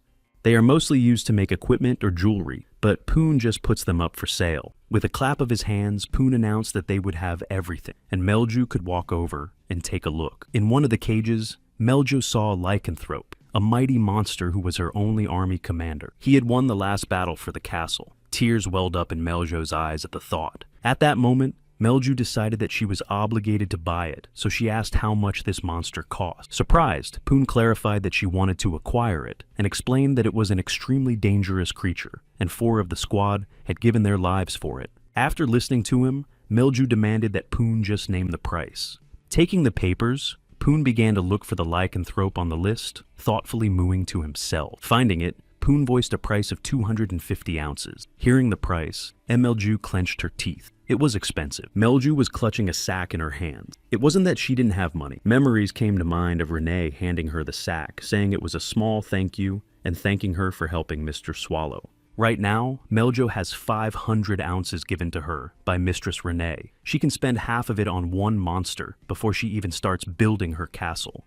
Turning away, Melju said she would take a look at the others. Clapping her hands, Poon said sure. Meljo asked who it was, and Poon, covering his face with his hand, said that he didn't know much about the beast himself. He had heard that it had been found. He wasn't near his mother, and he doesn't attack people. It just seemed like a big dog. When Melju heard that he was found without his mom, she called the dog a poor baby and reached out to him. Poon shouted that it was dangerous to do that, and that it was a monster after all. Touching him, Melju stroked his muzzle, and the dog stuck out his tongue. Looking at Poon, Melju told him not to worry, because she would not prosecute him. But Poon, looking at the blissful dog, said he was more worried about the client. Melju looked at the monster with her childlike eyes, and then asked how much money was needed for it. Standing in the middle of the field with the dog, Melju thought that even though she had bought him, he wasn't too big. Melju thought for a moment, and decided that the fact that his fur blended in with the dark cage made him seem smaller to her. Only his face was visible. After a little thought, Maluz decided that the dog's name would now be Dwinzia. Meljo looked up and said that she had heard that night fell 30 minutes earlier in Knecht than in other places, and that it had indeed fallen quickly. They sat and looked at the sky. Melju said it was very beautiful, and the sky was the same in the ancient core. Looking at Dwinzia, Melju said that now was not the time to indulge in such nonsense, and she should rather get to Judeku. On the way, they met a deer on the road, and Melju said it looked like they had arrived. Turning to the deer, Melju said she was here, and asked to be shown the way. Turning half human, the stag told her that he was welcoming the demon queen. Pointing up the hill, the stag told her to head for the abandoned monastery just over the hill, and most of the kings had already arrived there. Melju and her dog walked past the butler. Suddenly, Meljo looked back at Dwinzia. Pushing him away, Melju asked why he was following her. She wanted him to sit here and wait like a soldier in her army. Stroking Dwinzia's head, Melju ordered him to sit here and wait for her, and if any humans came across, he should hide quickly. She said that even if Dwinzia was only with her for half a day, she couldn't take her there, because it was very strict. After thinking about it, Melju said that the more she realized that the name Dwinzi sounded a bit disingenuous, and decided that another name was needed. Looking closely at the dog, Melju saw the silhouette of Swallow in him, and decided that he would be called Swallow. Taking off, Melju announced that she would try to return as soon as possible, so Swald should stay put. Already in flight, Melju thought that she would not be able to see Swallow again, and hoped that he would forgive her for that name. Looking at Patrick, Swallow reminded him that he had always said he would die in agony. Patrick replied that he had been cursing for 100 years and was not yet tired. Swallow responded by saying he hoped he had osteoporosis, and Patrick said that was new. Then Patrick asked his boss not to think bad thoughts, reminding him that the boss would be on vacation. Throwing something at Swallow, Patrick said to take it. Swallow covered his face with his hand. Swallow saw the bracelet in his hand and asked how many Patrick had. He said there were many more, maybe 30 or so. Swallow remembered that Patrick had said he was expensive, and asked if he'd spent the entire dungeon budget on them. Patrick said it was cheap, and Swallow said that Patrick had lied to him. Patrick said it was all with the intention that Swallow would use him discreetly. Renee came up to them with a large bag and asked if Mr. Swallow was waiting. Renee was ready to go. Leaning on Renee's arm, Renee said she felt like they were going on their honeymoon, and Renee was so excited. Swallow grimaced. Patrick remained silent, and Renee kept saying that for a few days it would be just her and Mr. Swallow. Turning around, Swallow said that in that case they'd better go tomorrow, but Patrick grabbed him by the hair. He asked the boss to dispense with the tricks and get ready to go, and they both must not forget what they are going for. Patrick was already shouting for them to please stay out of trouble and go back. When they got to the street, Swallow asked where they were going. Renee said they were going to Knecht, a mercenary town with a lot of news about monsters. Watching them go off over the bump, Patrick thought he must have been wrong to send them together, and thought he was going to lose his mind. Patrick decided that as long as they thought with their heads, there shouldn't be any problem. Entering the castle, Melju thought it had been a very long time since she had been there. The other kings had already gathered in the hall. The banquet of the Judic demon kings began there. Proceeding further into the hall, Melju walked past and caught a bunch of unkind looks. Then she picked up the glass of blue liquid and thought she hadn't been here in so long she was tense. She used to be the center of attention when she and her father came here. But now Melju stands all alone in the middle of the hall with her head down. Tears came to her eyes, and she sipped from her glass thinking she had become a stranger. Suddenly, someone rushed past, and it caused the liquid to splash right into Melju's face. Turning around, Melju grinned, shouting at the passing Cho didn't see. But Melju saw a man in front of her, and he wasn't the demon king. She started casting a spell. She was angry that some demon dared to touch the queen and said she would behead him. However, the man only smiled in response and then walked on, which surprised Melia. Behind her, the crowd laughed at Melju, shouting that this was a no-good demon queen. Watching them, Melju didn't understand how these scum dared to despise her so openly. She was silent and thought she would endure. She decided that she would endure it all and raise the greatest army. Someone came up to her and put a hand on her shoulder. It made Melia even angrier. When she turned around, she thought they hadn't seen enough. It was the girl who asked if she was really Melju. Melju recognized her as Marmolia. Throwing her arms around her, Marmolia shouted that Melju was alive after all, and she was so worried about her. And Melju asked to wait, but Marmoli cried out that so many years had passed, and it was like yesterday they were still learning and playing when they were children. Melju burst out screaming for Marmoli to let her go. And judging by her manner of speaking, she is too childish for the post of queen. Marmoli looked at those present and asked why they needed manners and offered to sit somewhere else. Arriving at Connect Swallow, and Renee paid 2 gold coins and asked for a better room. Flopping down on the bed, Swallow thought he would finally get some rest, and Renee frowned at her master. When he left, Renee smiled and said it was better now, and then asked Swallow if it was too early for him to lie down. Swallow responded by saying that they had traveled so long without rest. And Renee said that there was an errand board with dungeon raids nearby. Continuing to talk, Renee informed him that they just needed to select the right monsters through her, and if he went with her, they would be done quickly. However, Swallow only grabbed his head, and Renee thought they should get to it soon, but he looked so tired. Renee's eyes shone with joy, and her mouth drooled. She thought this was a once-in-a-lifetime opportunity. Her mind flashed back to a memory of Renee making porridge and being approached by Patrick, asking if she wanted to have a good time in the boss's company. Renee's eyes bulged, and she asked if she was talking about a date. Patrick replied that it wasn't, and that she only needed to tell her boss a couple of times that she was going alone. With a clap of her hands, Renee asked if they were going on a honeymoon. Patrick wanted to say again that it wasn't a date, but gave up and just said yes. Swallow said as he rose, "I guess it's not his destiny to rest." And Renee thought of just following Patrick's advice, and here was Mr. Swallow volunteering to go with her of his own accord. For Renee, it was clear proof that she was important to Swallow, and she believed that now the boss would definitely be hers. Imagining the perfect honeymoon awaiting them and Swallow in costume, Renee delightedly decided she was a genius. While they were sitting at the banquet, Marmolia said that she had listened to what happened to Meljo Castle. Then Marmolia immediately sent her demons to scout, but all the surrounding areas had already been taken over by humans. Marmolia also said that everyone thought Melia was dead, and asked where she had been for 2 months. And Melju replied that she was just wandering around. She decided there was no need to mention her stay at the core of antiquity. Marmolia put her hand on hers. Melju looked at her questioningly. Melju cried, and admitted that she expected Marmolia to react the same way as the other king. Then Marmolia asked why, and Melju reminded her that their fathers didn't get along. Waving it off, Marmolia replied that it was their business. The fathers' rivalry was left to the fathers, and it was none of their business. Marmolia then asked Melju if she had come for help. Melju exhaled and realized that Marmoli already knew everything. At that moment, Marmoli says she can help, and she's not saying it like the demon queen. If Meljo tries hard enough, Marmoli can help her. Marmoli noticed that she's so mature unlike her. Standing up, she held out her hand to Melji and said it was time for them to head back. Holding out her hand in return, Melju thanked Marmolia for choosing to help her, and she would restore herself by all means. Helping her up, Marmolia smiled and said that Melju would definitely manage. Little Melju screamed that her daddy was stronger, and he was a true descendant of Asmodeus. Little Marmolia cried and screamed that it was her daddy who was stronger and had cooler horn. They've had a strained relationship since they were kids. Not that it was a difference of character or anything. It was natural for them. They often quarreled, and perhaps it was their father's influence. though they had gotten along quite well in Melio's memory. Their relationship may have been a mess, but there was no denying their closeness. From that moment on, however, they began to change. At least that's what it seemed to Meljo. Walking down the corridor, Marmoria showed Melje where to go. Following her, Melju pressed her lips together and said that she never grew up.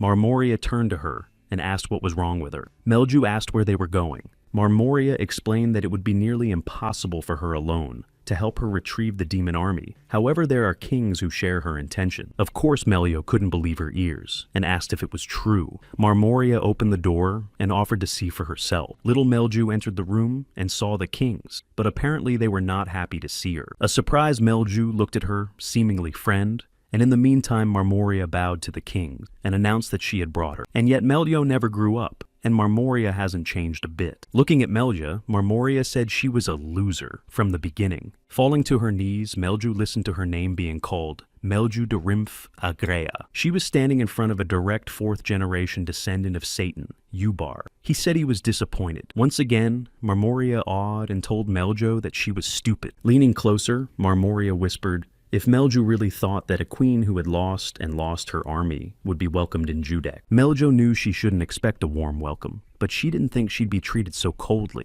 Ubar turned to the descendant of Asmodeus, saying he was giving her time to justify herself. Bowing her head, Melju replied that it was a misunderstanding, and she didn't lose to humans. One of the kings asked, since the demon queen was the only survivor, this is a victory. Somebody suggested her execution, and this king asked her to look at her current state. And what else can you call it, if not a loss?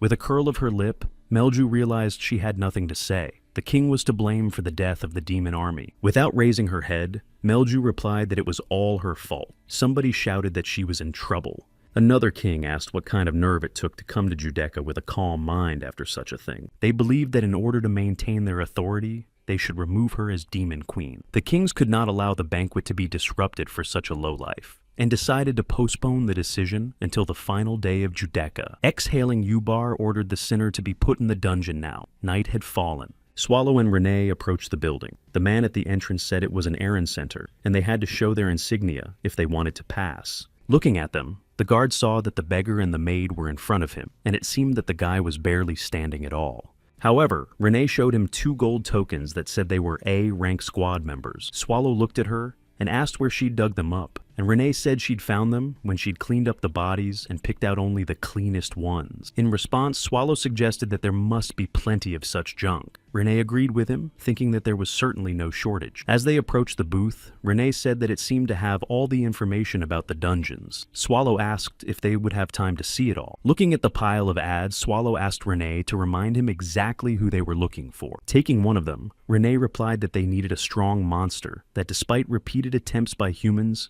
had never been defeated. Sighing, Swallow asked if they could recruit monsters from the other dungeons of the Great Evil, but then he decided against it. Turning to Renee, Swallow asked if they could use a lower-ranked dungeon. Renee asked him to wait. Holding out a stack of papers to Swallow, Renee replied that it was a list of suitable ones. Swallow yawned in response and said, "Glitter." The tavern owner came up to them and scratched the back of his head and asked if they wanted to come back tomorrow, because they would be closing soon. Folding her arms, Renee said she would like to stay a little longer and asked if there was anything she could do. The man said there was nothing they could do. Clenching her fists, Renee thought that if things dragged on until tomorrow, the date plans would be over and they'd have to come here tomorrow. Here, Renee thought that in that case, she'd better straighten the man out. Picking up the coin, Renee clarified if they had any more requests for the raid. The host looked shocked. Then he asked what exactly they were interested in. Renee thought that they had taken so much and still didn't have enough. Raising her hand, Renee pointed her finger at the board and asked for those requests. It's been half the night. All the requests have been reread. However, they were not very good. Reading another paper, Renee said there weren't many worthwhile monsters this time. Swallow asked about the ancient metal slug. In response, Renee said that it didn't seem bad, but the dungeon was too far away. Leaning back, Swallow said that they should have just hired Melju. Renee replied that for the role of Meljo's room manager. Swallow finished Swallow's sentence for her by saying she was weak. Renee said that, given the level of people challenging the dungeons, according to Renee, Meljo would have lasted 3 years at the most. And maybe that's just her opinion. It seemed to Rena that the Demon King only showed his full glory when he remained king. Continuing to lie head down, Swallow said she was right, and it was worth asking Melia. Swallow also said that Melju had been very helpful in finding Renee, and that he had probably been wrong to let her go. Touching her cheek, Renee listened to what the boss was saying, and Swallow thought that if you thought about it, he was the one who'd blown her castle to smithereens. Sitting down on the table, Swallow asked how long Judecca would be open. Renee replied that as far as she knew, it would be 2 days. Renee also said that if Swallow decided to go there, he had to get there before the banquet was over. Swallow said he should try. Clenching her fists, Renee said that the only way to tell where Judecca was by the stars, and that was something only demon kings could do, and Renee wasn't too familiar with it. Swallow was silent for a moment and told him that he could read the stars. Standing in the middle of the field, the deer butler told the dog that he felt kind of awkward. Swallow approached them, and the deer ordered him to stop asking who he was. The deer saw that the creature in front of him was clearly not the demon king. The dog also turned around. Swallow kept walking, but the deer said that only kings were allowed to set foot on this land, and if he came any closer, he would lose his life. Here the deer became furious and shouted that after so many continuations, he was continuing, and then he told that he was a faithful servant of the great Ubar Bamut. And now, as long as he stays here, Swallow's guardian will not pass alive. Swallow only groaned in response. Looking at the deer, Swallow said, "He sure has got a lot of nerve." Upon arriving at the dungeon, Marmoli asked how Melju was doing, and if she was doing well. Knee-hugging Melju remained silent, and Marmolia said she looked even better than she thought. Smiling, Marmoli reminded him that they were friends after all, and said that at the punishment discussion, many people wanted to kill her for the sake of the others. Melju looked sadly at the floor, and remained silent. Marmoli said that since she was her friend, she couldn't let it happen. Marmoli straightened up, and said it was hard to change their minds, and asked if she knew how hard it was.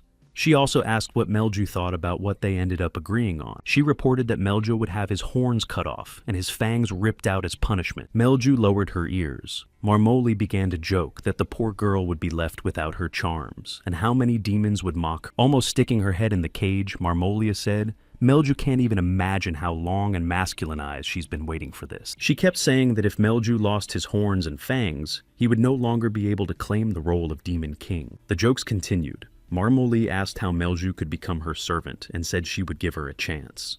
And who knows, maybe Melju will even get the chief's job if he bows down and licks her boots. 2 monsters approached and informed Mrs. Marmolia that they had been ordered to bring the sinner to court. Watching Melja being led away, Marmoli thought she was bored, even though the fun was just beginning. One of the kings in the audience shouted that a trial was beginning. As a monster ruler who betrayed the loyalty of her subjects, and being guilty of undermining the authority of the demon kings, the court sentenced Melja to have her horns cut off and her fangs removed. Also, Melja was told that she has rights to appeal the decision and may have something to say in her defense. And Melju said that even though her stay in the dungeon wasn't long, she had a lot to think about. Raising her head, Melju announced that she understood that the weak drop out and the strong survive. She said the army was recruited to protect her, but they were weak and died, and she being strong survived. So what's the problem? Others began to shout what kind of demon queen she was, if she treated her subordinates so lightly. Looking at the crowd, Melju asked if they really thought she had abandoned her subordinates.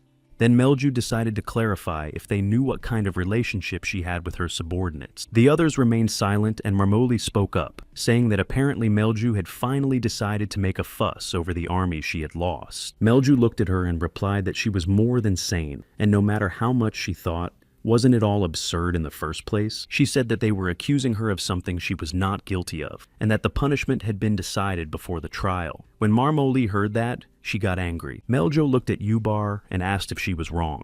After listening to her, he remained silent. Hearing Ubar address Marmolia turned blue and covered her mouth with her hand. However, Ubar said that the mouth of someone who has lost everything does not hurt him. At that moment, Melju realized that no matter what she did, the outcome would not change for her. Smiling, Melju said that the supreme creature, and they should meet the real supreme, and anyway, all these kings are so ignorant. But the thought didn't really make her feel any better. The king shouted that the defendant would be given a second punishment for such an action. But first, we have to do the first one. The monster with the saw came over and said he'd be happy to help. Drawing the blade, he said it would hurt a lot, so he would ask the demon queen to enjoy. As the blade set against the horns, there was a dog barking and everyone raised their head. Hearing the barking, Melju couldn't believe that Swal the baby had come running here. Suddenly, someone's voice said that listening to a dog barking was more pleasant than all that nonsense. Meljo couldn't believe he was here, and thought it was just a hallucination before his demise. Tears came to her eyes, and she thought that if she turned around he wouldn't be there, but turning around she saw Mr. Swallow. Placing a chair in the center of the room, Swallow looked at Melia and said hello to her. Smiling, Swallow joked that as he saw Melju was in trouble. Night fell. The Demon King dropped dead to the floor. Swallow said it was the last one. Standing on the mountain of bodies, Swallow realized that they had fought for nothing, and that they were kings, but in fact, they were nothing. Suddenly in the mountain, he saw movements and thought that someone survived, and if there are horns, it must be the Demon King. Swallow asked how old the monster was, because it was hard to tell with kings, unlike humans. When the brat raised his head at him, Swallow said he had fine horns and clarified his name. In front of him stood a little boy whose face was covered with sweat, who stammered and couldn't say his name. Sitting across from Ubar, Swallow addressed him. Ubar hesitated. At that moment, Savald pounced on his mistress. Melju cried out. Blinking at the licking, Melju asked if she hadn't told him to sit quietly and wait. She realized he'd gone after Swallow. Looking at this happy picture, Marmoria clenched her fists and roared. Looking at Swallow and Renee, Marmoria screamed what kind of demons they were, and who their king was, and apparently they had completely lost their fear. This angered Renee, and she yelled back at her to let her know her place. Swallow told her to calm down, and said she was right. Apologizing, Swallow explained that he didn't mean to interrupt, and they didn't have a king at all. They were just passing through. Swallow stood up and walked forward and said he was interested, so they're ashamed of Melia because she managed to lose everything. He clarified that's why there's so much noise about punishment and stuff. Then Swallow suggested that if he ruined their property, then logically they would all be punished in the same way. One of the kings called Swallow an upstart and said that he dared to come to Judaica and insult the kings and threaten Mr. Ubar. Looking away, Swallow said he was just asking a question, but the king shouted for him to shut up. The king, furious, grabbed his weapon and said that he would tear Swallow into such pieces that he would never be able to put them back together again. Watching the king attack him, Swallow just grinned with his mouth open. The king fell short of his target. Swallow asked what the people around him were looking at and said he had nothing to do with it. Swallow lifted his head and explained that he had done it. Everyone looked in the direction he had pointed. They saw Gopadin Ubar stretch out his hand to cast a spell. Everyone wondered why. Ubar then asked, how dare he show such disrespect to the greatest? Ubar then said he welcomed the supreme creature of Mr. Swallow. Hearing the name of the monster in front of them, they all realized that it was the boss of the ancient core. Next to the king's body, Ubar fell to his knees with his head bowed before Swallow.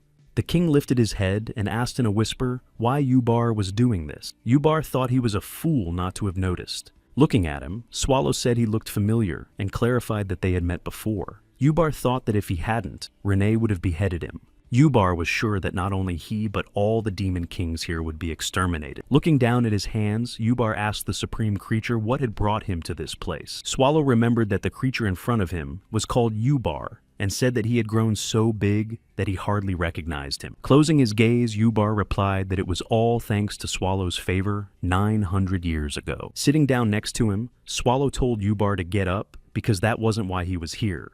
But it was impossible for Ubar to forget that fear. It was just like that time, when he suddenly appeared 900 years ago. Swallow repeated the boy's question of why I had come. Smiling, Swallow asked what Ubar thought why he had come. Then Swallow asked Ubar not to worry, because maybe the fear of the past hadn't let go of him yet. But this time, he was really after someone else. Ubar asked why Swallow had come, and he said it was for Melju. When Melju heard that, she was stunned. Turning to Melju, Renee called out to her. Meljo called Renee's name in response. Renee said that after much discussion, they had come to the conclusion that she was needed in their dungeon, and she clarified if Melju wanted to become a member of the ancient core. Melju couldn't believe it and asked again. And Renee asked Meljo if she came here to bring back the army and how she was doing. Smiling, Renee said that if Melju agreed, she would be the manager of one of the rooms in their glorious dungeon. She added that it would of course house the monsters that would become part of Melju's army. When Melju heard that, she opened her mouth. After showing the class, Renee said that every member of the ancient core would help her recruit monsters. Swallow interjected, saying that, except for him. Turning to Uber, Swallow said that's why they're here. Crouching down on one knee, Swallow held out his hand to her and asked for permission to ask a favor. A crying Melju looked puppy-eyed at Swallow and held out her hand to him. Marmoria ran up to them. She waved her arms and shouted against it. She kept shouting that a lowlife who can't manage his own army would be ruler of the core of antiquity. It's ridiculous to her. Ever since she was a child, She's been compared to Melju and told she's not as good, and now Marmoria finally has a chance to dethrone her. Reaching out her hand to Swallow, Marmoria said he was the greatest lord, and she was sure the rogue Melju was deceiving him, and how could he ask her? Putting her hand on her chest, Marmoria said that if Swallow would let her take Meljo's place, she would give him her body, heart, and soul. At that moment, Renee intervened in the conversation and swung her sword to cut off Marmoria's arm. Glaring angrily at her, Renee asked how dare she stretch her mercurial hands toward Mr. Swallow. Grasping her palm where half a finger was missing, Marmoria screamed. Bowing again, Ubar apologized to Swallow for such rudeness, and Swallow said it was okay, but Uber said that if he gave it to them, they would punish her properly. The two kings grabbed Marmoria and began dragging her out of the room, while she screamed to be let go.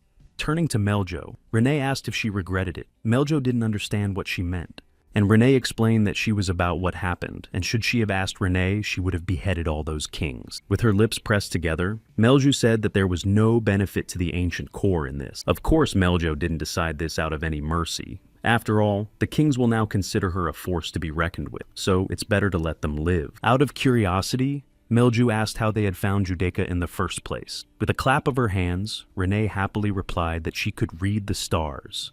Pointing her finger at Svald, Renee said that there was an annoying guard at the entrance who refused to let them through, but that this monster had helped them. Throwing her arms around him, Melju said that this was what she expected from the first soldier of her army. Stroking it, she kept saying that she would do her best to become a worthy member of the ancient core. Melju was sure that the past managers were much stronger, and now she had to take their place. Of course she would work hard, and Renee cheerfully said that Melju doesn't fit the criteria, and she doubts she'll last at least 3 years, and may not even survive tomorrow. Falling to the floor in tears, Melju said she knew it, but hearing it to her face was like a knife to the heart. Petting the dog, Renee informed him that they had come here for them because Mr. Swallow wanted them to, so she must not disappoint him. Getting up, Melju smiled and said that she would try her best. Puffing up her cheeks, Renee prefaced what she wanted to say in advance and announced that she had received permission from Swallow to confess. Suddenly, Meljo asked where Mr. Swallow himself had gone, and Renee replied that he was now. There was silence in the hall. Ubar sat silently in the center, leaning on his knees. Björman approached him, saying he dared to speak on behalf of the Northern Demon King. He said that it is common knowledge that Swallow is an ancient monster, and also the strongest among the dungeon bosses of the vast evil dungeons. But this kind of behavior, in general, Björman thought it wasn't exactly acceptable for a supreme demon and lays it out respectfully. Ubar stood up and replied that he would listen to his words with all his soul, and that he was afraid that Ubar would undermine the authority of the king. His interlocutor replied that this was partly true. He believes that if something like this continues in the future, Ubar shouted that they were all worthless fools. He cast the Hand of the Giant spell. A huge hand grabbed the king and he screamed. Ubar asked him if he thought he would take his insolence for noble bravery and forgive him. Frowning, Ubar asked Björnman was looking to capitalize on his action. He said since Björnman was so worried about the burden on his shoulders, let him try to put it on his own if he could. Behind him, the kings asked Mr. Jubar to temper his anger. They realized that this way Björnman would die. Ubar responded by unclasping his hand. Björnman's body fell, and he said that if anyone else thought that he had bowed his head out of weakness, they were free to voice their thoughts.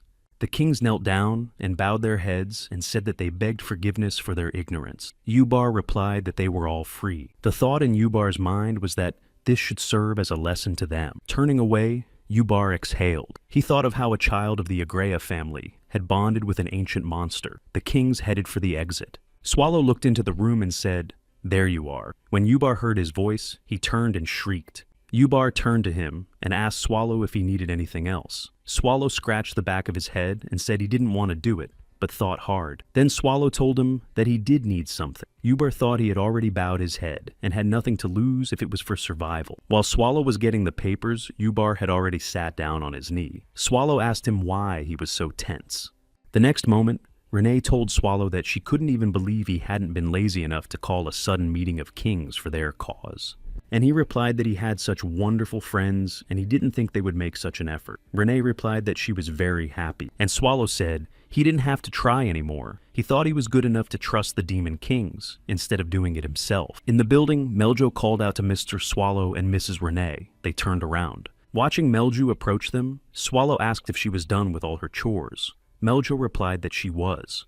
Renee smiled and clarified whether Melju had definitely solved all her cases. Melju looked back and said that she didn't need anything else here since her goal had already been accomplished. In a dark alley, someone asked God if she was better. Marmolia raised her hand and saw that someone had healed her with magic. Raising her hand, Marmoli remembered her horns. Her servant shrieked, saying they were horns. Touching what was left of the horns, Marmoli said it wasn't a dream after all. The servant said that Marmoli had slept all day and asked if everything was all right. Marmolia replied that it was not important and asked what was wrong with Meljo. The servant replied that she had left with the ancient monster. When Marmoli heard this, she cried out. He asked Marmoli not to worry about the horns, and Kings promised to find a suitable explanation for their absence. Marmoli clutched her dress.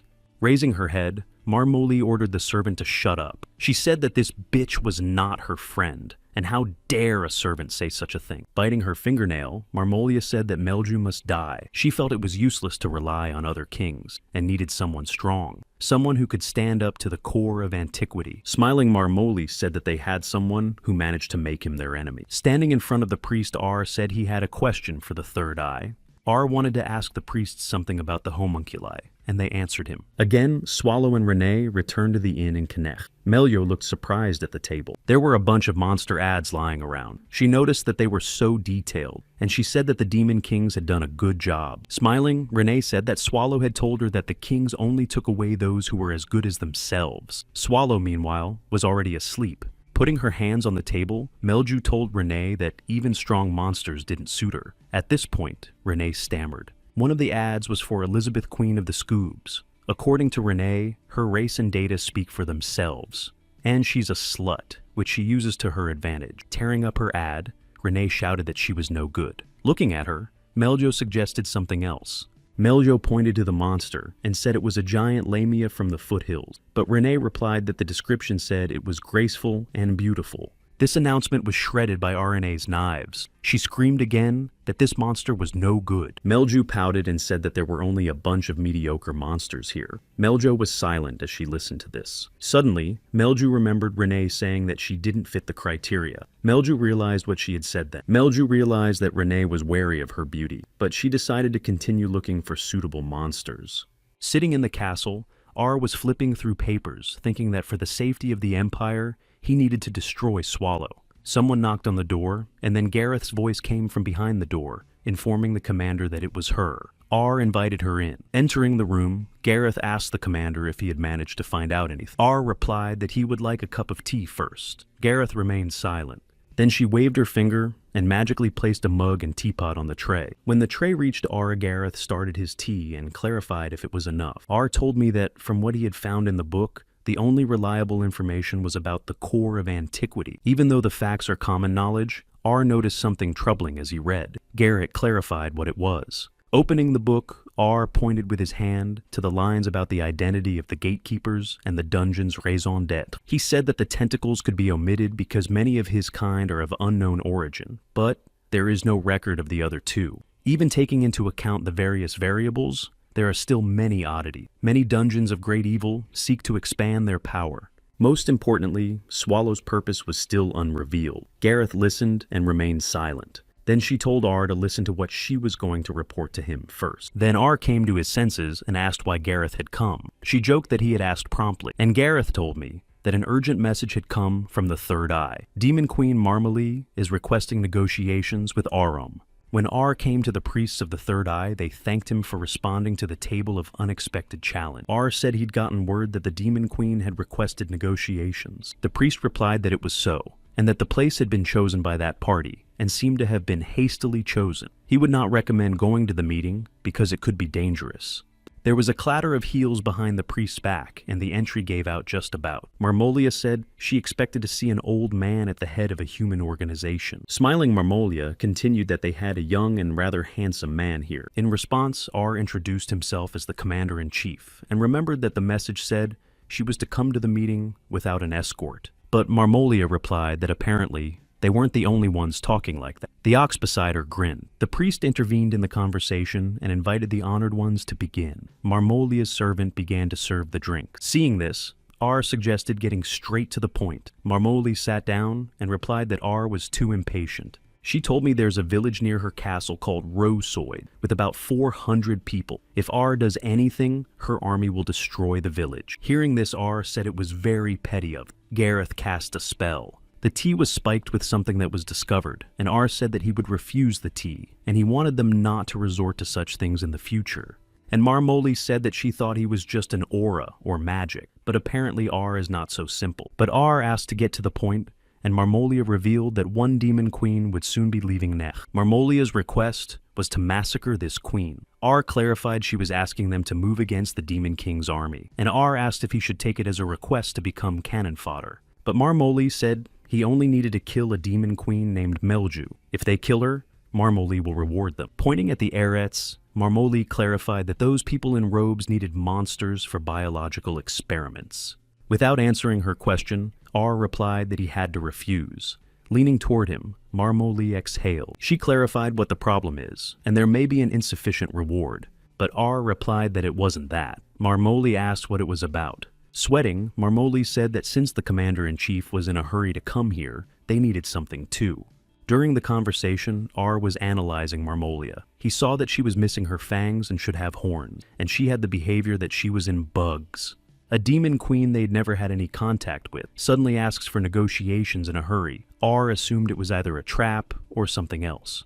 Noticing his reaction, Marmoli asked the man what was making fun of her. R asked if she was hiding something. He said that Marmolia was asking for help in getting rid of a demon queen named Melju. These words frightened Marmoli. Of course, R knew that Melju must have some kind of patron, so he clarified it. Seeing Marmolia's hands trembling, R realized he wasn't wrong. Standing up, R decided there was no point in him getting involved in the throne games of the Demon Kings, and he ordered Gareth to return. Marmoli shouted at them to stop. She began to tell them that Melju really did have a patron. Continuing to walk away, R replied that it was already understood, and they should pretend that there was no negotiation. When R took hold of the doorknob, Marmolia informed him that it was a Drewenian monster from the evil dungeon of Swallow. Looking down, Marmoli said there must be a way to deal with this bitch away from Swallow's eyes. Suddenly, R answered well. Marmoli could not believe her ears and raised her head and asked again. R announced that he had agreed to a deal and they would eliminate the Daemon Corleva Melju de Rimph Agrea. Suddenly, Marmolia realized that she hadn't given Melju's full name. It came to her that people already knew about her. R asked how he could not know about the Demon Queen next to Riaz. She said that Knecht would be leaving Melia soon and that we should hurry. It seemed strange to Marmolia that the man clearly smiled when he heard Swallow's name, which meant something was wrong. And Marmolia told Aru whatever he was thinking he should leave those thoughts behind, and reminded him that they had 400 people from the village as hostages. Arahunel turned around and said that these people could be destroyed by Marmolia. Hearing this, Marmolia was stunned, and Ar informed them that they would die for the great rebirth of the mighty empire. In Ara's opinion, it would be a special honor for the humans, and he smiled. Clenching her fists, Marmolia asked, "How dare he dare?" And Ar replied that since the negotiations had taken place, it was time to receive the reward as agreed. Looking at Marmolia, Ar said that she promised to provide monsters as test subjects. One of the monsters was right in front of Aram. It was a red spider. However, Ar said that the Demon Queen was a very suitable model for them. When Marmoli heard that, she screamed at him. Clenching her fists, Marmoli thought that now, this filthy man wouldn't take her seriously. Then Marmolia shouted to her underlings to massacre the humans. Morning came, and Renee began to wake Mr. Swallow. When Mr. Swallow heard her, he got up. He saw Renee fixing her hair and asking Swallow to wake up. Falling back on the pillow, Swallow asked for 5 more minutes, but Renee replied that he had said the same thing 3 hours ago. Raising his hand, Swallow asked what kind of morning it was. They didn't care if it was morning or night.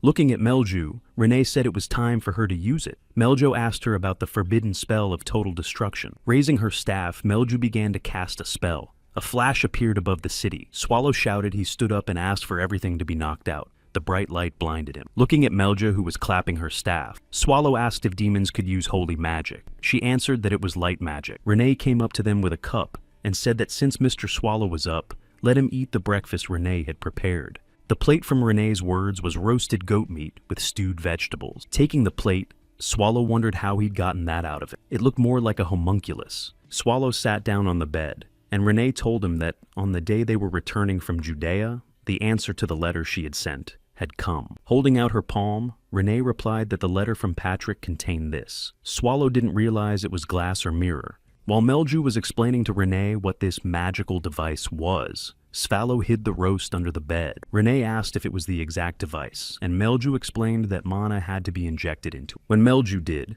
they saw Patrick in the glass. Swallow noticed he had strange nostrils. In response, Patrick said they'd just gotten in touch, and Swallow was already picking on him. They put him on a pillow, and Patrick asked if they could hear him. He said he'd contacted them to help with hiring monsters, too. Swallow wondered where Patrick had gotten the thing. Patrick said that there was a large mirror in Bathory's room, and that this was a shard of it. Remembering which mirror Swallow was referring to, he asked if she had lent it to him so easily, and Patrick told her that she wanted blood in return, but he's bloodless and tearless, and Bathory needed the blood of a homunculus, so he'd give it to Renee. After Patrick said that, he clarified Renee wasn't with them right now. Renee appeared in the glass and told Patrick she was happy to see him. Suddenly in the glass, Patrick disappeared, and Renee wondered where he had gone. Patrick reappeared to say the connection was finally established, and again said he was calling to help. Renee replied that it was late and her blades were sharpened. Meljo behind her said she thought it was late too. Taking the paperwork, Patrick said he had looked at the requests Renee had sent and found no notable monsters, and sent them the information on the others. Taking the envelope, Renee said she didn't remember seeing the information with the letter. Meljo asked if it was attached to the back. Renee took the requests and told them that there were monsters they hadn't been offered. Patrick replied that he had to work hard to collect everything. Individually, they are nothing special, but together they can be a real threat, and some are even able to take advantage of the caves. Hearing that Patrick had had his eye on them for a long time, before he and Renee even went looking for monsters. Suddenly Patrick was gone again, and Meljo said that this time they really did pass out. Renee said she thought so too. Standing among the bodies, R said the Demon Kings are really unreliable. Who would have thought they'd come here with an army like this?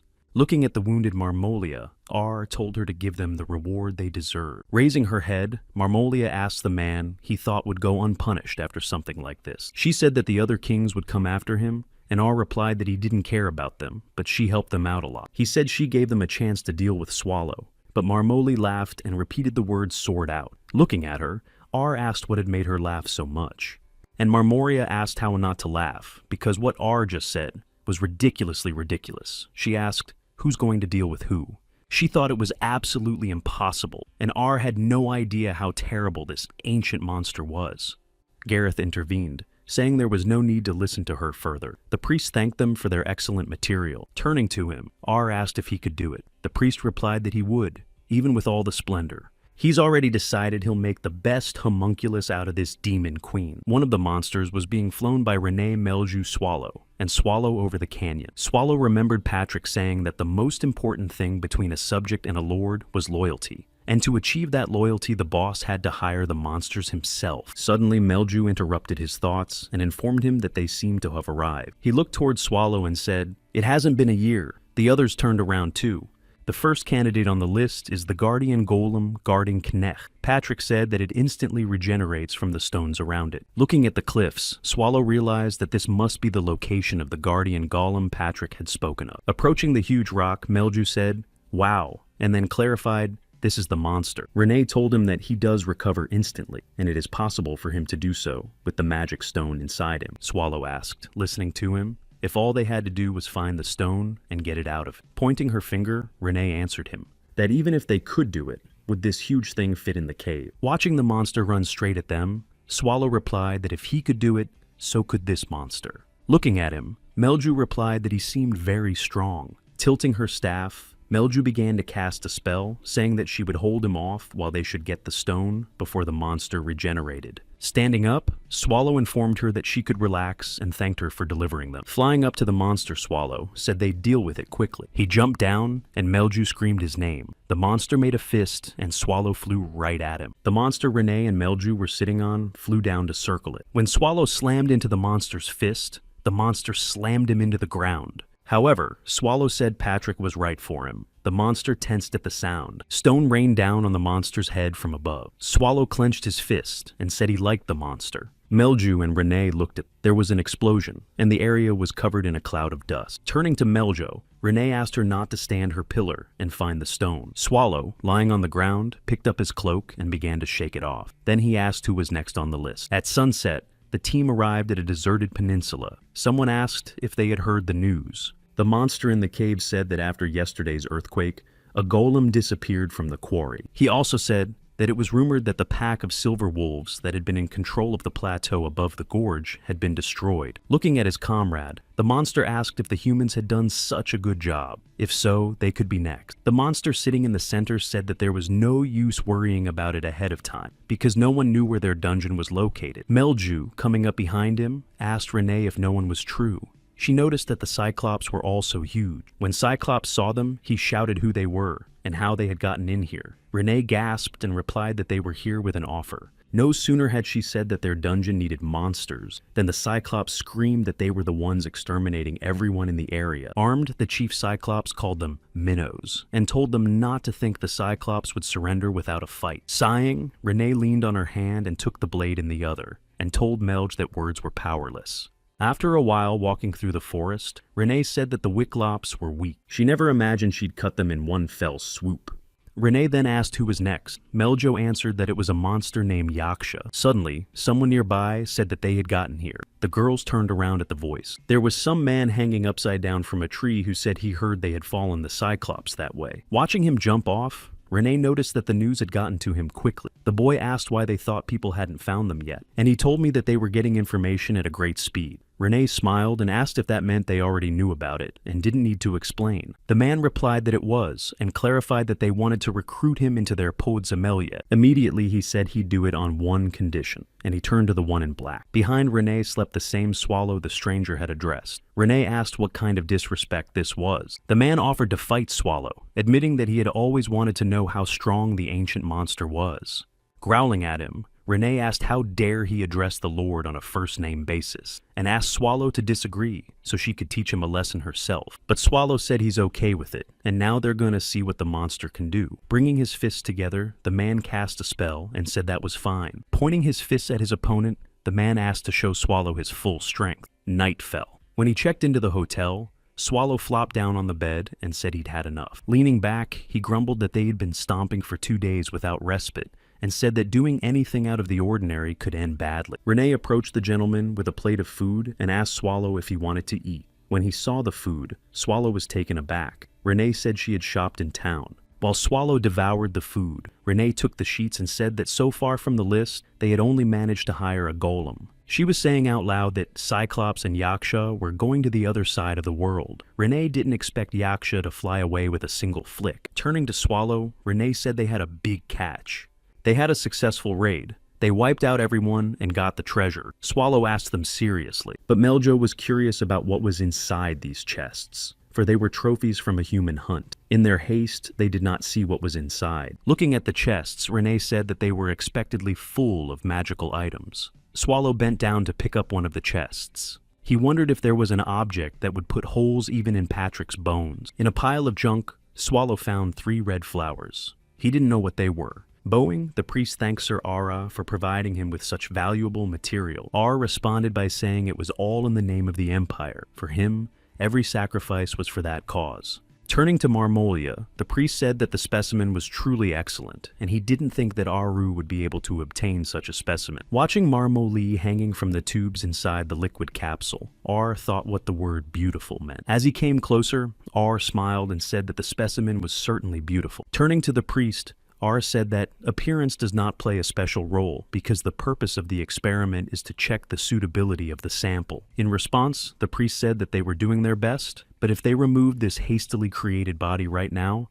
it wouldn't last 2 days. But R thought what they had was enough. The priest kept saying that the process of suppressing the personality and whether the monster would be under control was still unstable. R stood his ground and said it was no big deal, but since the priest said so, he was sure they would get the results they wanted. Smiling R thought he had already found a purpose for this creature. Looking at the flowers, Swallow asked Melju, "Is it also a magical artifact?" Melju replied that it seemed similar, but apparently it had already been used, and now there was only magic left on the flower to keep it from withering. Melju came up to them and asked Lycoris. Renee thought it would look cute in her hair. Meljo agreed with her. Swallow grabbed Renee's head and told her to stand still. Renee staggered back and almost fell with her arms outstretched. Looking at them, Melju covered her mouth with her hand. Renee clenched her fists and shouted. Swallow stepped back and said it was done. and put his hands on his sides. Melju continued to stare in rapt attention. Renee's hair was braided with those same flowers. Swallow said it was beautiful. At the time, Swallow thought that Renee always tried harder than anyone else, but since arriving at Knecht, Swallow had noticed her mood swings frequently, and though he wasn't sure exactly, it seemed like Renee was expecting something from him. Besides, he'd never given her anything. Melio told Renee that she looked good on her. Looking at Swallow, Renee asked if she really looked good,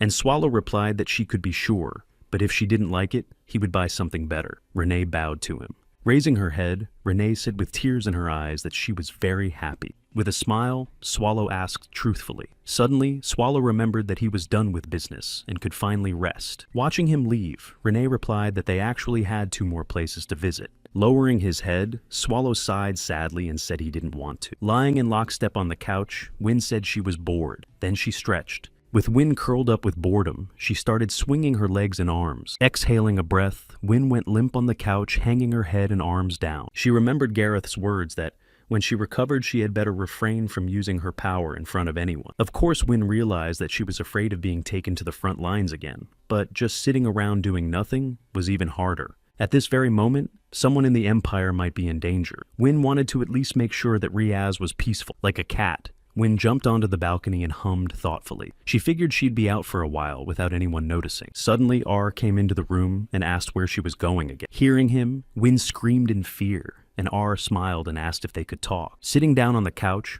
Wynn wrinkled her nose like a little child and screamed that she should have been warned. R replied that he thought this was the moment when Wynn might escape, so he sneaked in. And Wynn said she would never, ever run away. R asked if that was true. Looking away, Wynn apologized for lying. Pouring tea, Wynn began to say what she still couldn't ask. But R said she could talk, and Wynn put her feet up and asked how Gareth was doing now. Ever since the day of Black Disaster's attack, when Gareth's hand became like this, Wynn couldn't dare to talk to her. Wynn was convinced that Gareth had lost her arm, because of her, and clenched her fists.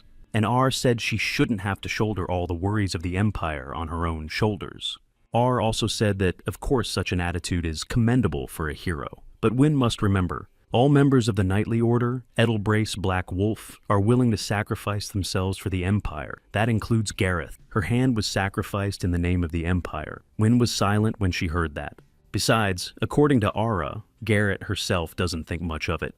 He thought it was her way of taking care of Miss Wynn. Also, R clarified if he could ask Wynn for one favor. When Wynn clarified what R was talking about, he explained that it was about the remnants of the artificial creatures that had been developed in the Empire in the past. It was recently reported that anomalous phenomena have been detected in the research laboratory in the mercenary city of Knecht. It was said that whatever creatures were still in the facility escaped. Fortunately, the lab is far enough away that there were no casualties. Wynn jumped up and said she had to report to Knecht as soon as possible. Suddenly, Wynn realized, if the escape gets publicized, it will embarrass the Empire, and since R has the Emperor's trust, he should handle it quietly. The case requires minimal participation and silence because it's a covert mission, and Wynn's in no position to go to the front lines. In response, Wynn asked what she should do then. R replied that he had made arrangements with the controller of the teleportation center at the western gate of the palace. The coronates have already been handed over, and Wynn should be coming to him in 3 hours. Hearing him, Wynn shouted that in that case she ran to get ready. As she was running away, R called Wynn's name. She turned around,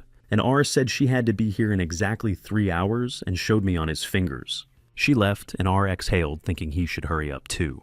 R went to the door and reached for the handle, but someone opened the door. There was some man standing outside the door, and R replied that it was kind of him to open the door. Papa Juranisia III appeared in front of him. He smiled and told Aru that it had been a long time since they had seen each other. He then asked if he should more correctly call Ara a commissioner. Looking at him, R clarified what brought Juranisia here. A man who serves someone other than his majesty. Laughing, Juranisia said, his words still as sharp. After Juranisia said that he just wanted to see how a hero and pillar of the Empire felt. As far as Aru knew, the hero of Win Historia, and Papa had never crossed paths before. Turning away, R asked even if he did Dad think he'd believe he'd show up so unexpectedly just to inquire about her well-being? When R said that he had business to attend to, and when Juranisia asked, what if he said that he had come to meet him? Would R believe him then? He asked R for a few minutes of his time. Ara was silent in response. It was dawn. Standing on R's balcony looking out over the city, I wondered what was on Dad's mind. R kept wondering what to do with such a ridiculous suggestion right now. A celebration was going on in the city. People shouted enthusiastic congratulations to Daeyoung Unrock's punitive unit. Looking around, R thought Connect a mercenary town, with a third of the population involved in raids. He knew that Swallow was hiding out here somewhere. To eliminate this ancient monster, they need more information. And to do that, they would have to take some risks. A subordinate approached R and called out to him. Sir Stormin stood before him. He informed the commander that the preparations were complete and they were awaiting further instructions. R thanked him. The priest next to Stormwind reported that they had everything ready as well. Then he asked permission to ask. He wondered how R was going to find that demon queen, who was said to be hiding at Knecht. And R answered that, as a simple man, he has neither means nor special methods for this. The priest asked how then, and R replied that someone was already looking for this demon than them, and he intended to take advantage of that. Without turning around, R asked Sir Stormin how much time they had. He replied that it was 78 minutes until the hero arrived. R was confident that demon kings could easily detect their own kind, so Melju would be easy to find. Turning to his subordinates, R said they were about to see a rare sight. Clinking glasses of beer, the vacationers shouted that they would drink, because this time, the dungeon turned out to be damn dangerous. The tavern was resting with a crowd of people who were happy that they had escaped without casualties. One of the men asked Burkus where he was going. With a wave of his hand, Burkus replied that he was going to take a piss. When he went outside, Burkus began to unzip his pants, saying that his stomach was twisting very badly and he had been drinking everything for nothing. A sound came from somewhere, and Barricus turned around, thinking that someone had probably had too much to drink. Having done his business, Burkus walked towards the sound, asking how the man was doing. Putting his hand over his mouth, Burkus said, "What a stench." However, he saw a monster in front of him that attacked the man and was devouring him. Grabbing his weapon, Burkus bailed out and screamed as the monster infiltrated the city. The monster reached out and repelled the attack. Burkus didn't understand why he was so strong. With all his might, Burkus tried to raise his weapon, but the monster continued to press, and the blade came closer to his face. Suddenly, a whole horde of similar monsters unknown to Burkus appeared behind the monster's back. Stepping outside, the monster hunter clenched his teeth and swore. The city was spreading out before him, ablaze with fires. The hunter turned around and said that, even for a commissioner of the Empire, it was all ready. After a moment's thought, he shouted that it was too much even for His Majesty's order. The priest advised him to watch his tongue. He knew the Third Eye was conducting inhumane alchemical experiments, but to commit a real massacre in the center of town. Watching them from the hall, Commander R simply remained silent. Then he said that he shouldn't worry too much, because it wouldn't come to total annihilation. The hunter turned on him stammering and asked what that meant. There was an explosion on the bottom floor of the tower. Looking down, the hunter asked what now. At this point, R stood up saying that he finally showed up.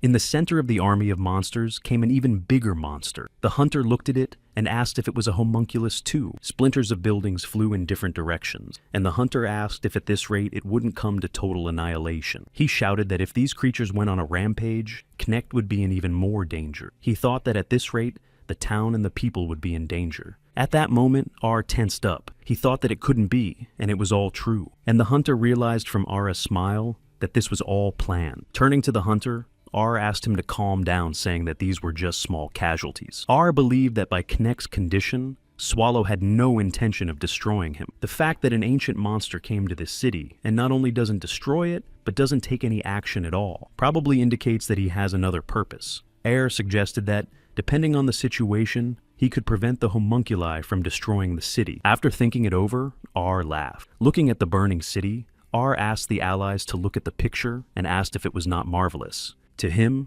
it was the sacrifice of the citizens of the Empire for the prosperity of the state. But the hunter thought the bastard had lost his mind. Looking at the fire, Swallow asked if that was their hotel over there. Renee said she thought so. After her answer, Swallow screamed, "No, no, not again." He was worried about his crib. As they walked through the forest, Renee noticed that there was a large tree just like the one in Grafy's forest. Swallow noticed that this forest was also very old. Exhaling, Swallow said that now that they had the hiring sorted out, the rest of the day was free to lie around. Renee replied that they would have a good rest and could go back. Suddenly, Meljo noticed that something was wrong with Dwunzia. The wolfhound growled. Melju covered her face with her hand against some kind of spell. They saw the city going up in flames and realized that their hotel was that way. When Swallow worried about his bed, Renee told him he could lie on her lap. Meljo looked at her sullenly. Melju's eyes shone. She tensed because she sensed some demonic energy. Sitting on the wolfhound and looking at the burning city of Melju, thought it might be Marmolia. Swallow also asked what kind of idiot spews mana into the air. Melju clarified that he could feel it too. Looking at Melia and noticing her frown, Swallow asked her what was wrong. Clutching her wool, Meljo turned to Mistress Renee and to Mr. Swallow. Turning around, she asked if she could go first and scout out the situation. There was carnage in the city. The monsters destroyed the hunters and continued to destroy what was left. The strongest and most agile hunters armed themselves and gave the homunculi the slip. Burkus turned around and shouted to the peasant to run away. The man thanked him. When Burkus looked around and saw a bunch more monsters, he thought there was no counting these things. A guy ran up to Burkus and thanked him for his assistance. He asked if Burkus was a hunter and said that they were from Red Ursus. Upon hearing the name Red Ursus Burkus, realized that this was the same A-rank squad where every member is an elite. Their help would come in handy. The boy said that they had almost cleared the area and asked if Burkus knew anything about these monsters. Burkus replied that he had no idea. They look like artificial creatures, but Bursk said they don't look like chonic homunculi. Not at all. But anyway, the main problem is that thing. Turning to look at him, the young man agreed with him. He said that this thing was their target. He also said he'd have to get closer. After looking at him, Burkus said he'd go with them, and you might not be able to tell from him, but he's also A rank. However, the hunter objected to him saying that it was a one-way trip for Burkus. Putting a hand on his shoulder, the hunter said he wasn't immune either, but asked him to listen. He also said that on the way here, he listened to someone searching for Burkus. Burkus noticed that the hunter was trembling, and then he realized it was his trembling. Hunter said he understood that he wanted to protect the people of the city, but he had to take care of himself and his loved ones. The hunter asked that the rest be entrusted to them. Red Ursus. Burkus looked back. With a look at the hunter, Burkus agreed, and told the hunter not to let him down. In response, the hunter said that Burkus could rely on them, and immediately rushed towards the monster. And Burkus fell to his knees, leaning on his sword, and lowered his head with an exhale. In the smoke came a voice that shouted that he was here, and someone should help him. Covering his ears, the hunter said that it was so annoying. His colleague noticed that it was scratching his eardrums, and suggested that it was magic. One of the guards stammered and asked what it even was. Everyone looked in the same direction. In front of them was a huge monster on 4 legs. This was a monster they had never seen before. They realized that this monster had destroyed their city. That thing had a colossal mana reserve. Someone was yelling for people not to let themselves be fooled, because the monster is much stronger than it appears.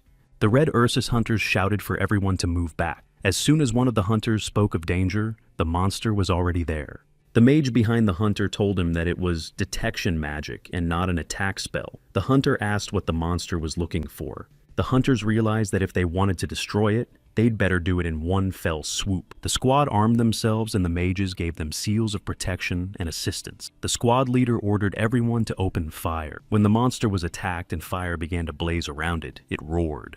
The magician shouted that their actions were working perfectly. He reported that we must not stop attacking. Looking at the homunculus, Stormin realized something was going wrong. The hunter's attacks don't actually damage the monster. Suddenly, the monster started attacking back. The hunter swung his sword at the monster and shouted for it to die. This only made the homunculus more angry, and it roared.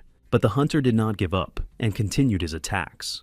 The whole place was illuminated with light. There was an explosion, and the monster raised his head and howled. The city was ablaze with yellow and green colors.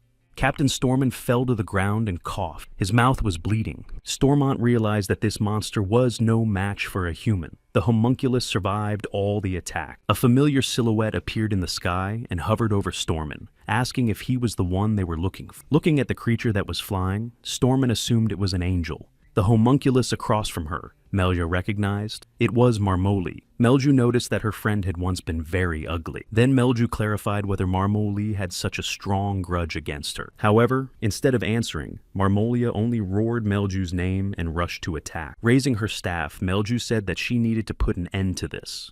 The sky above Melju's head turned pink. They used the supreme magic of black annihilation. It's been a few days since Judica's graduation. Marmolia has no reason to stay in Knecht after what she's been through. As Melju flew into the epicenter of the battle, she realized that this demonic energy that was calling her was definitely, all in all, this energy definitely belongs to Marmolia. Melju tried to get there as quickly as possible. Being in front of Marmolia, Melju asked she even in this state can't forget to hate on her. Applying the spell, Melju said that even though she didn't know what happened to Marmolia, she wouldn't feel sorry for her. A pillar of light appeared, which was directed at the homunculus, and it roared. The people watching as half of the homunculus disappeared realized that the Demon Queen had defeated this monster. The people didn't understand why she did it, but they were reassured by the fact that she didn't seem to be interested in them, so they decided to retreat. Melju looked at the homunculus and thought that even though she was using pure destructive magic, it was impossible for the monster to die so easily, even though the people who fought her before were rank hunters. Suddenly, something began to happen to the homunculus's body, and one of the mages noticed it. Turning around, he felt that the mana properties had changed. Melju realized it too. A blue slurry emerged from the homunculus's body, from which an arm emerged. Clenching her teeth, Melju watched as Marmolia's new body regenerated, and she rose. The hunters and mages saw that something came out of the monster's body, and that it was still alive. The rebellious Marmolia used the mid-level magic of the Smolderless Dagger. A green blaze appeared that hit the city's residents with a shockwave and killed some of them. The homunculus moved into the crowd of people. One of the hunters tensed as he approached. Once again, Marmoli used Magic Blast. The place they were in was practically blown to rubble. The homunculus stood in the center of a huge pit. Everything around him was ablaze with fire. Melju, hovering in front of her, said Marmolia's name, and she barely whispered her opponent's name. Marmolia started saying that her body was melting, and she was in a lot of pain. Grasping her hand, Marmoli said she seemed to be dying, but she was. The most important thing for Marmolia was that she would have time to take Melia with her. Raising her head, she growled at Melia, but she responded with a ground-piercing caprice spell. Melju also used a spell, and stakes grew out of the ground on both sides of her opponents. With her arms open, Marmoli stopped the attack that was coming at her. Small pits appeared underneath Melju that Marmolia had created, and Melju didn't understand what they were for. And then a beam of light struck the sky from those holes, aimed at Melia. Throwing herself at Melia and grabbing her staff, Marmoli said that she now looked like a demon queen. There was an explosion of blue and pink flames where the battle was taking place. Standing behind the commander, the priest asked if he was satisfied. R replied that he was, and now he understood why the third eye was so sure. The priest laughed as he came closer and asked him to wait a little longer, and then R would witness an even more fascinating spectacle. R smiled and asked if it was true. Without waiting for an answer, he said he couldn't wait. Everything was going according to R's plan. Melju continued to repel the Marmolian attack. From Melju's blows, Marmolia's body continued to melt. Melju knew she had almost no mana left, but it was clear that Marmoli's body wouldn't last long either. Just hold out, and Melju would win. Pointing the staff at her opponent again, Melju said to make Marmolia freeze in ice. Suddenly, several blades stabbed into Melju's stomach, and her mouth bled. Marmoli was using the full capabilities of her body. Melju grabbed her arm and called her a creep. Pulling Melia to her, Marmoli grabbed her by the neck and swung her other arm. Squirming, Marmolia laughed and told Melia that it was about to hurt a little. She squeezed Melju's throat harder and harder. Melju glared angrily at her enemy and clenched her teeth. She managed to cast the Sylphid's rejection spell, aiming it at Marmolia. It made them scatter in different directions. Melju fell to her knees. Smiling at Melju, this Marmoli said out loud, "I thought she had used up all her mana." There was a similar situation when she was defending the teleportation center on Mr. Swallow's orders. Then he appeared and she fell, and then, grasping the wound on her stomach, Melju crouched down and laughed to herself, thinking she had found something to remember. Raising her head to the sky and looking up at the stars, Melju realized that this was what it felt like to go to the next world. She went soft and apologized aloud to Gosod and Swallow for not even having time to get started on the job they had assigned to him. After that, Melju fell face down with a thud. The last thing she said was, "Daddy." Watching the fire, Renee put her hand on the wolfhound and asked if Melju would be all right. Sitting by the tree, Swallow replied that she could handle it, because Melju was stronger than she looked. Renee remembered that demonic energy. But Swallow told her not to worry, because Melju may not realize it herself, but she is a very outstanding demon queen. And Swallow turned to the wolfhound and asked if that was true or not. The wolfhound nodded. Coming to a creature, Melju lifted herself up and thought it was Swallow's doing. Watching the city go up in the flames, R told the priest that the Demon Queen had finally been defeated. Changing the formula as expected showed excellent results. R specified what exactly the third eye had changed. The priest said that in the past, they tried to achieve crushing power by minimizing side effects, like with Nifrim. But in Marmolia's case, they chose to focus solely on strength while turning a blind eye to everything else.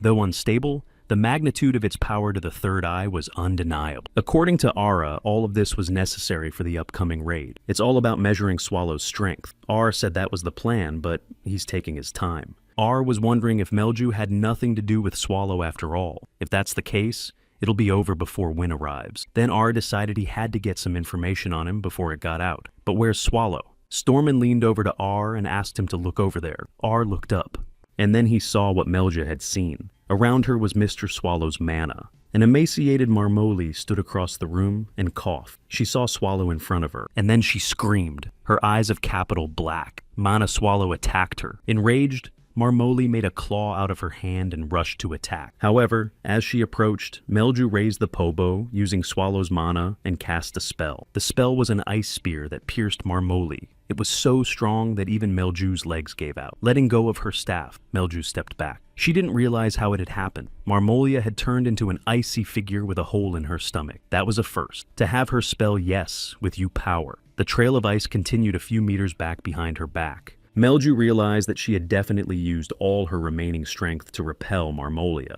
In such a state, she should have died from exhaustion.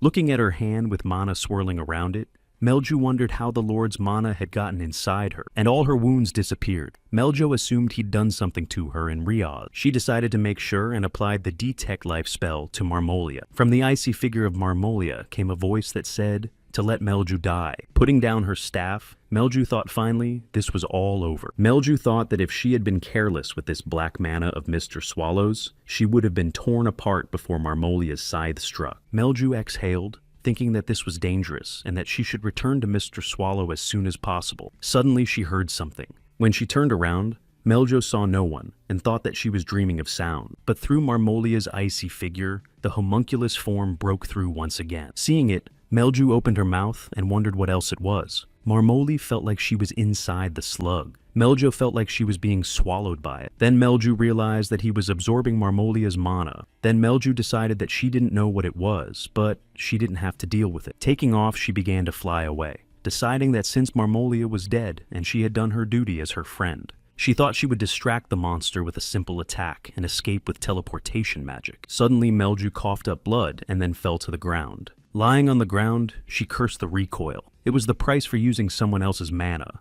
Mentally, Melju forced herself to move and stand up. The monster attacked her, and Melju clenched her teeth. When the monster tried to attack again, the ropes wrapped around Melju's body, and she was able to avoid the blow. Renee came to her rescue. She used the ropes to lift Melja up. Frowning at the wolfhound, Melju shouted Renee's name. When Melju saw Dwunzia, she cried. Turning back to her, Renee said that she was beginning to worry why Melju was gone for so long, and renders this is what she encountered. Swallow came up to her and asked how long Meljo could wait, for he had almost fallen asleep.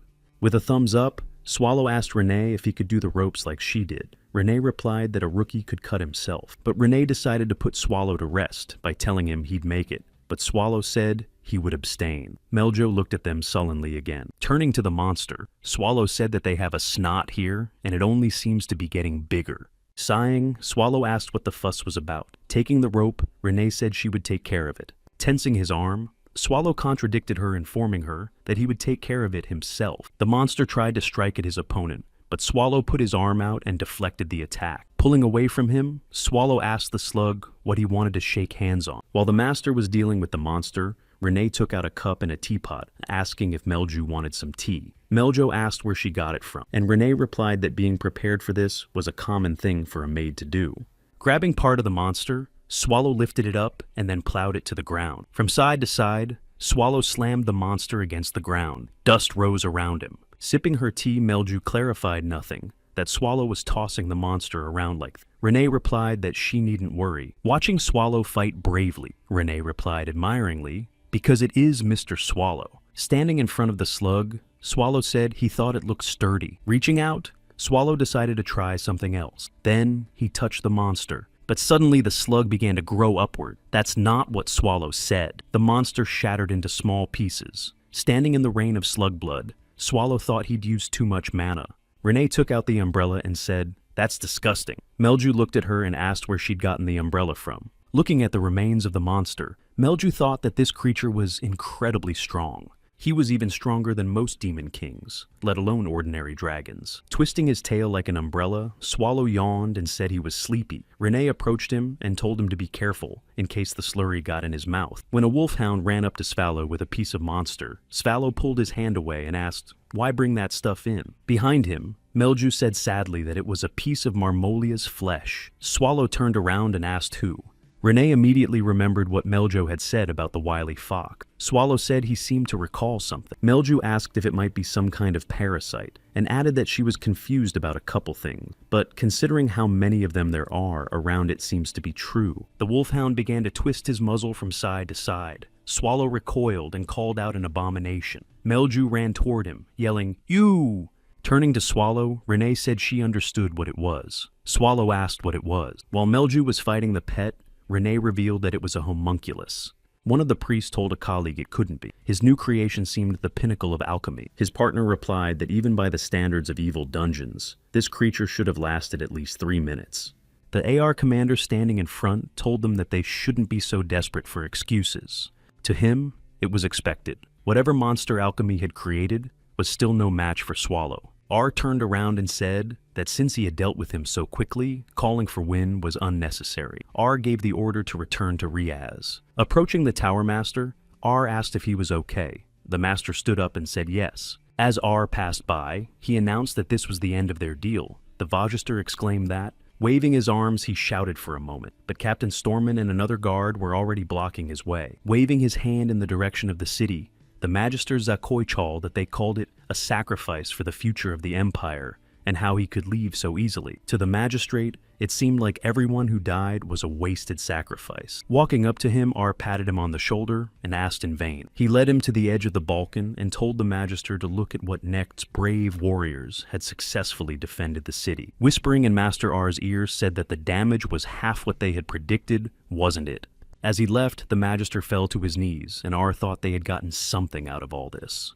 They were convinced that such mediocre strength was not enough to defeat Swallow, and they found out that he had someone he was willing to act on his own for. But the main thing is that a battle will break out over this catastrophe. The destruction in Knecht will be perceived as normal skirmishes between humans and monsters. From the looks of it, no one would know it was homunculi. Captain Storman said, "There's a teleporter leading to Riaz beyond that alley. His subordinate is there right now." Storman looked at something and raised his hand, humming thoughtfully. R called his name questioningly. When Storman said there was a report of an unknown intruder in the transporter center, and then there was an explosion in front of them. Covering his face with his hand from the dust, Storman reported that he was only one, a monster in a maid's uniform. When R heard that, he realized what kind of monster it was. He realized that they were trying to block their escape routes, which meant that they had found out about the humans' involvement. That's when R realized that homunculi can recognize their own kind. Turning to the priests, R ordered them to return to the Mage Tower immediately and set up a temporary teleporter there. The guards were attacked, but the knight was able to fend them off. He shouted to Sir Storman that he would stay here, and asked him to take care of the commander. Storman told Gwyn that he did not doubt his strength and courage,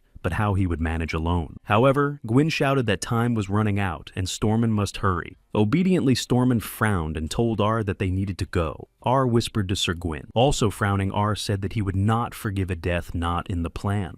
Looking at the silhouette in the distance, Gwyn said, "Talk, she took thousands of hunters' lives." Everyone had heard of her notoriety, and Gwyn told the monster to show herself. Drawing her weapon, Renee walked forward. Gwyn knew it was the monster maid with the blade. Following the commander, Stormwind reported that his aged mind was not entirely clear on his will. He clarified why R had allowed Gwyn to be left alone, and R replied that Stormin was well aware of Gwyn's abilities. Stormin replied that he was aware of it, which made it even harder for him to understand. He should have left at least one knight to help him, but R said a knight would only get in the way, for Sir Gwyn is blessed with spirits. When Renee attacked Gwyn, pieces of earth flew up and flew towards him. Gwyn ran backward.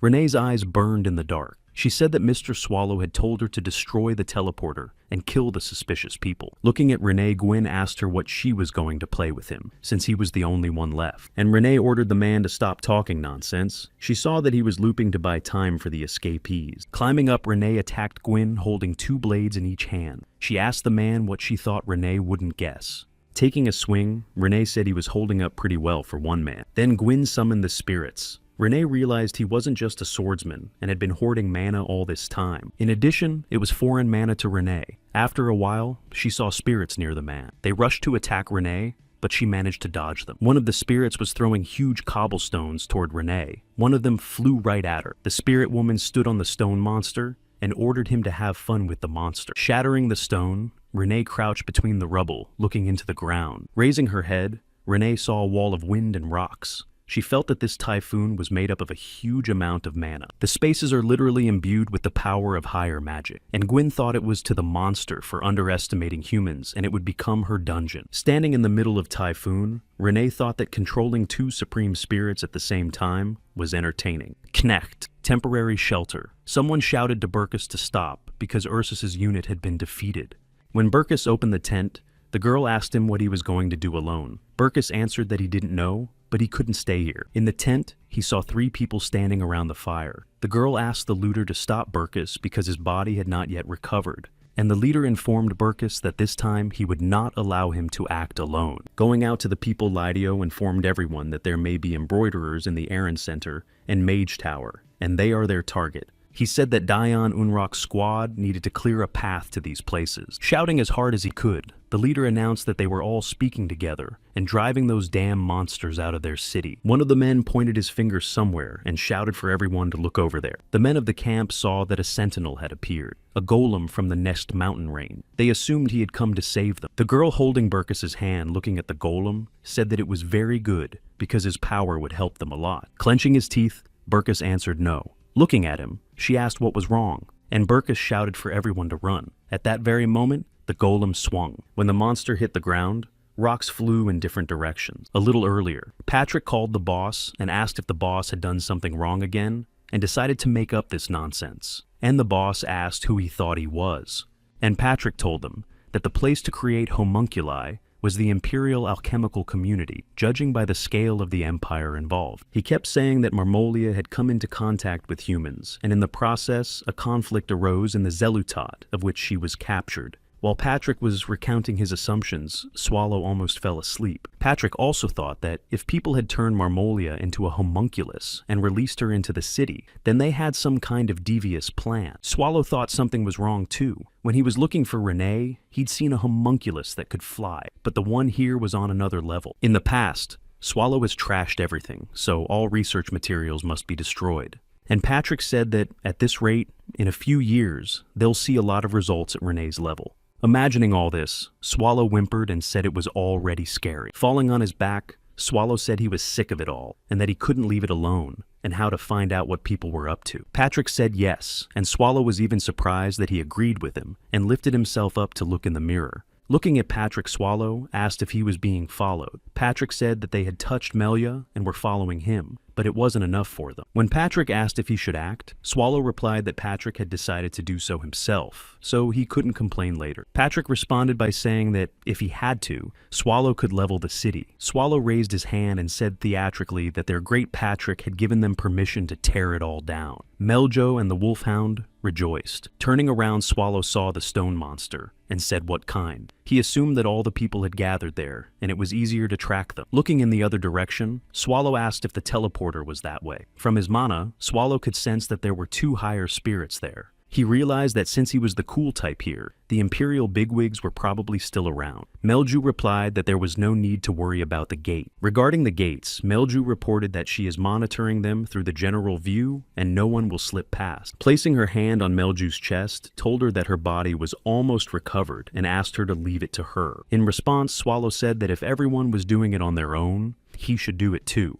Ripping off the bell and raising it above him, Swallow decided to begin. Swallow looked around, wondering what was conspicuous about the place. Then he saw the tower. He threw the bell at the Banshee, figuring he'd start with her. He crashed into it and destroyed half the building. Walking over to Aru, Storman covered him with his hands. The priest looked up and asked where it had come from, and thought it had been thrown by an ancient monster. Then they screamed that the tower was falling on them, and scattered in different directions. However, the commander ordered to throw a punch, and the priests put their hands up and used a defense spell. The tower shattered into pieces and flew apart as it slammed into the dome. Turning to Aru, the priest informed him that The temporary teleporter, just like the crystal in the teleportation center, needed to accumulate mana. It would take about 10 more minutes for the tower to collapse. He turned to Stormwind and asked how long it would be before Wynn arrived. Stormwind answered for about 5 minutes, and R began to think that the teleport that Renee had destroyed was just a device. If Wynn confronts her and Swallow. The captain was certain that Wynn, without a completed apocalypse, was completely powerless against him. R knew that this time, Wynn would definitely die. Stormin approached him, asking him to give him orders to return to the teleporter.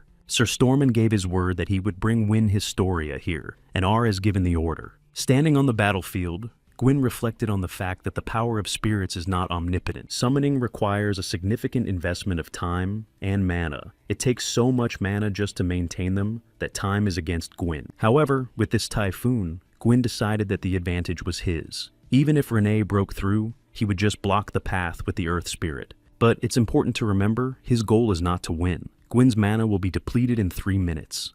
Suddenly, Gwyn fell down and didn't even realize what had just happened. Then he began to remember. As a child who marveled at Gwyn's heroes, Gwyn sat through a story about an object with a telling name. High in the sky, it appeared to be a dot. A small dot until it gets bigger as it rises, like a guillotine. Gwyn still didn't understand how it happened, but Dandu's teeth was one of 36 masterpieces. As Gwyn left life, the spirits began to fade away as well. Lifting his head, Gwyn said aloud as, in the dust was seen Renee, who said that this blade and trom can freely extend tens of meters. A hurricane like this would be no problem for them. Walking up to him, Renee asked the man possesses the blessing of patronage of spirits.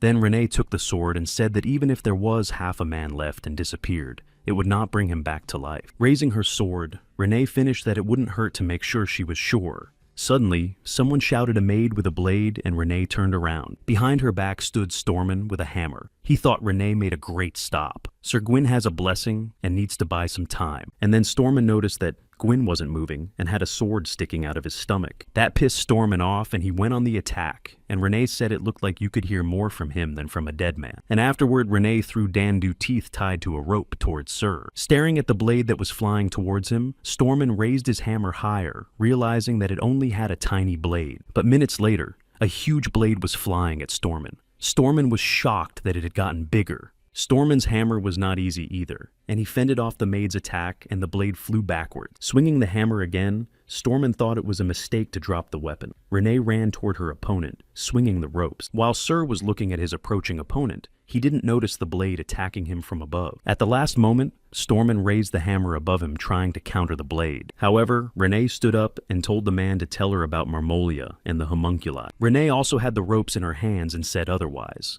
Then Stormin noticed that the blade had gotten even bigger. Already kneeling, Stormin told Renee that she would win. Renee looked at him questioningly. He also added that Renee had wasted so much time on the old man. At that moment, someone approached Renee from behind. It was Wynn. She shouted, "Hey, monster," and brought her fist up to hit Renee. Leaning on his hammer, Stormin, looking at Wynn, thought this was what he expected from a hero. With one blow, she threw the maid back with the blade. A wide and long rut has formed where I was standing. It's still an incredible force.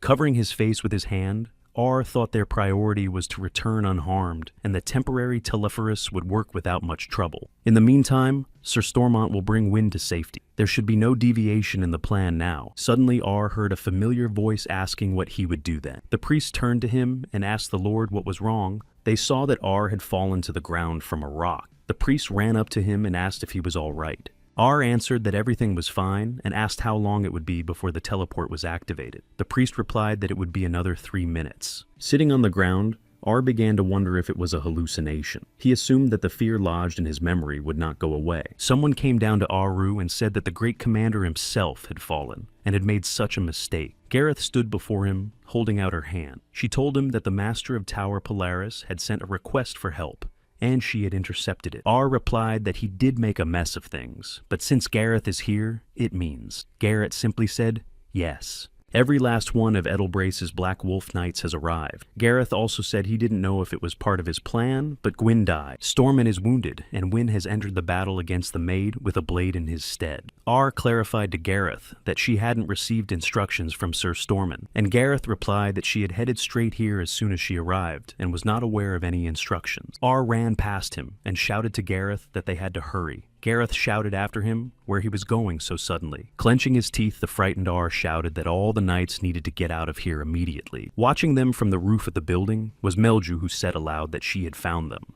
She turned to Swallow, and he turned around, smiled, and asked incredulously. Renee continued to stand in the puffs of dust, glaring angrily at her opponents. The knights helped Stormin up. Stormin said they were not allowed to fight her. The knight asked why, since they were in the majority. Looking at him, Stormin replied that it was an order from the commander, and they couldn't stay here for long. The knights turned to Wing and shouted that they had to leave now. Win heard this and exclaimed why. Clenching her fists, Win asked, giving her some time, and she would deal with this monster. However, they had already been approached by R, who replied to her that they should retreat now and regroup. Looking at him, Wing shouted, why, well, after all, this was a chance to destroy the gatekeeper of the ancient core. Instead of explaining, R held out his hand to her and told her that the chance would surely come again. Lowering her head, Win said since R says so, she'll go along with it. Turning to the knights, R ordered them to head immediately to the temporary teleporter. However, they were blocked by Dandu's teeth. Renee asked where they were going. Out of the darkness came Renee with burning eyes, saying that Mr. Swallow had entrusted Renee with this place.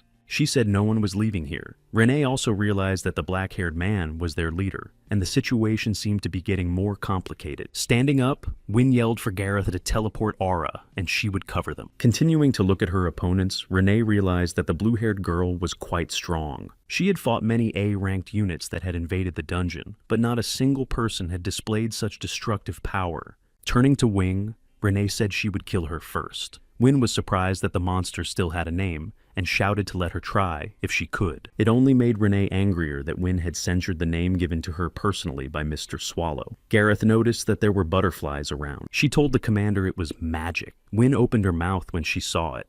Somebody asked what we had here. Walking up to the crowd, Swallow said he was here for Renee. Ara's eyes went wide when he saw Swallow, and Swallow added that everyone was already here. Swallow looked at Ara and said hello. His eyes shone with a yellow light. Swallow looked at them and said they looked familiar to him, and then he remembered them. He told the troop that he thought he would never see them again, for humans are short-lived. He kept saying they'd met again, and there are so many people in the Empire. It's a miracle. R realized that if the ancient monster didn't wipe out the city and came looking for the guilty, then there was a reason. Falling to his knees, R said he was honored that Swallow had ponied him, and asked how Swallow's welfare was.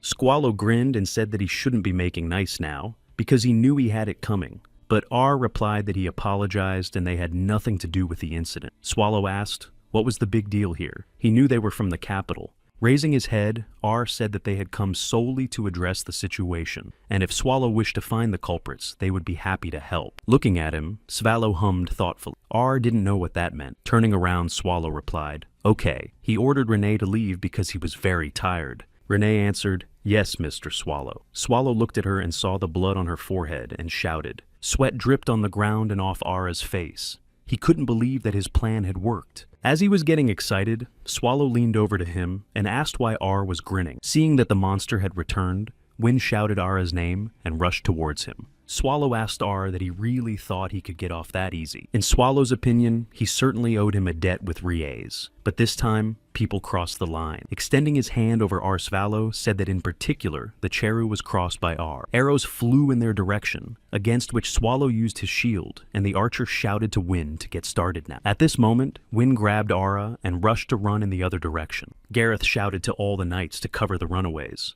Looking up, Swallow said, here we go. Dust kicked up, and Swallow said, with an outstretched hand, that people were always getting on his nerves.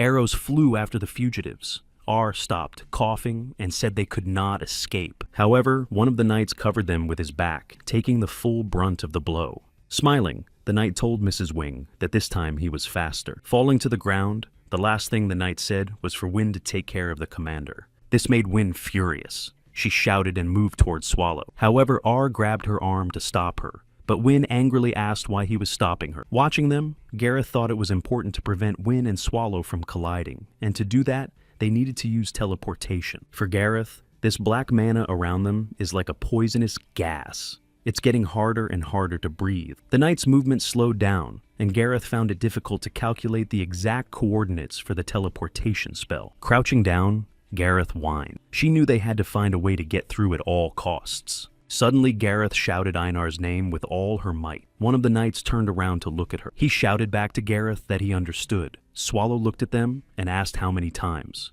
Pulling out his shield, Einar decided to discard the black mana to allow time to focus on teleportation magic, and it can be done. Einar had the third of the 36 masterpieces of the Mind Wall. He needs to block Swallow's energy. Watching Einar run with his shield at Swallow, Wynn shouted his name. Screaming, Einar clutched his shield tighter and swung, but the next instant his arm was cut off. This knife was thrown by Renee, who told the man that she didn't know what he was up to, but as long as she was here, he wouldn't succeed. Looking at her, Einar wrinkled his nose and then fell to the ground. Wynn was furious as she watched. She yelled that she was going to kill Renee. R got up and grabbed Wynn so she wouldn't run away. Holding Wynn, R said he couldn't lose her. He asked Wynn to stop. Looking at them, Swallow asked what the hell people were doing out there. Suddenly, R turned his attention to Sir Stormin, who had picked up the shield of the fallen Einar. Pulling out his shield, Stormin activated the Mind Walls. An unknown force attacked Swallow. The mana he was sending out hit the shield. Stormy raised his head and wondered if he had blocked it. When Swallow saw that,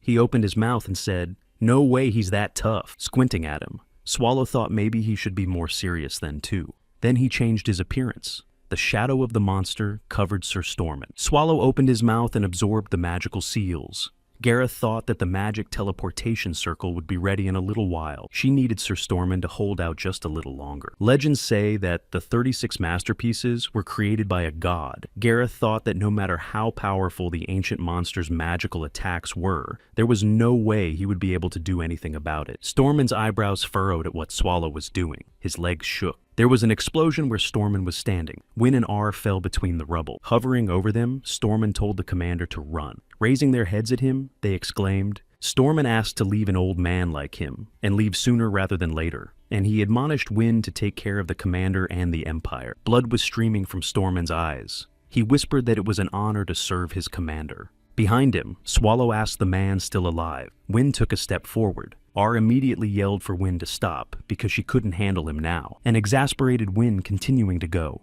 And her opponent replied that it didn't matter to her. In a blunt attack, Wynn shouted out that she was a hero. She's the one who protects everyone. Looking at the blue crystals in the chest, Renee noticed that they glittered very nicely. The three of them were sitting in the cart the wolfhound was pulling. As they left Necht, Swallow thought they hadn't come to town for that. In Renee's opinion, at least they had a good time. Swallow stretched and replied that they had. Turning to Melga, Swallow said that he still wanted to see what the golem could do.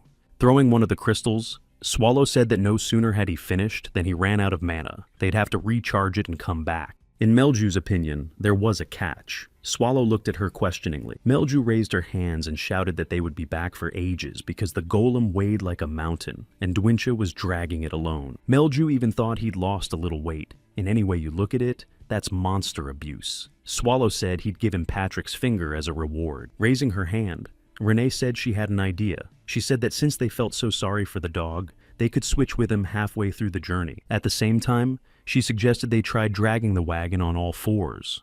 But Meljo shouted that she was the mistress of Dwunzia and she mustn't lose face. Swallow was silent, and Renee once more suggested that Meljo get on all fours.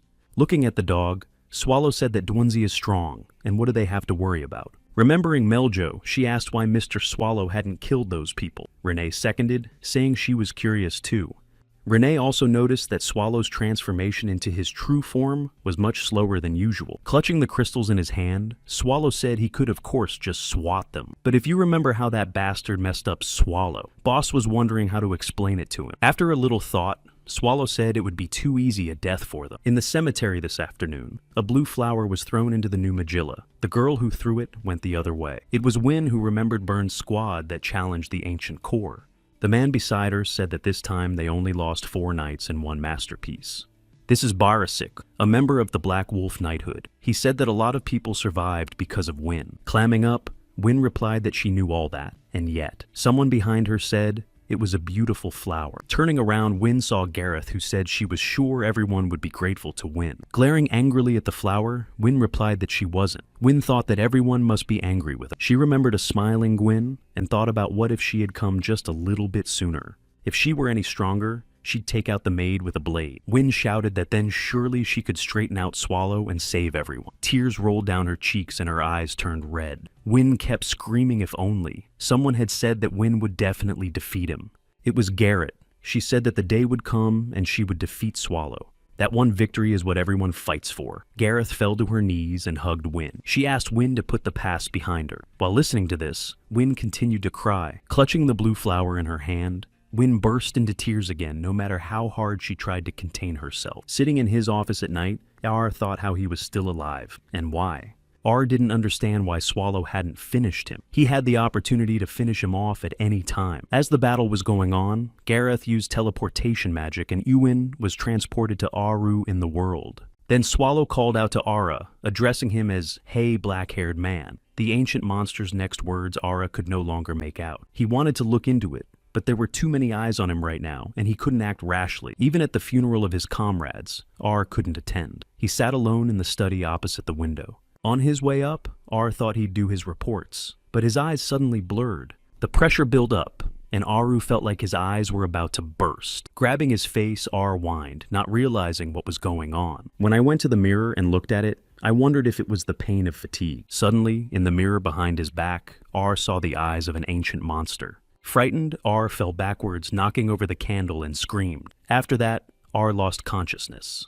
His eyes became bright, and someone kept calling Ara as commander. When he opened his eyes, he saw Garoth asking if he was all right. Rising, R clarified he had fainted and asked how long he had been unconscious. Suddenly, R coughed and spat out blood. Gareth was startled and asked what was wrong with the commander. Turning to the men, Gareth ordered them to call for a healer, but the commander kept coughing and his white gloves were already red. At that moment, R realized what had happened. Swallow wasn't going to let him live. Looking in the mirror, R cursed Swallow as he remembered his last words. Then, on the battlefield, Swallow had said he had 6 months left. Returning to the commander's office, Gareth saw that the entire floor was strewn with shards of broken mirror. Squatting down, Gareth cast a spell and asked if the hallucinations were intensifying or if he was imagining things. Holding a wet towel over his eye, R replied that it was okay because he was used to it by now. Looking at Gareth, R thought he should be glad people still seemed human to him at all. Putting the shards in the trash, Gareth said it had been 4 days and it was only a matter of time. Aru's healing isn't working. However, R knew full well that the source of this contagion was Swallow, and it would probably never be cured. There was only one thing left to do in the current situation. He had to get the towel wet again, and Gareth ordered that no one should know about it. Even Wynn can't know about this. Air said he had to complete the apocalypse before his doom came. To do this, the first thing to do is to restore the ruined masterpiece and make up for the losses among the Order of Knights.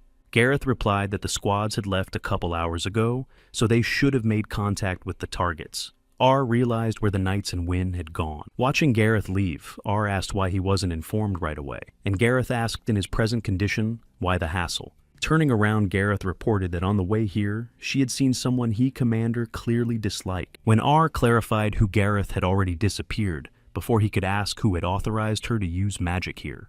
Someone knocked on the office and R turned around and told them to come in. Papa Juranija came in, saying that he had heard the news, and decided to visit so that their conversation could comfort Ara, at least a little. Holding up the blanket, R said his word of honor. Then he stood up and said he didn't know if it was because he was religious.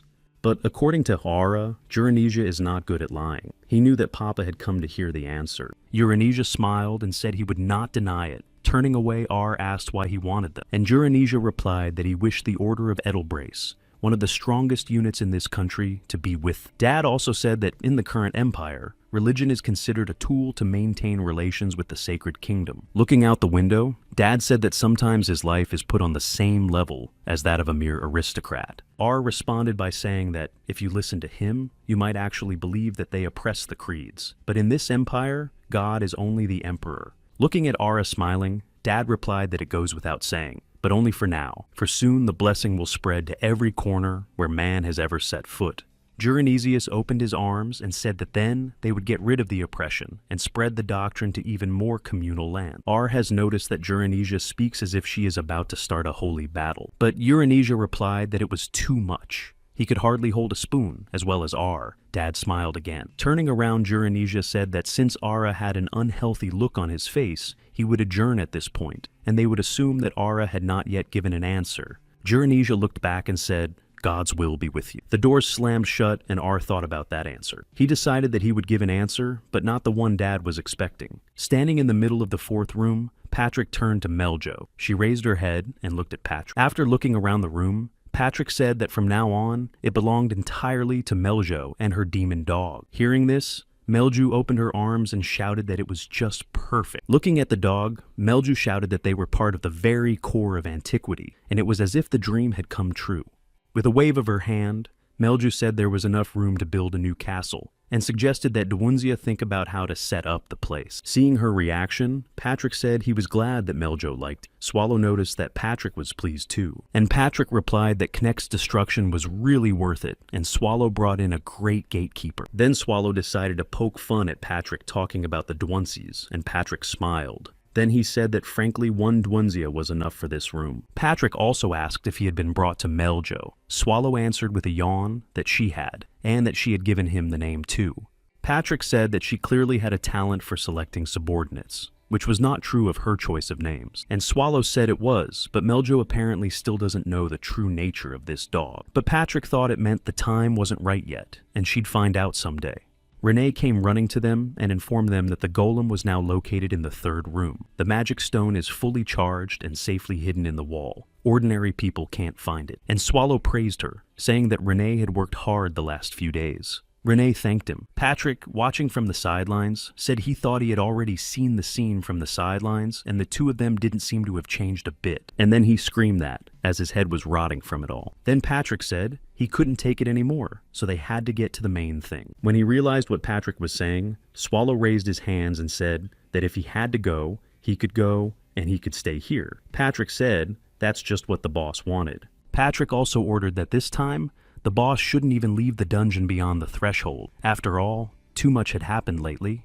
And now, an entire city has been destroyed. Swallow said there's no arguing about it. What's more, the rumors reached the other dungeons of the Great Evil, and apparently they found Swallow's actions strange.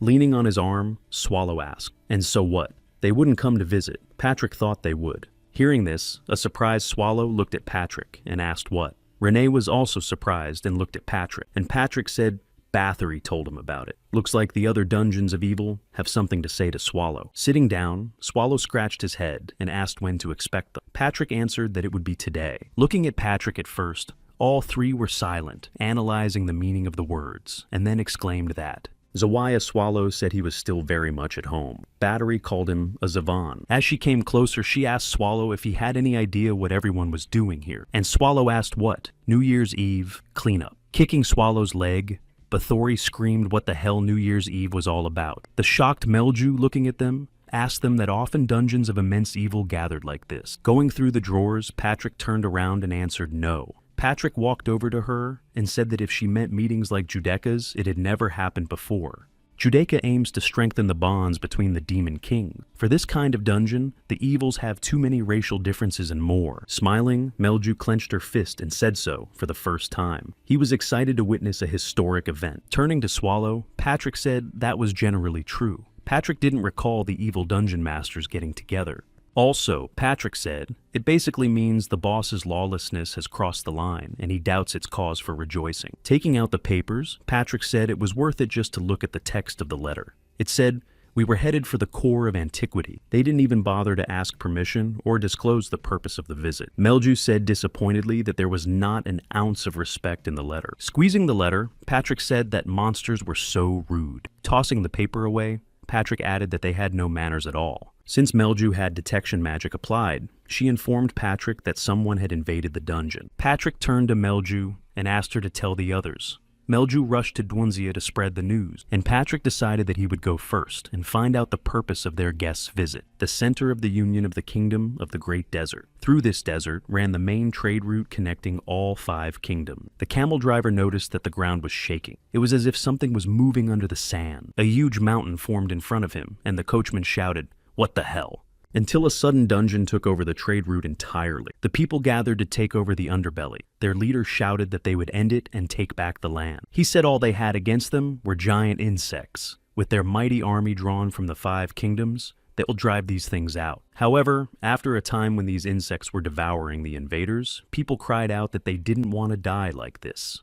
The knight sitting in the center was saying that it was impossible from where the monsters had an army tens of times superior to theirs. Sitting amongst the bodies and pools of blood, the knight screamed that this was all a nightmare. From the sands came the mother of all insects, Lord of the desert. Despair has gripped the 5 kingdoms. Running through the cave, Patrick ahead saw the same movements he had seen on the projection. In front of him stood the dungeon boss of the huge evil sand hell dungeon, Mother Hexabel. She said that apparently they hadn't fully replenished the monsters yet. Patrick heard a clumsy imitation of a human voice. He'd heard that among insect-like monsters, there were those who imitated the voices of people they had eaten. But more important now was what Hexabel had said. He wondered if she was trying to assess the combat capability of the core of antiquity. Like Patrick thought he'd have to take action until the boss got here. Swallow came up to them and asked if they were going to play peekaboo. Running behind him was Renee, who was yelling for Swallow to wait for her and Melju. And Patrick, with his back to Swallow, told the boss to stay behind and he'd handle it himself. And Hexabel saw Swallow and exclaimed, "Teacher." She fell at Swallow's feet and said that it had been a long time since they had seen each other, and that he was still in great shape. In response, Swallow remarked that Hexabel had gotten even bigger. Hexabel said, "How can you say that to a lady?" Patrick was shocked by their dialogue. Swallow said he'd heard that Hexabel was doing well. She replied that it was because of his guidance.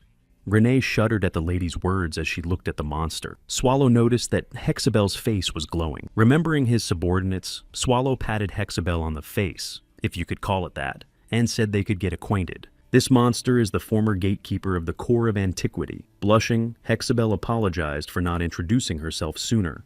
They all gathered for tea. Swallow said that in summation, she had been the guardian of the Blue Path before he came, and the question about replenishing monsters was asked simply out of concern for their dungeon. Patrick decided to do the interrogation. Swallow looked at her and asked if it was true. Hexabel blushed and said she didn't know how to say hello. Patrick looked at his boss and asked why they hadn't told him before. Swallow replied that he had been so busy that it had slipped his mind. Sighing, Patrick said that even though she was a former gatekeeper and friend of the boss now, she was the head of another dungeon, and there was no way they could relax. Leaning over to Patrick, Hexabel exclaimed that she was a big fan of his. That surprised Patrick. She said that his swordsmanship is unrivaled, and even though he is a skeleton, he is called the strongest swordsman. Embarrassed, Patrick smiled and said that Hexabel could make herself at home. Turning to Renee and Meljo, Patrick asked if everyone had heard that the boss of the other dungeon was a fan. Renee rolled her eyes and answered that it was a horror.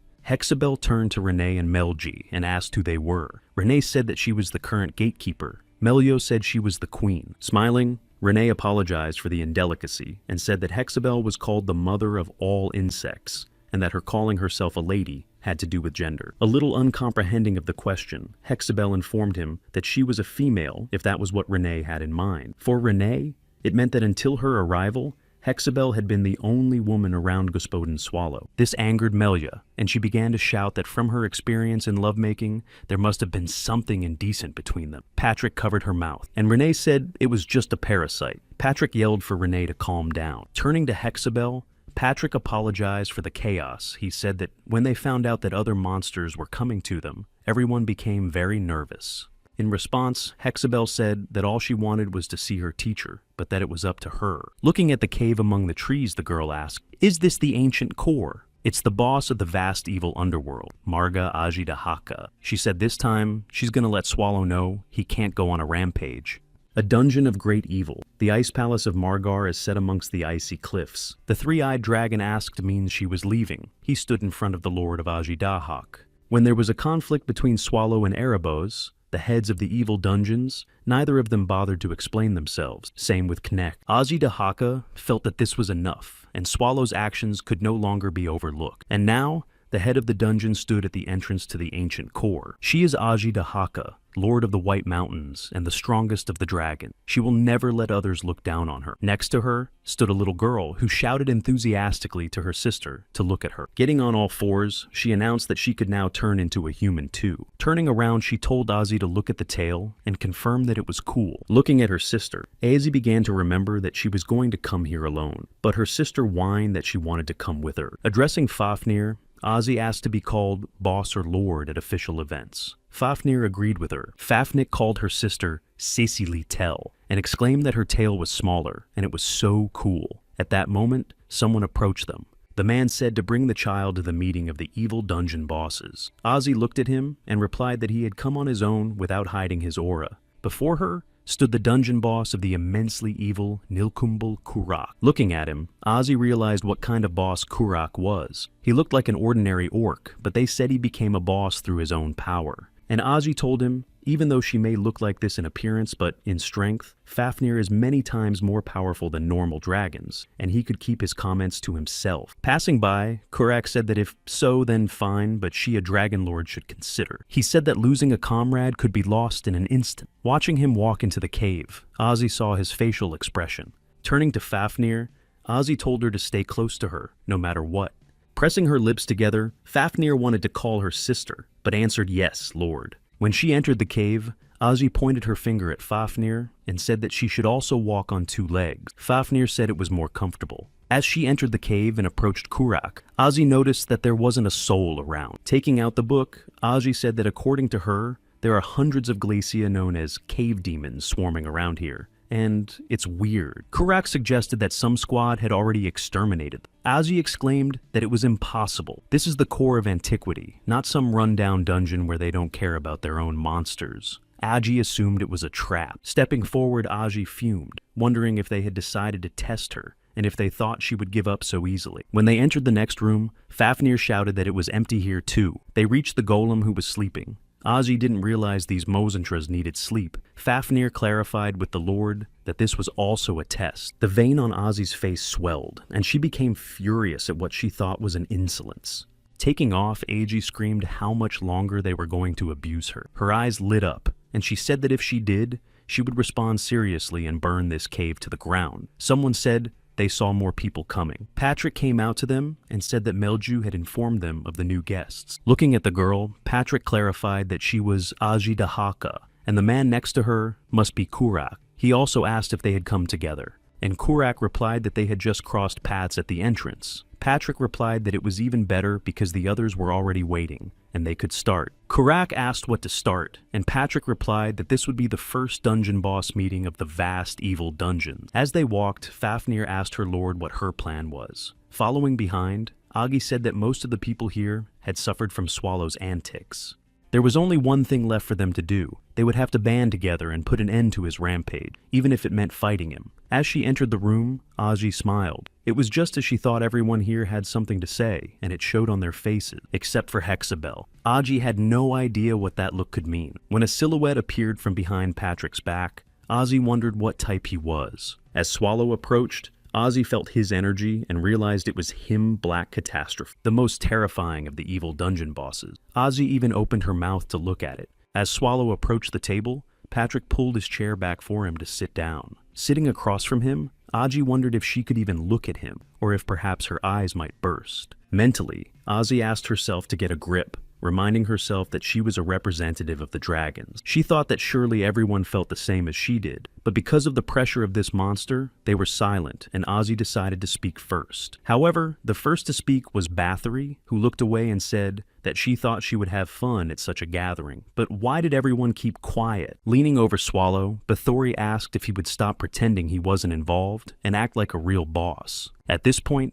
Ozzy opened her mouth because she couldn't believe that Bathory of Chate Castle knew Swallow, and it looks like they're close. Hexabel spoke next, saying that she had nothing to say because she just wanted to visit her teacher. That surprised Ozzy too. Bathory replied, saying that she came in after all this time, and it was boring. Turning her attention to Ozzy Bathory, she noticed that she seemed to want to say something and should be allowed to speak. Clenching her fists, Ozzy decided that she should speak up since Fafnir was looking at her. And so Ozzy said she was going to march with an army on the Empire to start the battle. There was a pause, and Ozzy realized she'd babbled too much, and then whispered that she hadn't said it. Next to her, Kurak announced that he had said it. Ozzy looked at him in surprise. He began to say that he himself had sent out a message to everyone about his intention to go to the ancient core, and he wanted to take this opportunity to address the bosses. Deciding to be blunt, Kurak revealed that their dungeon master, Nilkumbal, was planning to destroy the Empire before winter. There was silence in the cave, and only water dripped from the ceiling into a puddle. Folding her hands on her knee, Bathory clarified what the request was and if Kurak wanted to ask for help. But Kurak replied that that was not why he was here, and would only ask that he not interfere in the battle between Nilkumbal and the Empire. Hexabel answered him, asking if he knew how long it was until winter. Kurak replied that it was 1 month. Then Kurak said he would repeat again, they Nilkambal plan to destroy the Empire within a month. On their side, the preparations have already been completed. All the warriors of Nilkambal are just waiting for Kurak's order. In Hexabel's opinion, their Orcish troops are not enough to defeat the Empire. She asked how many warriors Nilkambal had, and Kurak said that this is the only chance while it is in unprecedented chaos due to the death of the hero of the Rayas Connect incidents and other events. And most importantly, there are allies within the Empire who share their goal. There was silence again. Agi wrinkled her nose. Bathory stood up and approached him, and asked him menacingly if he had united with the humans. Swallow intervened in their conversation, and said that if they wanted to fight, let them fight among themselves.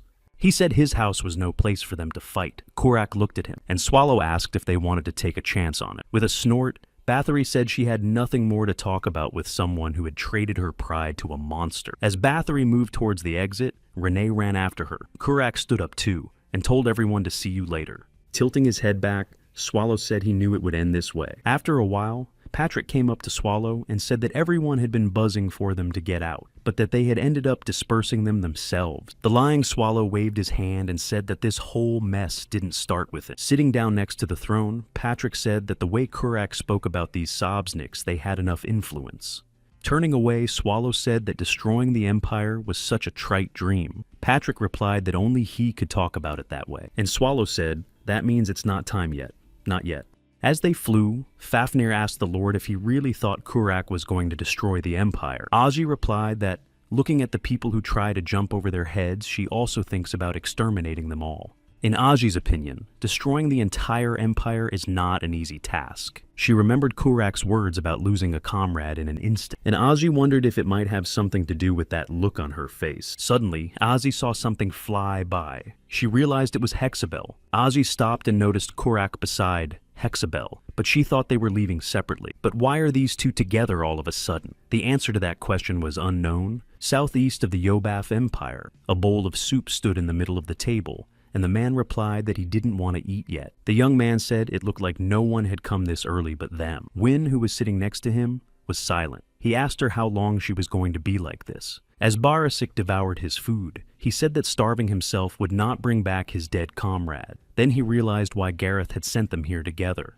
The other knights went in search of Sion. At that name, Wynne looked up. Barasik's clarification of the hero's name piqued her curiosity. He also said that he must have disguised himself again and was hiding somewhere. Then Wynne asked if they could bring him back. Barasik replied that the most important thing was to find him. He thought he could at least be adequately spoken to. Difficulties were more likely to arise on their part. Barris got up and told Wynne not to get up until she had eaten everything, and he would take care of business. Wynne only mumbled in response. As Barasik left, he shouted to the chief. The cook came out of the kitchen and said he was coming. Wiping his hands from the water, the chief asked how he could help him. Barasic said he was looking for someone. He said he had been told this man could be found here, and, showing the chief the portrait, asked if he had seen him by chance. Leaning on the table, the chief replied that he didn't remember such a face. Maybe he had seen it, because he serves dozens of guests every day. Barasic drew his sword and stabbed the chief with it, saying it was strange because he looked a lot like the man he was looking for. However, the chief was able to prevent the attack. In fact, he was Rushmir's hero of the past. In response,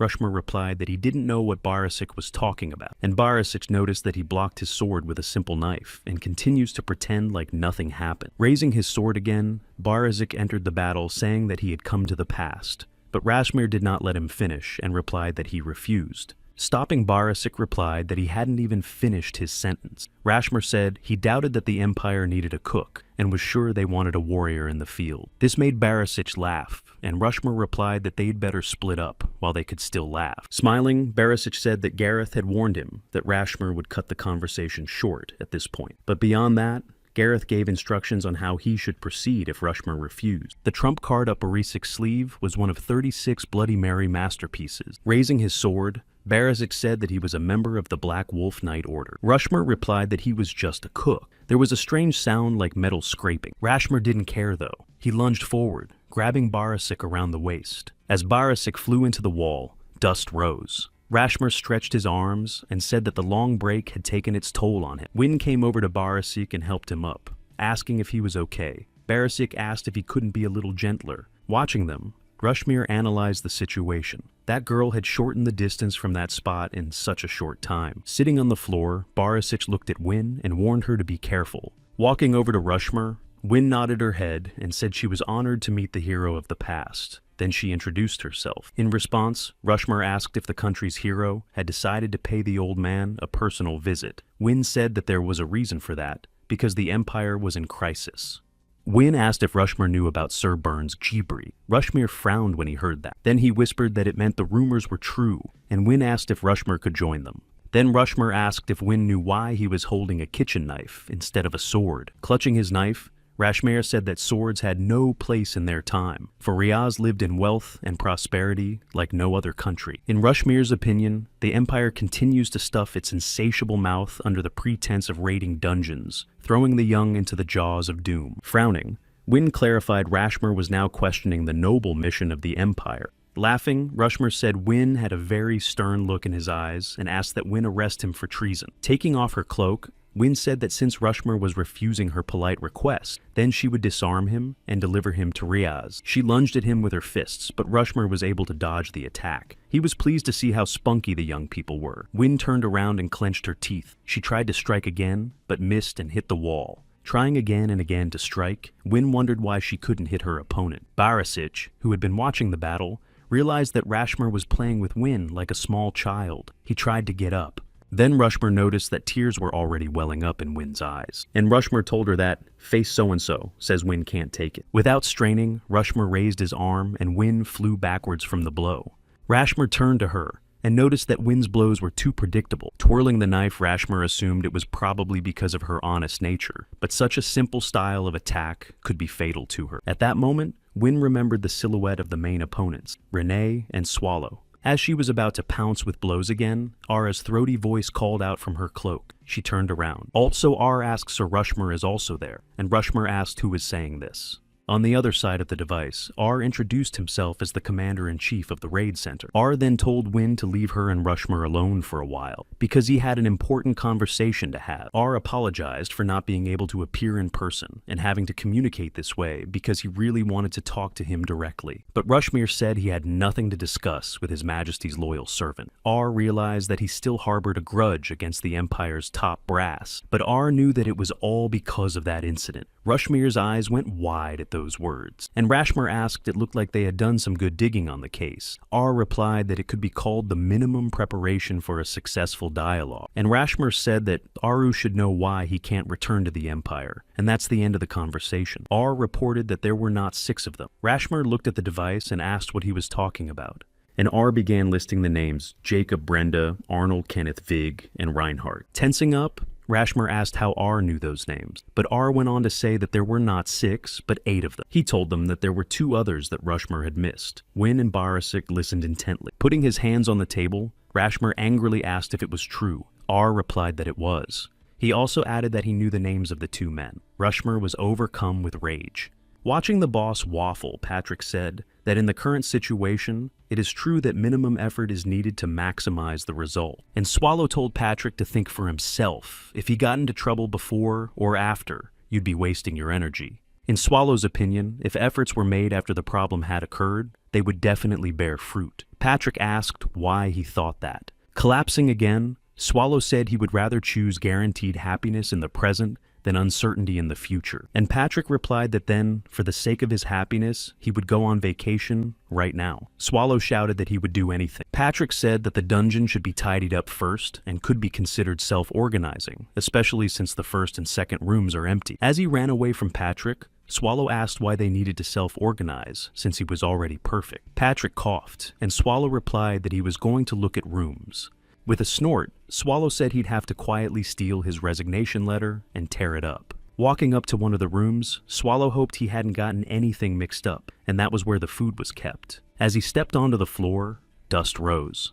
Swallow realized he'd have to look around too. In front of him, however, Swallow saw Patrick. He said the boss had come quickly enough, and Patrick clarified that Swallow hadn't just run through all the rooms. Swallow scratched the back of his head and replied that the problem had been discovered more quickly. Hearing that, Patrick asked what the other problem was. He didn't understand why the boss was so serious.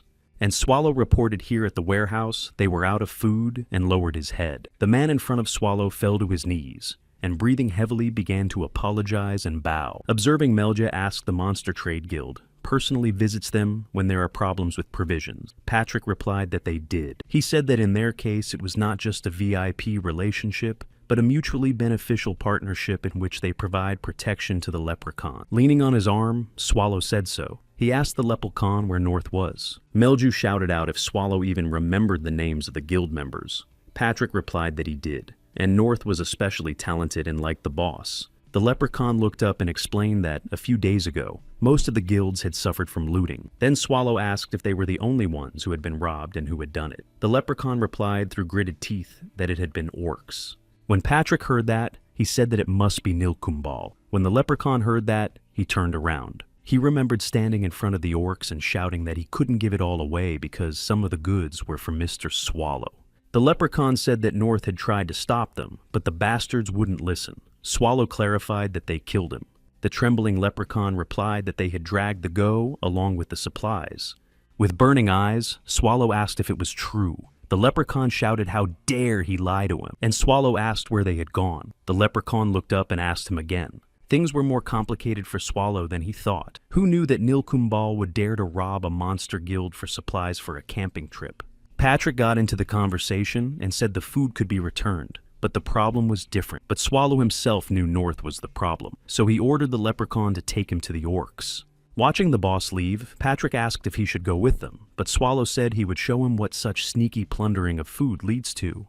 At night, Swallow arrived at an orc settlement with a leprechaun. The village was in the middle of the forest. One of the orcs called the leprechaun a fool, adding that the revision should have been given for good. Another orc sitting by the fire asked, "Didn't he say it was food for the evil dungeon?" Leprechaun North, hanging from his spear, let out a groan. The orc turned on him and told him to shut up. The orc also asked how he could believe it, since he's just a coward. His partner remained silent, and the orc went on to say that he really wanted them to negotiate with other evil dungeons instead of looting. Tearing off a piece of meat, the orc asked if the chieftain should be reminded that the battle was at hand. Even if it came to conflict with other evil dungeons, the orc believed as long as he was here, no problems would arise. When the orc said at least let the ancient monster come, the leprechaun asked if he was sure he wouldn't regret it. Turning around, the orcs recognized the dwarf as the leprechaun. Behind him stood Swallow. Clenching his fists, the leprechaun said they had come for North. The orcs laughed and asked if he thought one mercenary would help him. However, the leprechaun would not listen to them and asked where North was. The orcs had ordered that bearded man to be brought here. The orc chieftain stepped forward and said, since the leprechaun dared to return after escaping, they would return the prisoner to him. And then the chief held out his hand where North was hanging. Leprechaun shouted, asking what they had done to him. The chief replied that he had annoyed them. The orc then threw North with all his might, telling Skobina to pick him up. Skobina ran forward and tried to catch Old North, and Skobina, crying, told him to run. Then the orc threw his spear after North, and it pierced his chest. Blood splattered in Skobina's face.